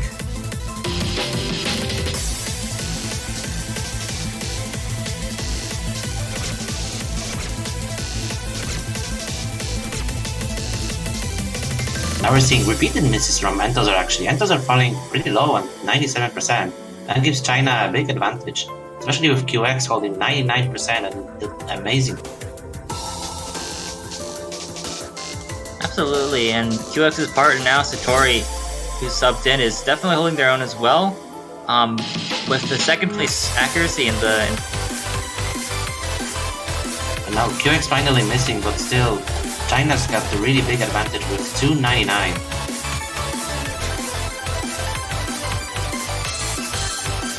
Entozar keeps missing with 97.5%. So they have about 2% to catch up to China, and that's pretty big. Pretty big.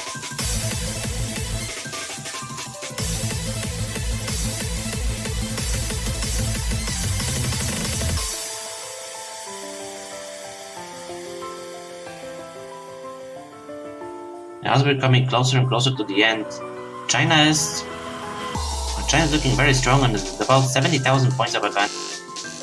And it would take a lot of miss from them to give up this point.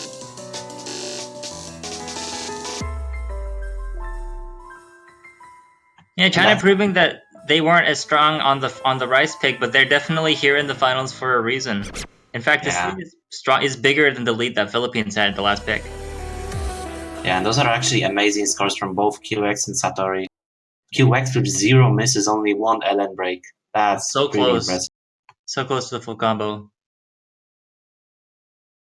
Yeah, this time its Entos are bringing up the rear with only 901k. I say only, that's still impressive. Yeah, that's still an amazing score for this difficulty, but he had problems with accuracy on this, as we see, with over 142.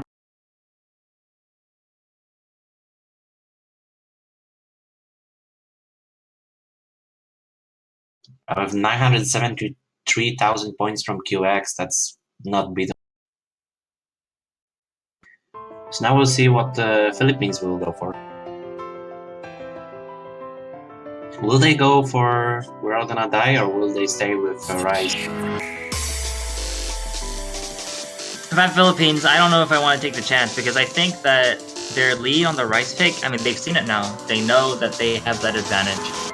And when you're facing Wilvin Chan, it's never a safe pick to go on SP. Especially considering We're All Gonna Die doesn't require much memorization compared to just reading. So Philippines can't even bank on, oh, we practiced, they didn't, we have the advantage. That's not quite a safe. However, still a very hard chart to play as a. You practically can't pass it as on the side 3 unless you're really a great player on at least. But still, the stutters are not that predictable, so you have to put some practice. I guess it's true, it's finals, so even the reading pick requires there's a little bit of overlap of skill. Yeah. And it does require a fair bit of physical skill as well with all those jacks.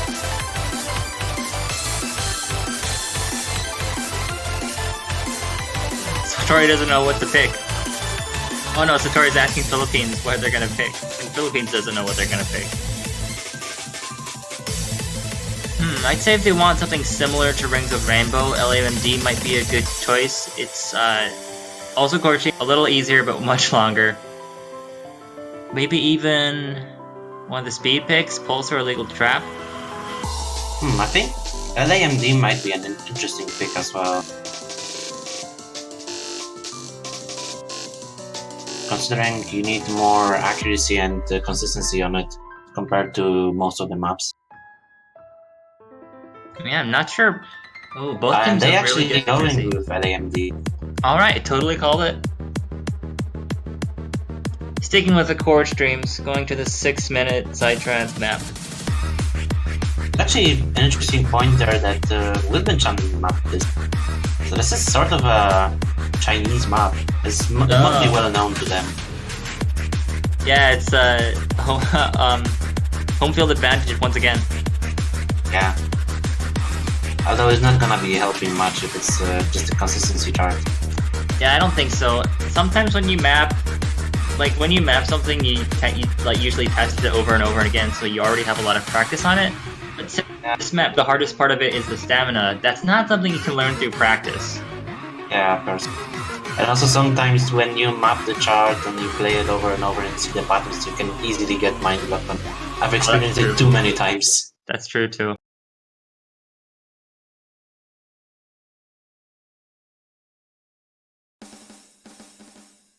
Alright. Everyone's screaming LA for this map. And these teams are going to need that energy, so keep it. Los Angeles represent.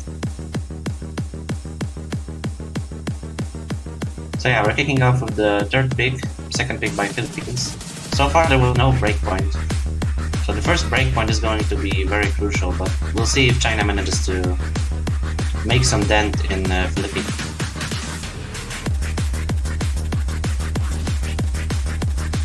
Now, Philippines did have a good accuracy when they played Rings of Rainbow, but it was, I think, mainly the miscount on China's side that really made the lead so decisive. And first of all, a miss for Entozer, not a great start. But I'm thinking on this map, because it's not as dense, there's not going to be as many misses, and I'm wondering if that's going to give China more of an advantage. Yeah. Actually, the only miss so far happened on Entozer's side, but the lead is still so slow and so small. And now Zhangfan is missing on the easier part. Oh, that gives it right over. Actually, that easy part is not that easy because of the LMs. It can be tricky to time. Oh yeah, plus there's a history of players missing on the easiest parts of a stamina map because they're just like, okay, I need to conserve stamina. I need to wait it out, and then they conserve a little too much and they miss it.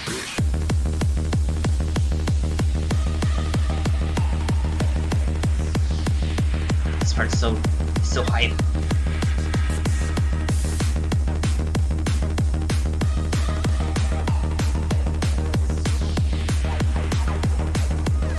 Well, no more misses coming out about a quarter of the way through the map, and Philippines is taking it back into their favor. It does look like their accuracy is favored in this matchup. Yeah, now QX also missing. QX is still holding the highest accuracy in the entire lobby, but Zhangfan 99.0 is average. Philippines does have a slightly better average accuracy, even with Entozer missing again, just a bit. Oh geez, yeah, that is a very slight accuracy advantage. Because QX is beating Cura, but Entozer is beating Zhangfan.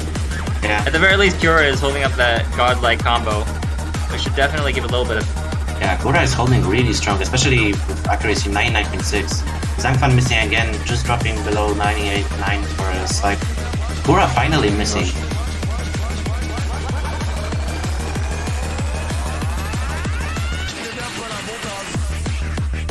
Oh man, I think it really rests on Zhangfan here because...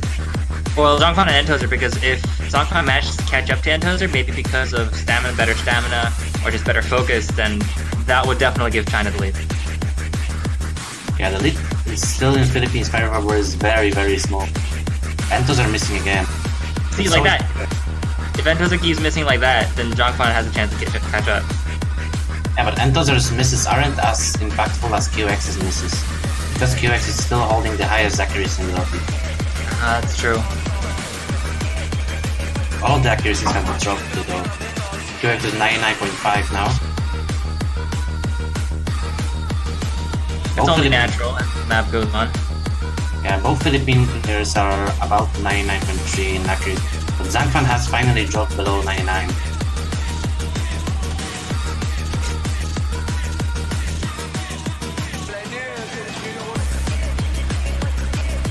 Alright, it's past halfway through the map. Players are gonna be feeling the burn now, but they don't get much of a break.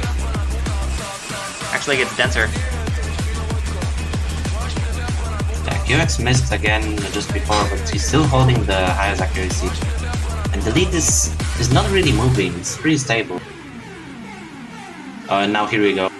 Oh, this part could... Well, I guess it is only one part in a really long map, but it could give one team an advantage if the other team chokes.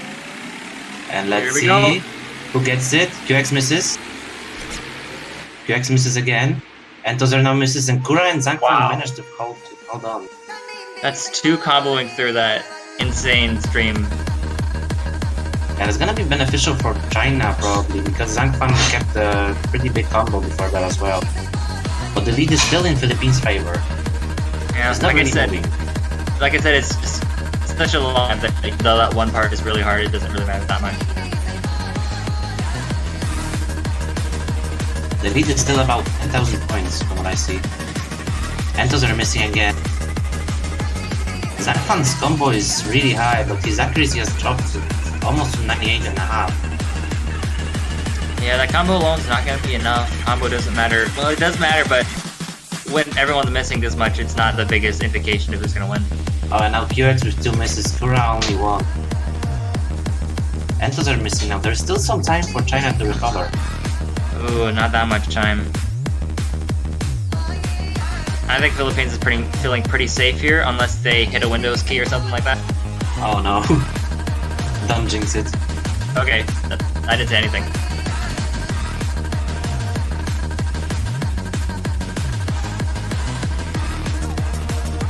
But still, any choke... Actually, Zhangfan missing now. But any big choke from Philippines would have switched this lead to Chinese side. They can't afford to lose concentration now. Oh, their arms are gonna be crying out in pain, though. It's not so much if they're still keeping strong. And the density is letting up now, so it's gearing towards the end of the chart, and it looks like Philippines will take the second. There it is. You know, one interesting I noticed, Entos are kept pretty much the same accuracy throughout 99.3, but Kura and QX, I think they were both feeling the burn from the stamina, because Kura started up at they both started up at a really high 99%, and then they both dropped. Kura actually dropped below Entozer's accuracy, which goes to show like why this is in the finals pool. Yeah, those scores are actually pretty close. 968k from QX, only 2k less on Kura and 3k less on Entos. Just Zhangfan being a little bit behind. That gives lead to Philippines. Entos are coming in again with the best Rainbow 300 count though, with the incredible ratio. However, QX is very close behind as well. Yeah, it was extremely close. So we're still not seeing any breakpoints, and now what China decides to go for.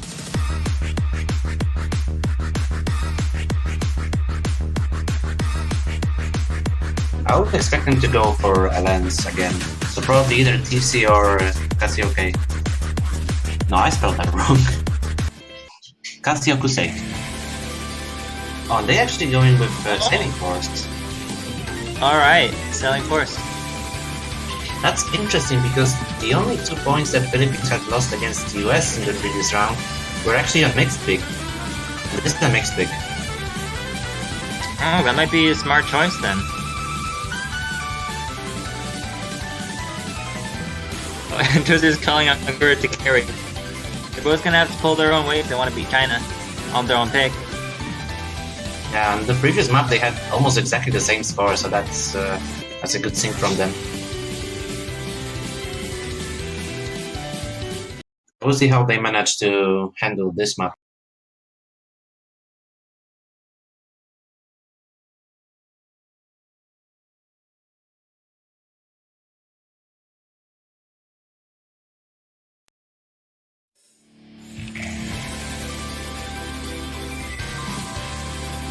And here we go.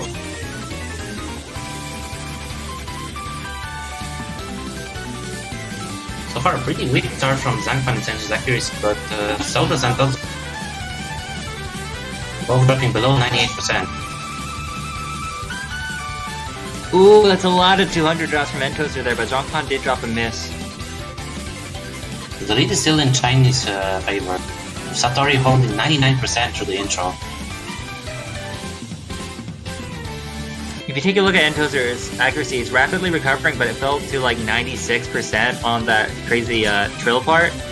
That was the definition of 200 rush. Zhangfan missing again, but Entoser keeps missing. Kura is still holding strong with full combo at 98.7. It's not a... Zhangfan is winning again. That's giving the lead to China. Yeah, I gotta say, Entos are not performing quite as strong as I expected from him. Kura might actually have to carry. Yeah, and Kura missed. So the only full combo left is Satori on Chinese side.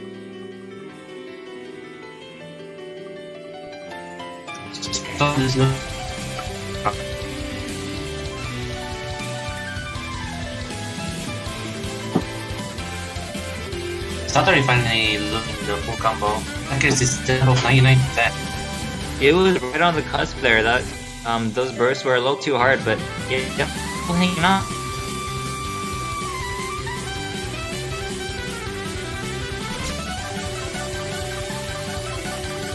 And here we go. Ooh, drop right at the end there from most Chinese players. Yeah, that's still pretty comfortable advantage. And China will win their second point on Sailing Force by about 17,000 points. Satori actually with an amazing 2-miss score, 957k. Kura with only one miss. but slightly Kura worse. really did want to carry that one. Yeah. That was really close to full combo, but his accuracy was substantially lower than Satori. Yes, that's definitely true. And those are actually... Kura's my ratio. It wasn't so bad. That was still commendable on this chart. Zafan's ratio was worse. Yeah, especially since it's got a lot of technical long node releases mixed in with the Yeah, and the bursts are really fast and mean. very. So now let's see what the Philippines decide to go for. We're 4 maps deep into the match, so at some point the teams are going to run out of maps they're comfortable on. Philippines already went through both of the, I guess, like, primarily court stream maps. There's still pools left for court stream. Oh, which one? Pools. Oh, yes, okay. Well, I was thinking of that more as a speed-oriented pick, but that is a form of court stream, that's true. Maybe Pulse is what's next. The pure speed pick is illegal trap. Pulse is kind of like fast light jump stream. Or court stream, rather. Yeah, you mapped that one, you would know. Yeah. Oh, I'm glad we have people in the Twitch chat translating the chat for us.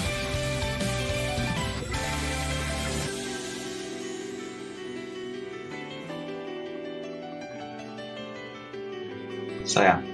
And now I have to wait and see what Philippines decides to go for. They might try Ven as a wild pick, but I don't think that's a good idea. Vent has been quite popular, it's been picked on all 3 of the matches so far. Yeah. It's a very polarizing pick, as we discussed earlier.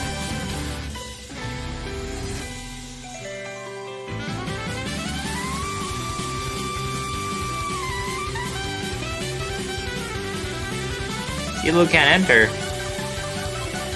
That would be a problem.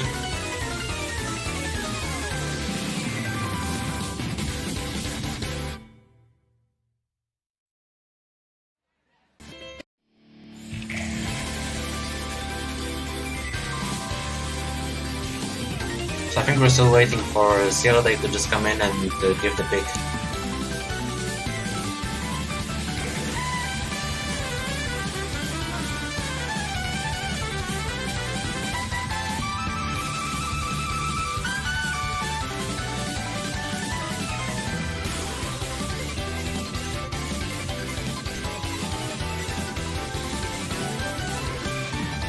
You know, this finals weekend does only have 5...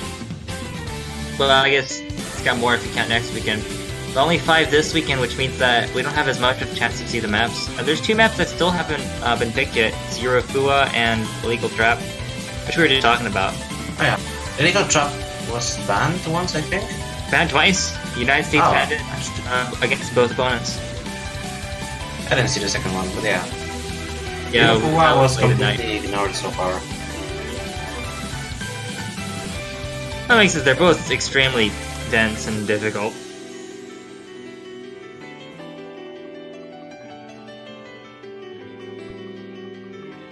Oh, looks like the other days made it into the match. Yeah, we should be seeing the pick in just a moment.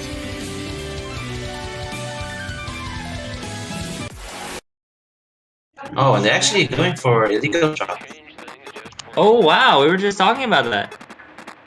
They're going for the fast-paced stream chart. Yeah, they're moving on from the court stream picks to the speed picks. Still sticking to Rise. They're gonna bring this onto stream for the first time since the showcase. Yeah. It's gonna be an interesting pick because from what we saw so far, Entozer is not playing up to his strengths, and Stefan is missing a lot on harder Rise picks. So I'm interested to see how those two will perform on this one. Because I'm fairly confident that Kura and QX should be fighting for the top spot in the lobby. Absolutely.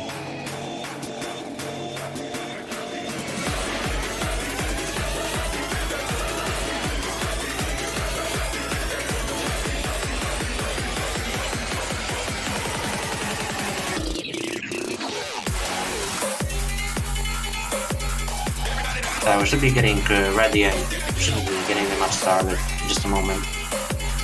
This song goes so hard, though. Yeah. Once it picks up, it almost never stops.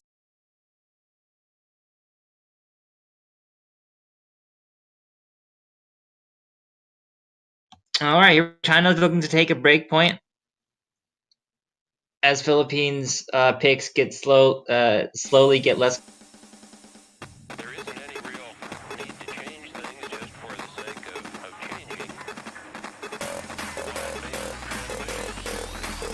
And as we see the first bursts go in, we already see the accuracy dropping across the board. Only QX keeping 99% to that. That is insane on that type of burst. Yeah, those are very fast bursts, about 320 BPM. They're not that hard to combo per se, but they're very hard to hit accurately. Maybe it might be a little bit hard to combo because Entozer is the first one to drop and he does so twice. Kura dropping as well. That's going to give China a very slight lead. Actually, 2 misses from Philippines, and that's slight of a lead. That's due to Zhangfan's accuracy being pretty low on this. You were talking about Entozer and Zhangfan duking it out, and Entozer is coming out on top despite the misses. Zhangfan has the combo, but is like an entire percent below in terms of accuracy, and doesn't even have the combo anymore. Zhangfan Bless you. Wherever that was. Yeah, QX is holding still an amazing combo of 99%. Is definitely carrying the team.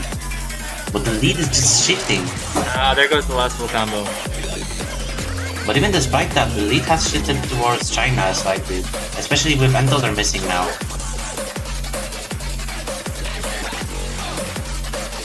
Yeah, Philippines, it's not looking good. I don't think they're quite as strong on this as they were on the, I guess I would say, zero rice picks.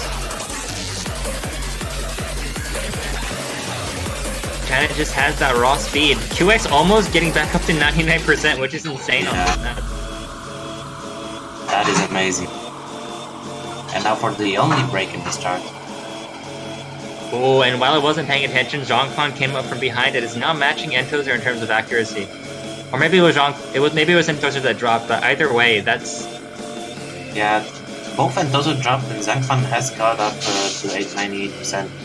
And Kura is slightly losing to QX in terms of accuracy, even though he has an insane combo right now.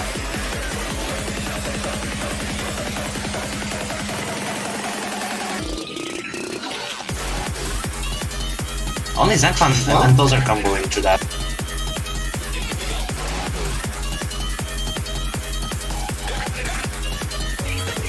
And from now on, the density just doesn't stop.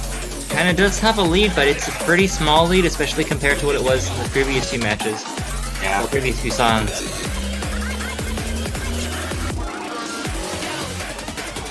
Now both of the Philippines are coming up to the densest part of the chart. It looked like Entozer might have been pulling ahead of Zhangfan a little bit, but with those misses, while Zhangfan continues to launch the multi-thousand combo, that's not going to be a good advantage. Yeah.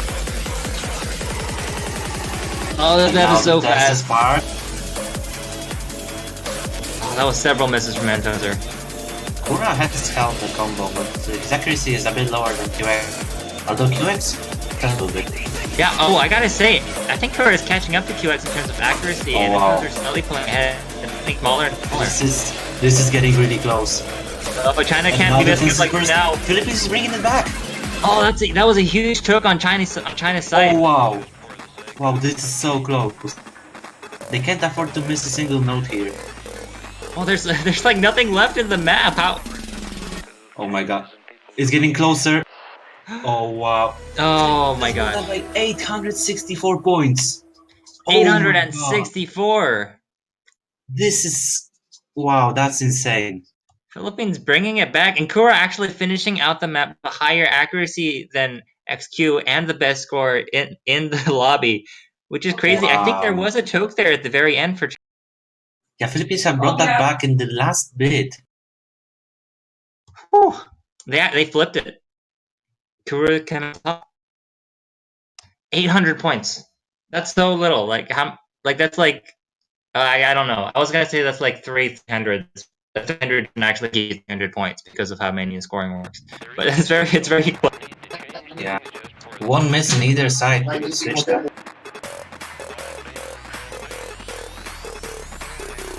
Hard to remember.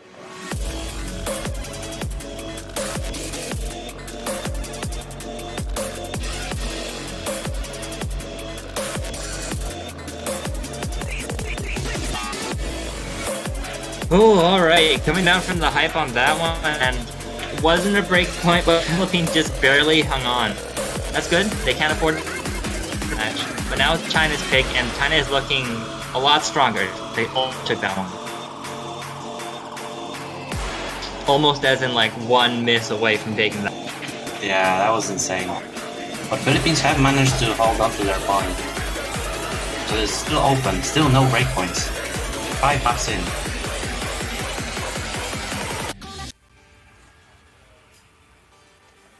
China is going for another.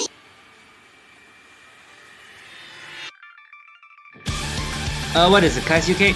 Kazuo Kuzei? I used to pronounce that right, but I messed up that time. I think China's going right below long no picks.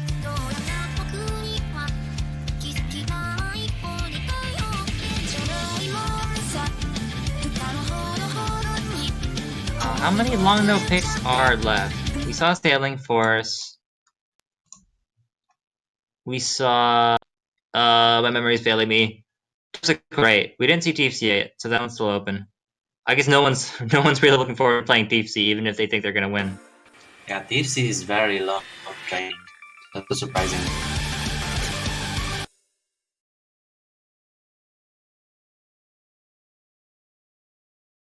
Now I gotta say, I'm so happy that this match is being close, because sometimes when you're up against China, it's just not close at all. But Philippines really showed up this year. China's struggling a little bit, but I have to say, I think China's getting close to getting a better than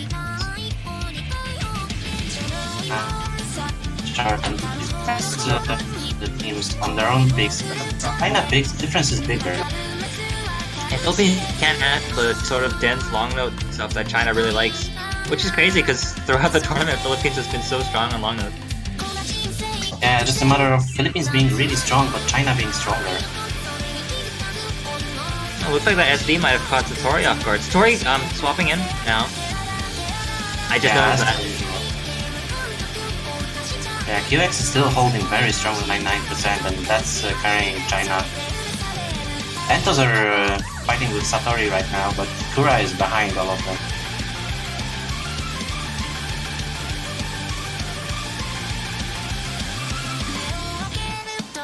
Yeah, my eyes are glued to those numbers. I mean, Entoser is below Kura in terms of accuracy, and at this point, we're basically about even. So that accuracy is good.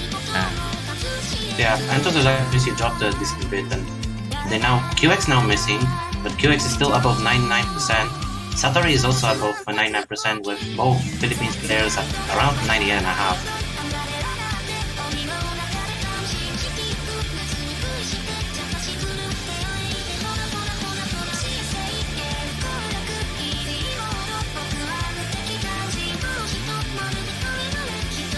And the advantage is growing for China.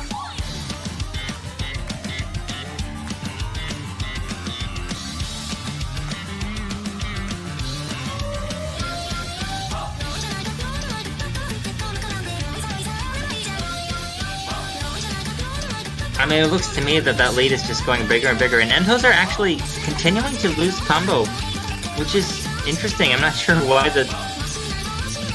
Like, I don't know what's happening. Entoser's accuracy has dropped a fair bit as well. The lowest in the lobby right now. Although his combo is carrying him a little bit. But that's still about 20,000 points of advantage from China halfway in. Over halfway in.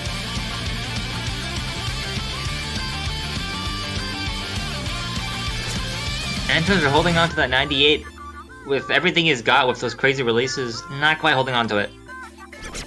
Now, there's a little bit of a break, but yeah, it dropped below. Oh, not even the break giving into a 0 break. And especially with this section coming out, it's gonna be holding up. Both Chinese players are still holding a couple of 99%. Intusa looked so strong at the beginning, but he's trying to lose it. Yeah, the crazy inverses and crazy patterns. Even Chinese players are slightly dropping. QX dropped just below 99%. Satori the MVP right now, giving QX for the money. I mean, they're on the same team after all, but... Yeah, that's a very strong performance from China.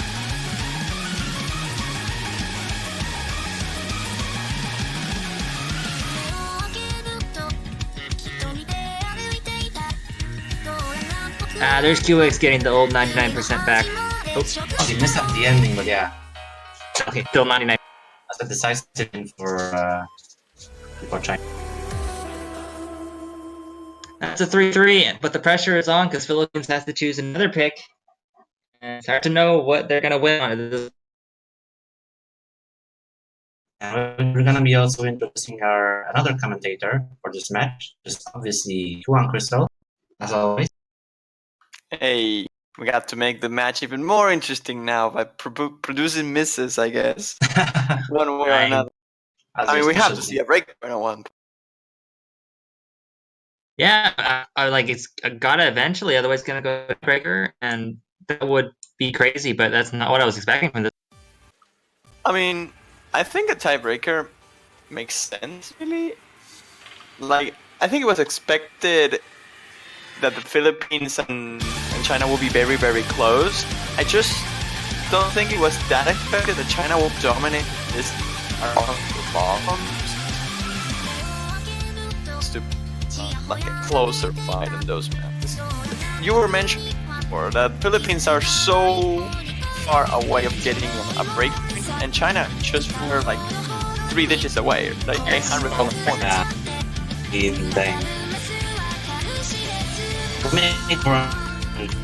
Anything on their picks. But still neck and neck. It's go the distance, definitely. So options left for Philippines. They got pulls, I guess, have 10, or they could venture into a long note pick if they really wanted to. And the SV pick is still open. All of them are... A beautiful okay, girl, if it's gonna... It's a very hard pick. Okay.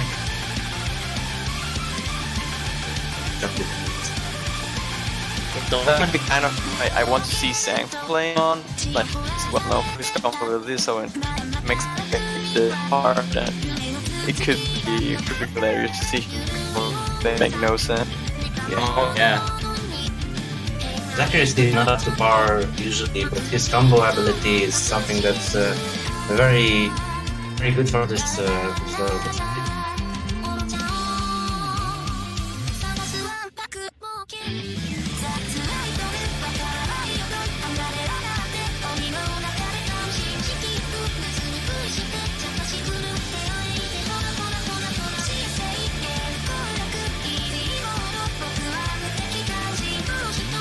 Anyways, here we are waiting for the pick from the Philippines. As the match progresses, the Philippines runs out of picks. So maybe they want to try a different approach as they are starting to lose that advantage they had on course maps because there are just no more maps available for that category. They could try to go with the SV available. And they're going straight for speed. It's gonna be Wonderbugs. Yeah, so they're going for the mixed pick. This is dangerous territory already. Yeah, this is the first time Philippines has chosen anything with a significant amount of long nuts in it. The long nuts aren't quite so bad, I guess. I can't say. I don't know. I wouldn't feel safe picking this if I was Philippines.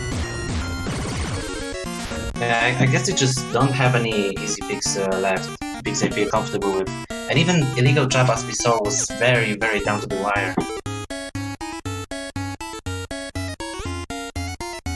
I kind of expected them to go for pulls, as it's still course a bit, but Wonderflux kind of makes sense. However, it is a very vulnerable pick. Oh, we're not seeing Samsung for this actually. We're seeing Saturday staying around for the speed. That's interesting. That could be a very bad sign or a very good sign. I'm actually not sure. Well, according to our trusty LMD, Satori did say that he was on 5, so Well, I mean, he has been setting some crazy scores in this match. If he feels confident that he can do it on this one, then as well stay. As the match is about to start here, we see China having a little bit of a lead here in the intro as Sentosa found them at the very first node. Soon to be equalized by this matter now, but it's just a trade back and forth. The scores difference is not really getting any higher. Slightly from China at the start, but that's not gonna matter too much. It can shift at any point. Yeah, this is a section we're not gonna see many changes though. This long nose won't really be impactful to the scores at all. But the lead is very, very short. You can see it's on the reach of 5,000 points, and we're getting now into the embers. Entoser finds a break, which is gonna give some leeway to. As we start to enter now into the harder part, the song's picking up after this long note. So the long notes were the part that I was most worried about on the Philippines' behalf, because I was worried they might give up a lot, but it doesn't look like it's giving them any trouble. in fact, it seems like it's the other way around. Satori found quite a lot of breaks there alongside QX, and there's another one. So the Philippines is going to start to catch up. Double miss then for China. There's still the full combo by Kura, who's keeping the Philippines afloat. The accuracy difference isn't all that high anymore with the misses, and Philippines are taking the lead back again. Oh wow, this is very, very close. Oh, here's one of the hardest parts of the map with the crazy back and forth forwards. He's just giving Philippines So more and more sure of a relief. lead that Kura! Oh my god, they dropped the full combo. And Entoser falls! China Oh, still has the man. slightest of leads. Oh, that is what China. They got past the hardest part and they came out with a pretty significant lead. They have to hold on to it now. The only thing Philippines had on their favor, that huge combo advantage is no longer, and you can see that Sari's edging like very close to the 99s, and QX is just way ahead everyone else. So that's gonna make a very big difference. China's in a really good spot with only a quarter of the map remaining, even less than that now. Satori was right in saying that he felt confident on this one because he's beating both Entoser and Core right now. Well, in terms of accuracy at least. And China is building a pretty comfortable lead right now. They really are. I don't see this changing, but Sari finds a miss, and now into the last course. Kura also trays, and he's actually tanking a little bit. This is no good news for Philippines. They might be losing their first election. China with QX finds another miss, but it's not gonna be enough. They're gonna take this one. And it's the first break point of the match, 4-3. I knew I had to join this in order for this to happen. Thank you, Right, Juan. You were all that China needed. Right as Oh, Juan now I joins, the feel first bad. breakpoint happens. Don't feel bad. Philippines was running out of good picks anyway. I'm not sure if this was their best pick, but it certainly wasn't the one they needed. Definitely. Just look at the accuracy difference here. QX 28 200s, Kura 26. That's a big difference. Yeah, the accuracy from QX is amazing throughout the entire match. It was actually pretty close. Tozer beat Satori in terms of score, in terms of accuracy. But Kura really choking at both the parts is what gave the lead over to China.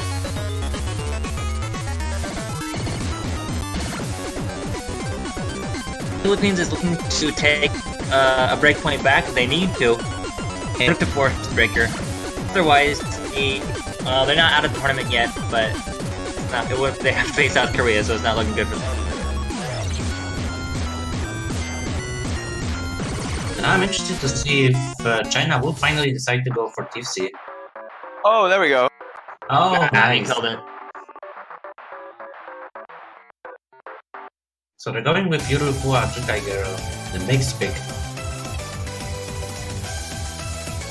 Question is, are we getting to see Shangfang on this, or we're still keeping Satori? I mean, he's on fire. He called, so might as well just keep him around now. With Satori in, they won on the free stick, so I think he's gonna. Oh, I see the name. It might be a swap. There's Zhangfeng. Oh, quite interesting. This one is significantly harder than the other mixed pick. Probably one of the reasons why it hasn't been picked yet, and would possibly motivate the. I'm actually surprised as well. The fact that the Philippines are not making any niches. I mean, sure, and Torsen and Kura are doing really well. I was expecting Seal to show up every now and then on some picks. Seems like it's not the case. I'm just gonna start with Yuru, Fua, Yukai, Girl. With Sangfang, I'm gonna get the thing I asked for, at least. Even before he full combo. That would be insane. So far, slight advantage to China, purely off of QR's accuracy and Kura's accuracy. But 10 start.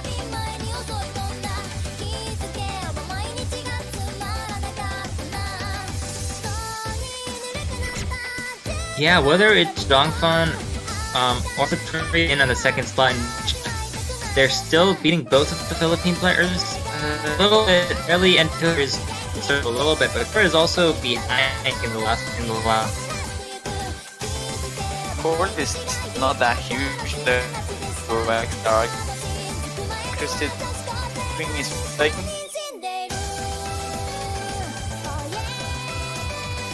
Okay. Dropping a big stack. No, that's a chance.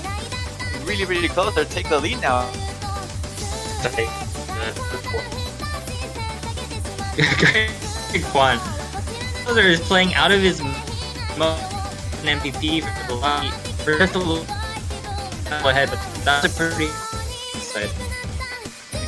To keep this up, combo was gonna carry Philippines as it has been throughout previous matches. Those are fine to break. Actually, They're still holding a pretty race to China. Both Chinese players are dropping below 99%. And trying to rip himself. we're dropping though, QX as well. That's a tray, but Sangfang, as expected, managed to hold on to this, but this breaks from QX may be too much for China to handle for Sang. And there's forming! Oh, he said the whole combo reset by the whole. There is no difference. This is so close, and it's only a quarter of remaining. There's still some long. No, Sangfang finds another miss. The Philippines now have the chance that you need to hold comp. But they break back to back. Look, and just saying, he's playing out of his mind, and he's now beating both these players by a significant margin. Another miss by QX. This lead is looking comfortable now for Philippines. They might just do it again. Is this another break point? The map is almost over. They just need to hold on. Sangfang with another miss.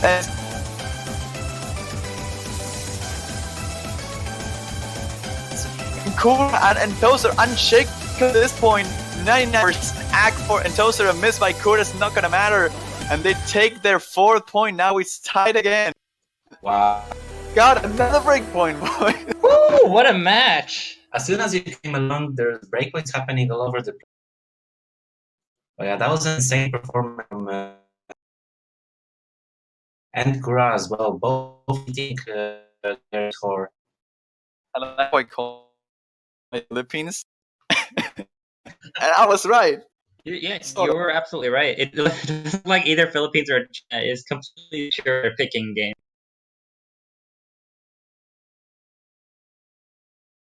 That's such an important win, though, for the Philippines. They really needed to get back as soon as possible. Break points at this point of the match, when you're like 3 points each, it's really dangerous because you don't have much time to get back. You can act to get it immediately, and thankfully the Philippines did for themselves. Prove that they're still in it. But now it's gonna be interesting. What do they pick next? You know what's crazy is that China got a breakpoint on one of the mixed fixes, but Philippines got a breakpoint on the other mixed pick. That just goes to show how close they are in terms of skill on this particular skill. Still have Chocolate Girl for mixed picks. And we have Vent for chord jacks, Pulse for chord stream, Tipsy for long notes, and then there's We're All Gonna Die. Honestly, if anything, I think China might be running out of long note picks. The only like pure long note pick left is Tipsy. And it's really it's the main thing as well. That's interesting because now China's starting to run out of picks too. Is Chocolate Girl here? I would expect the things to go with Pulse. Alright, this is Philippines pick. Oh. It was China just for a breakpoint. moment. Yeah, that makes sense. Maybe they just put it. Yes, go for We're He's going to battle of everyone. Yeah.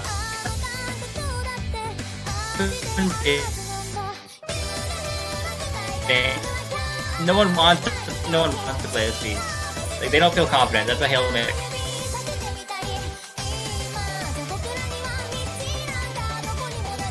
After all, it's like we're 8 maps in, and how many maps are there in the pool? Like 15. Yeah, 15 plus tiebreaker. It's half of the pool out the window. It is Pulse. You called it. Yeah, that's the most sensible pick right now. They're still going with Ride. It was working out for them before, so they're sticking to it. Well, it didn't because it was a legal trap. The other speedy pick that was the It was 700. very close, but still, that was a good pick for them. See, I think this pick is better actually than illegal trap because it's not as hard. Yeah, I think so too. It's pretty hard in terms of density, but it's not as fast. Yes.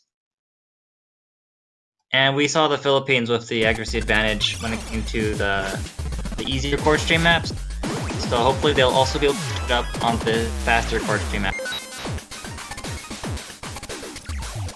Okay, so here we go now. This is the pick number 9. And I can't really comment that much from now. There's still no many notes. Difference is pretty insignificant. No misses. But the song starts to pick up just now as QX finds the first miss of the map, followed by Sangback and Entoser now. No combos anymore.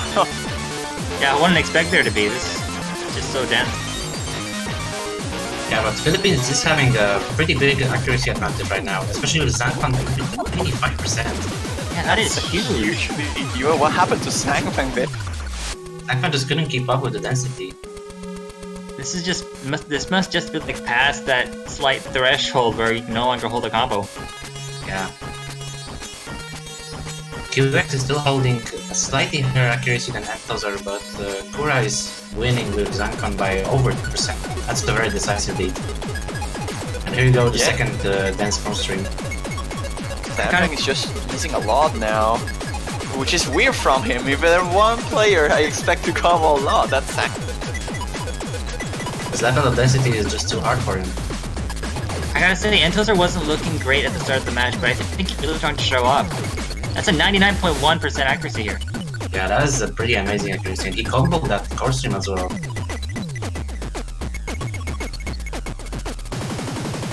think Philippines might have just found a spot where they can keep picking without feeling too scared of it. If they can find like this kind of picks which are like more physically demanding, could maybe force Zangfang and just make this kind of thing happen. You can see the difference here. It's just Zangfang. QX is pretty much equal to Entoser. He's like slightly behind. It's actually equal to Kura. But Zangfang was way behind everyone else. Actually, that performance pretty amazing. 2200 still. Yeah, it's a pretty ridiculous score. It does make sense if they can choose maps that force Zangfang to perform badly, but I mean, China did fine on illegal map, and that's like equally as physically. Although with the maps remaining in the pool, they only really have Vend left for Rice Peaks to pick. I mean, think they they're only gonna be really heading to need Van. one more to force a tiebreaker. So Yeah. Oh yeah, it's getting very close to the match point.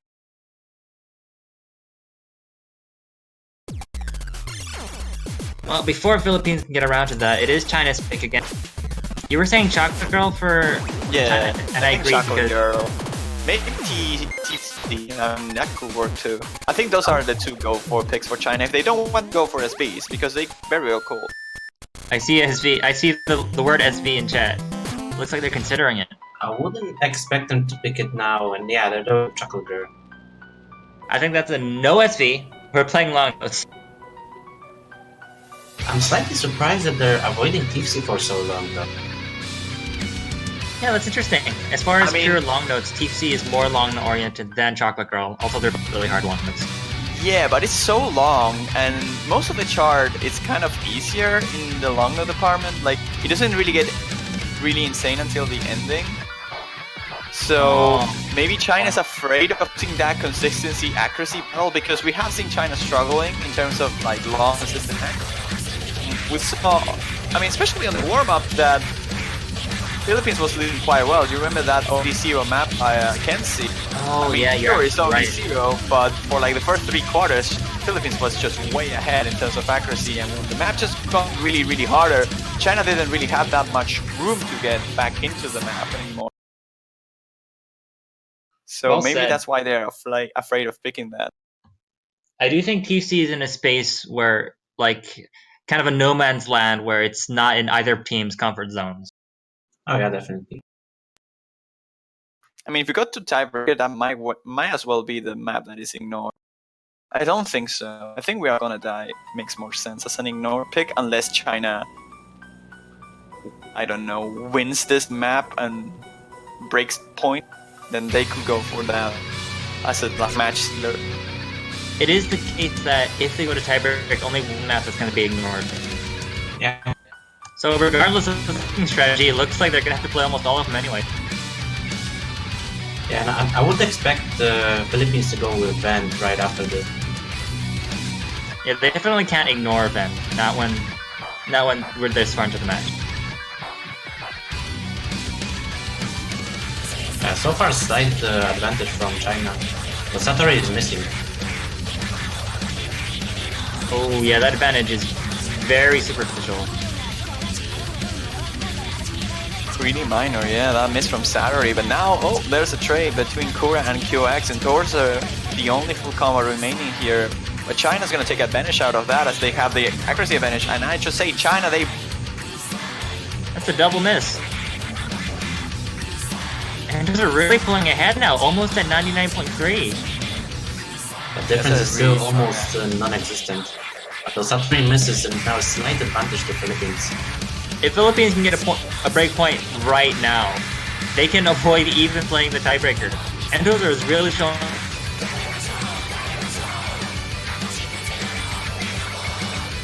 Oh man, if you're on China's team, this does not feel good because you don't want to be beat on your own home turf of Long Note map. Well, but I mean, if you are the Chinese players, you see your scores, they're both on the 99, so they have a pretty comfortable way to get back into it if Entorsa misses, and he does. Oh my god, you... What? You're absolutely right. Chinese accuracies are only going up. And it looks like Kura's accuracy is only going down. That's the main issue here. I'm actually surprised that Entoaster is the one keeping up with the accuracy here. Sure, he has been doing amazingly in the previous maps, but this long no density... Arguably not that high as the other picks, but I thought it was going to be better for Kura than for Entoaster. Yeah, his accuracy is absolutely. very low. Kura's focus might be dropping or something. It is very far into the match. They've already played 9 songs. Yeah, the stamina factor is definitely a thing too, but it doesn't seem to matter for Kura as he's holding his combo up, and Tosa finds a miss now, traded the one that QX had before. This lead for the Philippines, though not insane, is good enough to keep him afloat. If they miss one more time, they can still hold it, and there is the miss from Entosa, so they cannot afford any more mistakes now.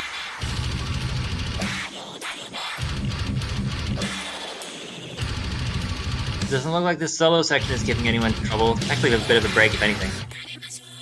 China's on the lead now, though. Go! I spoke too Very soon. close. We're getting to Tosa's this accuracy last is long dropping. nose. Only a quarter. Oh, look at the difference! It's 140 points. Oh my god. Client It's pauses. 104 points. This client just lags for a moment and displays how close this match is. Oh no! And we're still missing the last section. Okay, Every we're back, single we're back. 300 counts. This is gonna be insane. QX with a miss though. That's gonna be the advantage to Philippines. Another miss. Oh, QX Oh is my dropping really God. far below the 99%. Cannot afford that right now. Kura, if you don't drop, like, it's on your combo. You cannot afford to miss here. He's dropping accuracy and Satori's, so that trade's pretty equal, and Tosa now drops, and China is doing their best. They're keeping up, and they're getting Oh my back god, this is into so it. close. It's so close at the ending. This last long nose might be the kill. As Kura's keeping that combo up, it's not gonna be enough. China, they're pulling ahead. As long as there's no breaks, they'll take. And Oh it's my very, very close, but I don't see it. Saturday and QX, but QX with a double miss at the end. Misses. Oh my god, Oh, it comes to It the was wire. so close. Oh, and they take it anyway. China 1,400 equals points. the series again. Oh my god, that's That was so 1,400 points of the. And it was all Wow. pure accuracy because Kuras only had 2 misses, Entoser only had 2 misses with some LN breaks, but Kura's accuracy just wasn't. It just wasn't enough. Like, that ratio is the main killer, because sure, he had a lot of 200s, but double the 300 count of every other player. Yeah, With His ratio combo alone, he wasn't- could have brought it up. his combo Back up. wasn't enough to carry. It was really that last section that gave up the ghost for Philippines, because they did have the slight lead in there, but Kura and Entoser both dropped their accuracy a little bit on that really dense part, while China just kept it up. What does Philippines pick now, though? It's got to be Ben. There's no way they go for the SVs, and I don't think they're gonna go for TFC. At this point, all the players are playing maps they don't want to play. It is the least of the evils that they have to pick right now. And there's only 3 picks left. Vent, Tipsy, and we're all gonna die. I gotta say, those are some evil picks.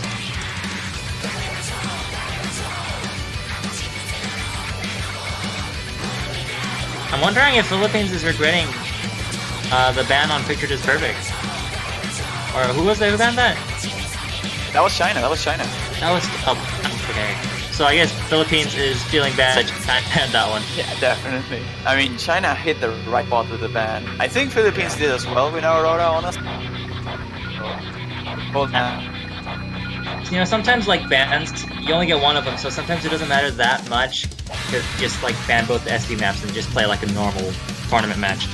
But in this case, because it got so close to the wire, every single pick counts, and that's one very crucial pick that China might have taken away. These two teams fighting for the spot on the grand finals to face next week whoever wins the match against Korea and the loser of this. Every single 300 counts right now. We saw it on the previous map. It was very, very close, and Philippines now, I think, on a worse position than China, I will argue. They need to win Ben no matter what happens if they pick it. They can't. I think there's an argument to be made about TFC. I think Philippines could go for TFC, but everything just points at Ben. It's a core jack map, so it's very unpredictable. You can be very good at Rice, but be very bad at core jack. That has been a thing. I mean, given how long they're spending to discuss this, I'm guessing that they're bad enough at Ben that they might actually be better at long notes than at I Ben. think their main issue is that not that they might be bad on Ben. Okay, they're going for Tipsy, but I think they are just scared because they have no clue how good China could be. Yeah. Yes, that's very true. And for them to go for an LN pick this late, that's interesting. They must be really uncomfortable on Vent. They must really not like the SVs. I think this is a safe pick, though. I think this is safer than Ben. As crazy as that sounds. I'm not gonna say Ben it's could safe. have been like the pick they make, like a 50-50. I don't know. And Something this- they just don't know how China will do, so there's no way for them to predict it. It could very well be that China can't core jack at all. And But the thing is, QX will for sure do well, and his accuracy is probably the best in the lobby, so he would be really good on them. But that might be why they're not feeling so confident on it. If we're talking about safety here, I would say like picking TFC is like going on a construction site without a hard hat, but picking TFC is like driving without a seatbelt. No, I said TFC twice. It's like nothing is safe, but you gotta pick one. Yeah, that is correct. I'm feeling more nervous. cards. TFC is such a long map that nerfs are gonna be a thing for a long time. This is a really chance to be demanding consistency for anyone.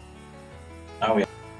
Oh, interesting. It seems like Satori was asked to be different or himself last once. I mean, that could be a good thing for Philippines. It could also mean that both of them are really good at the maps. However, the thing is that China was avoiding this chart for the entire match, so they can't be really confident on it. Otherwise, they would pick it. Fair enough. One can only argue that. We did touch on this earlier, but it's worth repeating that this is a fight for a spot in the top 2 of the tournament. Yeah, the winner of this match moves on to the grand finals. And the loser will have to fight for this spot against South Korea. Right off the gates here, Satori and Kura both traded misses at the same note, so combos are literally equal as they can get. But the accuracy here from Kura is slightly lower than Satori, and that's why China's on the lead. I'm actually surprised that Satori's accuracy is not on the 19th. I mean, just get into it, back to it. I was expecting his accuracy to be the one on top of everyone else. QX is still hold the highest accuracy, although only slightly above it. Yeah, the lead looks really small, but because the map is so long, each might be small. Here we go, starting to pick up a little bit. This first chorus isn't the hardest, but it's certainly gonna be a thing for both of these teams. Could very well miss at any point here due to just fatigue, right? They have been playing this match for more than 10 maps now. This is number 11. So as much as this is consistency, you can only get chokes as the concentration starts to fall away, and there it is, and Toaster is the one.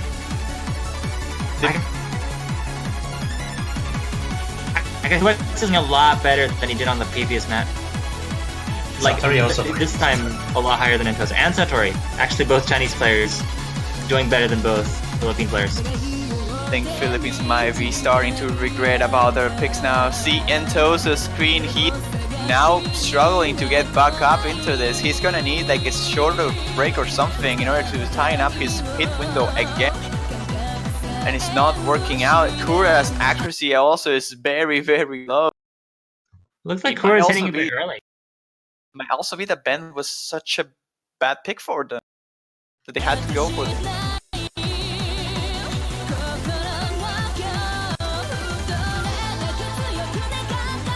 It's a very long map, and the difference is already this high. Oh my gosh. I think what we were talking about at the very start of the match, one of these teams has to run out of good picks, and we said it was going to be Philippines, and I think it might have just happened. Okay, so here's the strat. Here's the ultimate strat. What if Philippines pick this in order to leave China without good picks, so they have to make the difficult choice? Well, that doesn't make any sense. I mean, think it that way, right? Because if Philippines pick something they are not sure if they're gonna win, because like for example, Ben is a core jack map. You don't know if China will do well because sure QX might just destroy the map, but you never know about the second one. So you pick Ben and you fail. So China has to pick this one and they just win. Now that they pick this instead, Ben is a choice that China is afraid to make still because they don't know if Philippines will do that great on. and they have the SV map, which sure they have Wilbur Chan for it, but they haven't picked this far, so I don't know. I don't think that makes any sense. I'm sorry, what?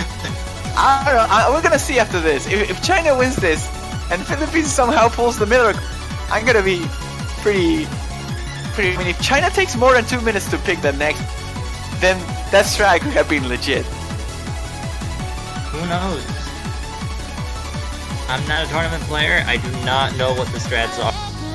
I just talk about things. As we get into the break, we can kind of see how the standings. It's still QX on top, Satori bringing up the second. Entos are trying to keep up with Satori, but still in third place in terms of accuracy. Kakura is actually sad. He's holding the worst accuracy, but his combo is so huge. Oh my god. Notice. Pulling a Wilbur. Wait, no.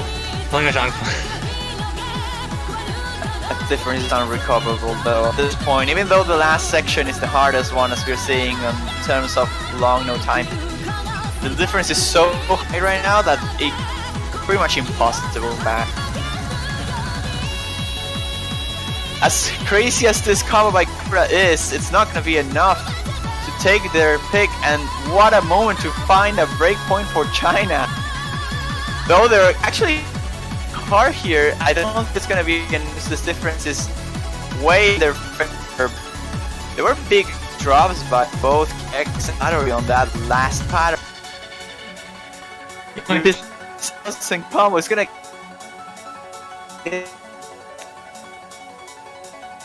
Oh, here's...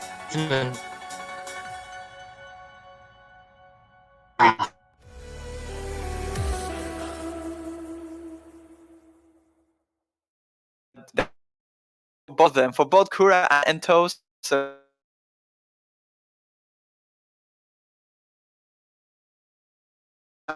now they're cornered. They drop on pick, and now it picks with match point in their head. They need to break. Oh man, the four breakpoint match, that might be too much hype to handle. Breakpoints going to tiebreaker, that would be insane.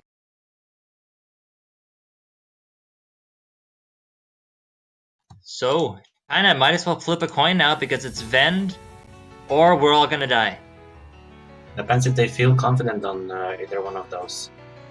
And Dozer did say before that SB is gonna be the death of everyone. So I'm not sure if they're very comfortable on it. It might be a good approach for China to pick the SV chart. And yep, they're going for it. We're gonna die. We're all gonna die. Satori saying we're all gonna die in both senses of the phrase. That's the ideal last pick. And I think this sounds like game over. This sounds like game.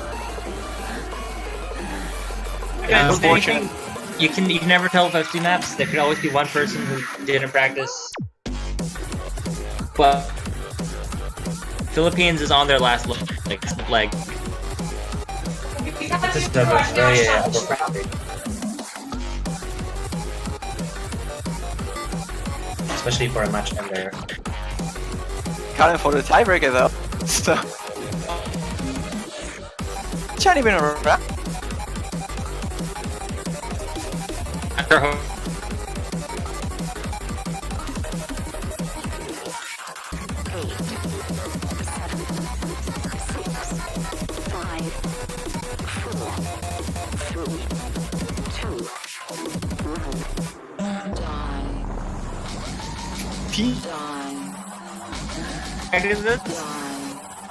I was like expecting out Philippines.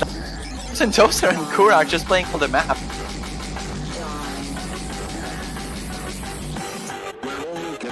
We are. Anyway, let us well enjoy yourself.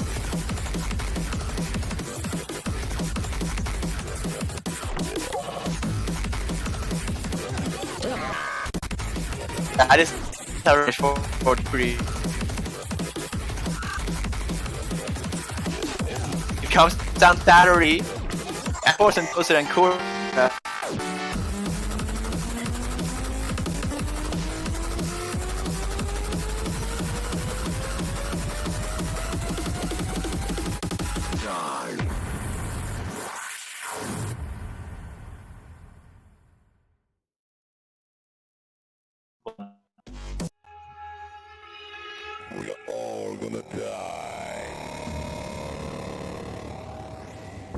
Fine, actually.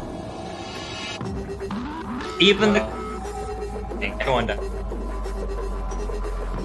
What if we see like the full? So it's left.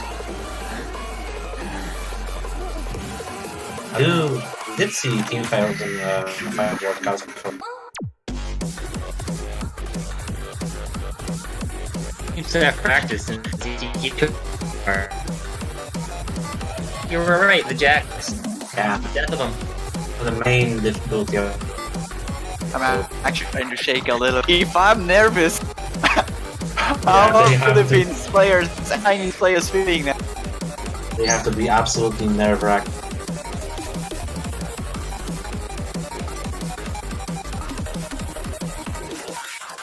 And here we go, the countdown starts. Last 5 seconds could very well be the end of the match, or could be the beginning.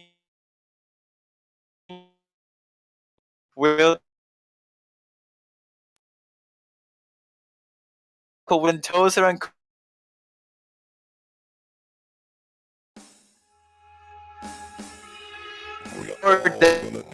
there, as all gonna die. Dude, it's like it's building up the nerves. This is an ID for the last game.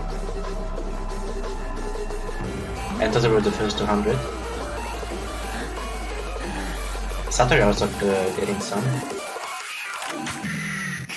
Here we go. Nobody missed on the first jack. That is a lead in Philippines right now, though. Yes, actually, Wilbur-chan not keeping up with this. Oh my god, he's actually struggling quite a lot here. Oh Dropped no! in S rank. Kama, you were right. He just can't hit those jacks. Yeah, that's what I was expecting. Oh man, this is looking very good for the Philippines now. And I told you, they left China without the right pick. And the map is not over yet. It's nowhere near. The Philippines are holding very strong after finally. Madman, cool the map. No, almost still. Wow, they're both. This lead is huge though. 50,000 points here. Yeah, both of the Philippines players are above 90. Sorry, the better player on Chinese side. We're all gonna die. Anyway, let as well enjoy yourself.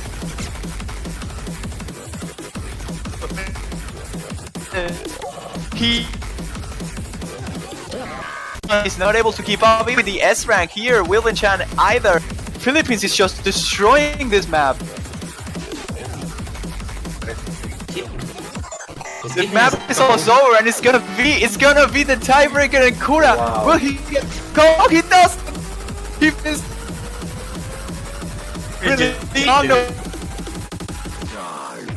He released completely, hit the rest of the pack, and 100,000 points. What a And we're gonna win be for the seeing- Philippines. We're seeing Tiebreaker. The tiebreaker, the first tiebreaker in bracket stage, and what a place to get it. This is so historical. When's the last time a winners bracket finals match has gone to tiebreaker? That's so It was crazy. it was Singapore last year when they actually failed the tiebreaker. Ah, but that wasn't winner's bracket, that was loser's bracket. Oh yeah, you're right. This is the first time in history, I think, we're seeing a tie on the winners finals for Yeah. 7 Key World Cup. And We this is are gonna about to be- sink to the deep sea world. Oh wow. That's the 8-star map by Sankansuki. Philippines must be. They like thought they would war, but it kind of didn't even. Yeah, as I expected, Wilbin Chan couldn't keep up. to mention, Kura totally popped off. Kura was talking about how he always chose keep with those jacks like a boss.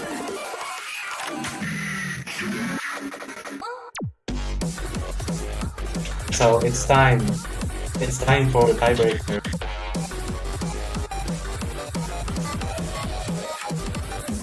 This is the moment that the entire tournament has been building up to.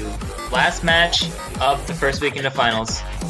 We've gone 6-6. We played 12 maps. And we have another. And the last map is ultimate.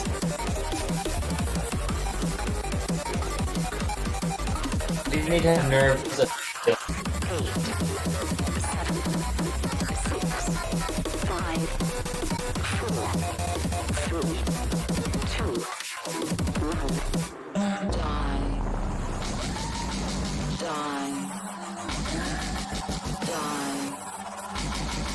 We're just waiting for the map swap, and we're gonna be getting ready for the tiebreaker. Whoever wins this.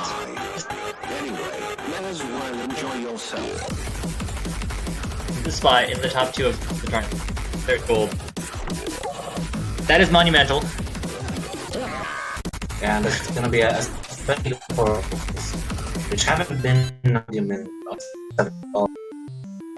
Absolutely. Song, the sweet sound of chroma.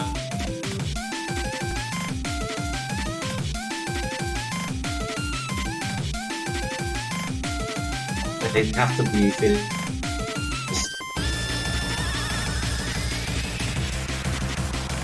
I need to see defense. So in a really hard tiebreaker, this is gonna be a real test of their skills. And with 90 or even 100 minutes into this match,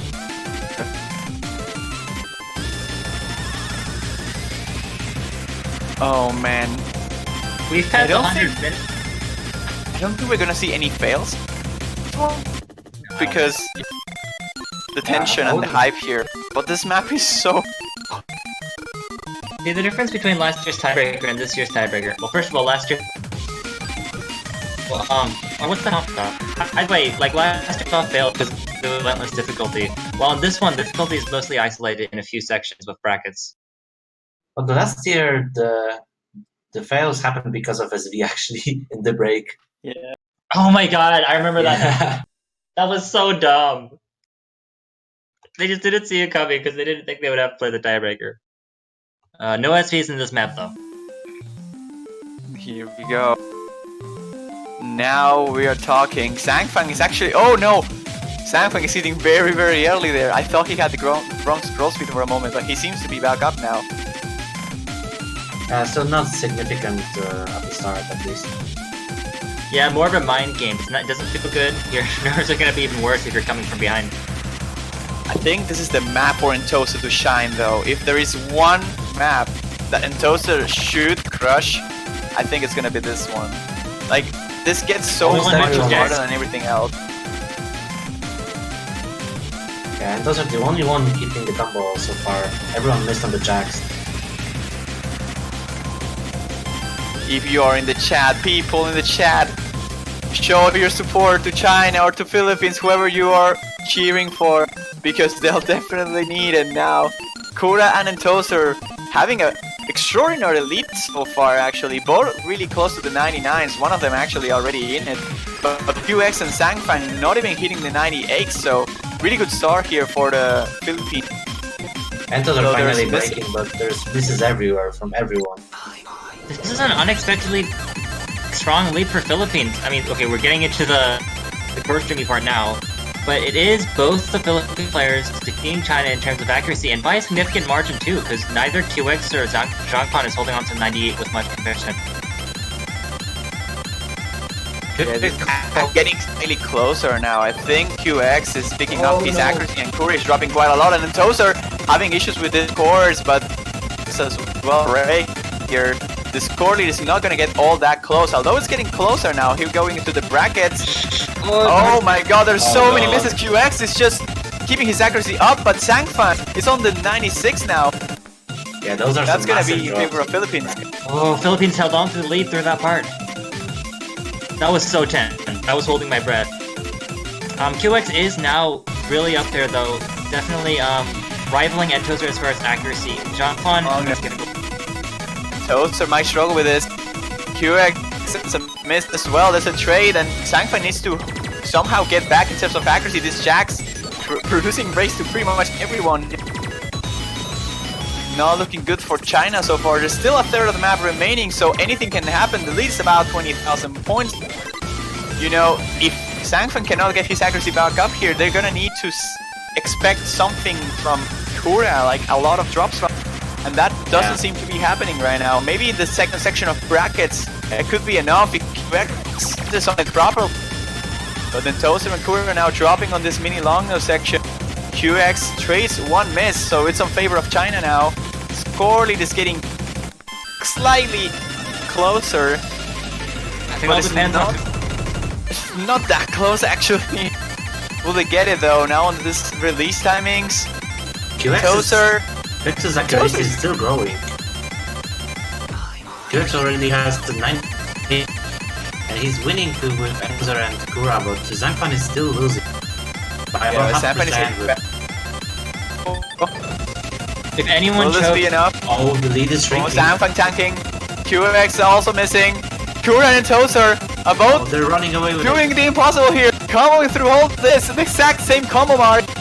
The long nose are not gripping them, and Sangfang is not able to keep up. QX neither. And this is Philippines, it's all Philippines. They drop a lot of accuracy, but it doesn't matter.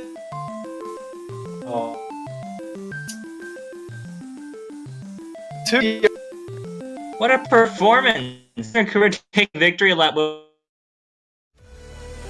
Like almost on China, they destroyed China on this. The fact that they comboed the last part, the last course stream, that was insane. That was crazy. How did they do that? That is the match, everyone. No 7-6, Philippines. Oh wow! I have no idea how, but that come on the end.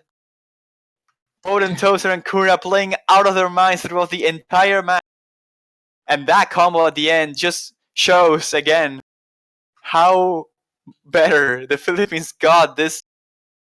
Yeah, this is an insane performance, both of them. Oh, that was the last match of the weekend, but we have more finals coming up next week when Philippines... Philippines will sit tight for now while China has to go down to losers bracket and pick up the losers bracket, which is South Korea. And whoever wins that match will go to the grand finals match. There is a chance for South Korea for some retribution on China. Oh yeah. So this is some interesting matches coming in as we see the bracket now. China versus Korea, and then the winner will face Philippines for the title. Now Korea has not lost a single point to anyone except for the times they lost by default, which doesn't really count. So China has their work cut out. I guess they do the reason they semi-finals too. Against the Korean. That was a hype match. Oh yeah, that was a really good match. Honestly, kind of worked out. What to teams in their final, but did really good finals bracket. This match was easily one of the best in the tournament. Sure. Match seeing in the mania. Yeah. I don't know if you remember, but they were two brave each team, and they both back to back. Like, yeah, that was insane. There's never a point where any team's leading for more than 1 point. That's oh my with gosh. 4 break points, that's insane. Break point and at best, and there was only like 8 to 7. It's like half the points. And half the points. It's a quarter. It was also the fact that it was back to back.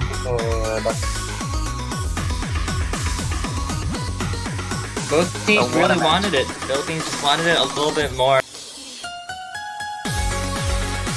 Any last thoughts, guys? We gotta be turning off the stream pretty soon. Well, good luck to all the teams participating in the finals next week. We already saw most of the scores from these teams on the map, but it's gonna be interesting. I hope someone can finally dethrone South Korea. If Yeah, there's but a team to do, that's something we'll see next, actually, right? This is the last map. The weekend. if there's a team to dethrone South Korea, it's Philippines right now. They have to train a lot this week, though. We have seen scores from Korea during the matches of yesterday, actually, against both the US and Thailand. Are really, really spooky. Philippines will really need to train to analyze those scores they have seen and try their best to dethrone South Korea, actually, because South Korea has been winning this cup for way too long. Absolutely. So that's gonna be it for today and for the weekend. We're gonna see you all next weekend with South Korea versus China. That's gonna be the first, and then whoever wins will be facing the Philippines on the grand final. Hype yourself up for that. Check the schedule on the wiki, should be up probably tonight, if not tomorrow. Hope you all enjoyed it, because I mean, if you did, I don't know what to say. It does better than this. Oh yeah. Hope you had a great time. I guess we'll see you next weekend for coverage of the big move.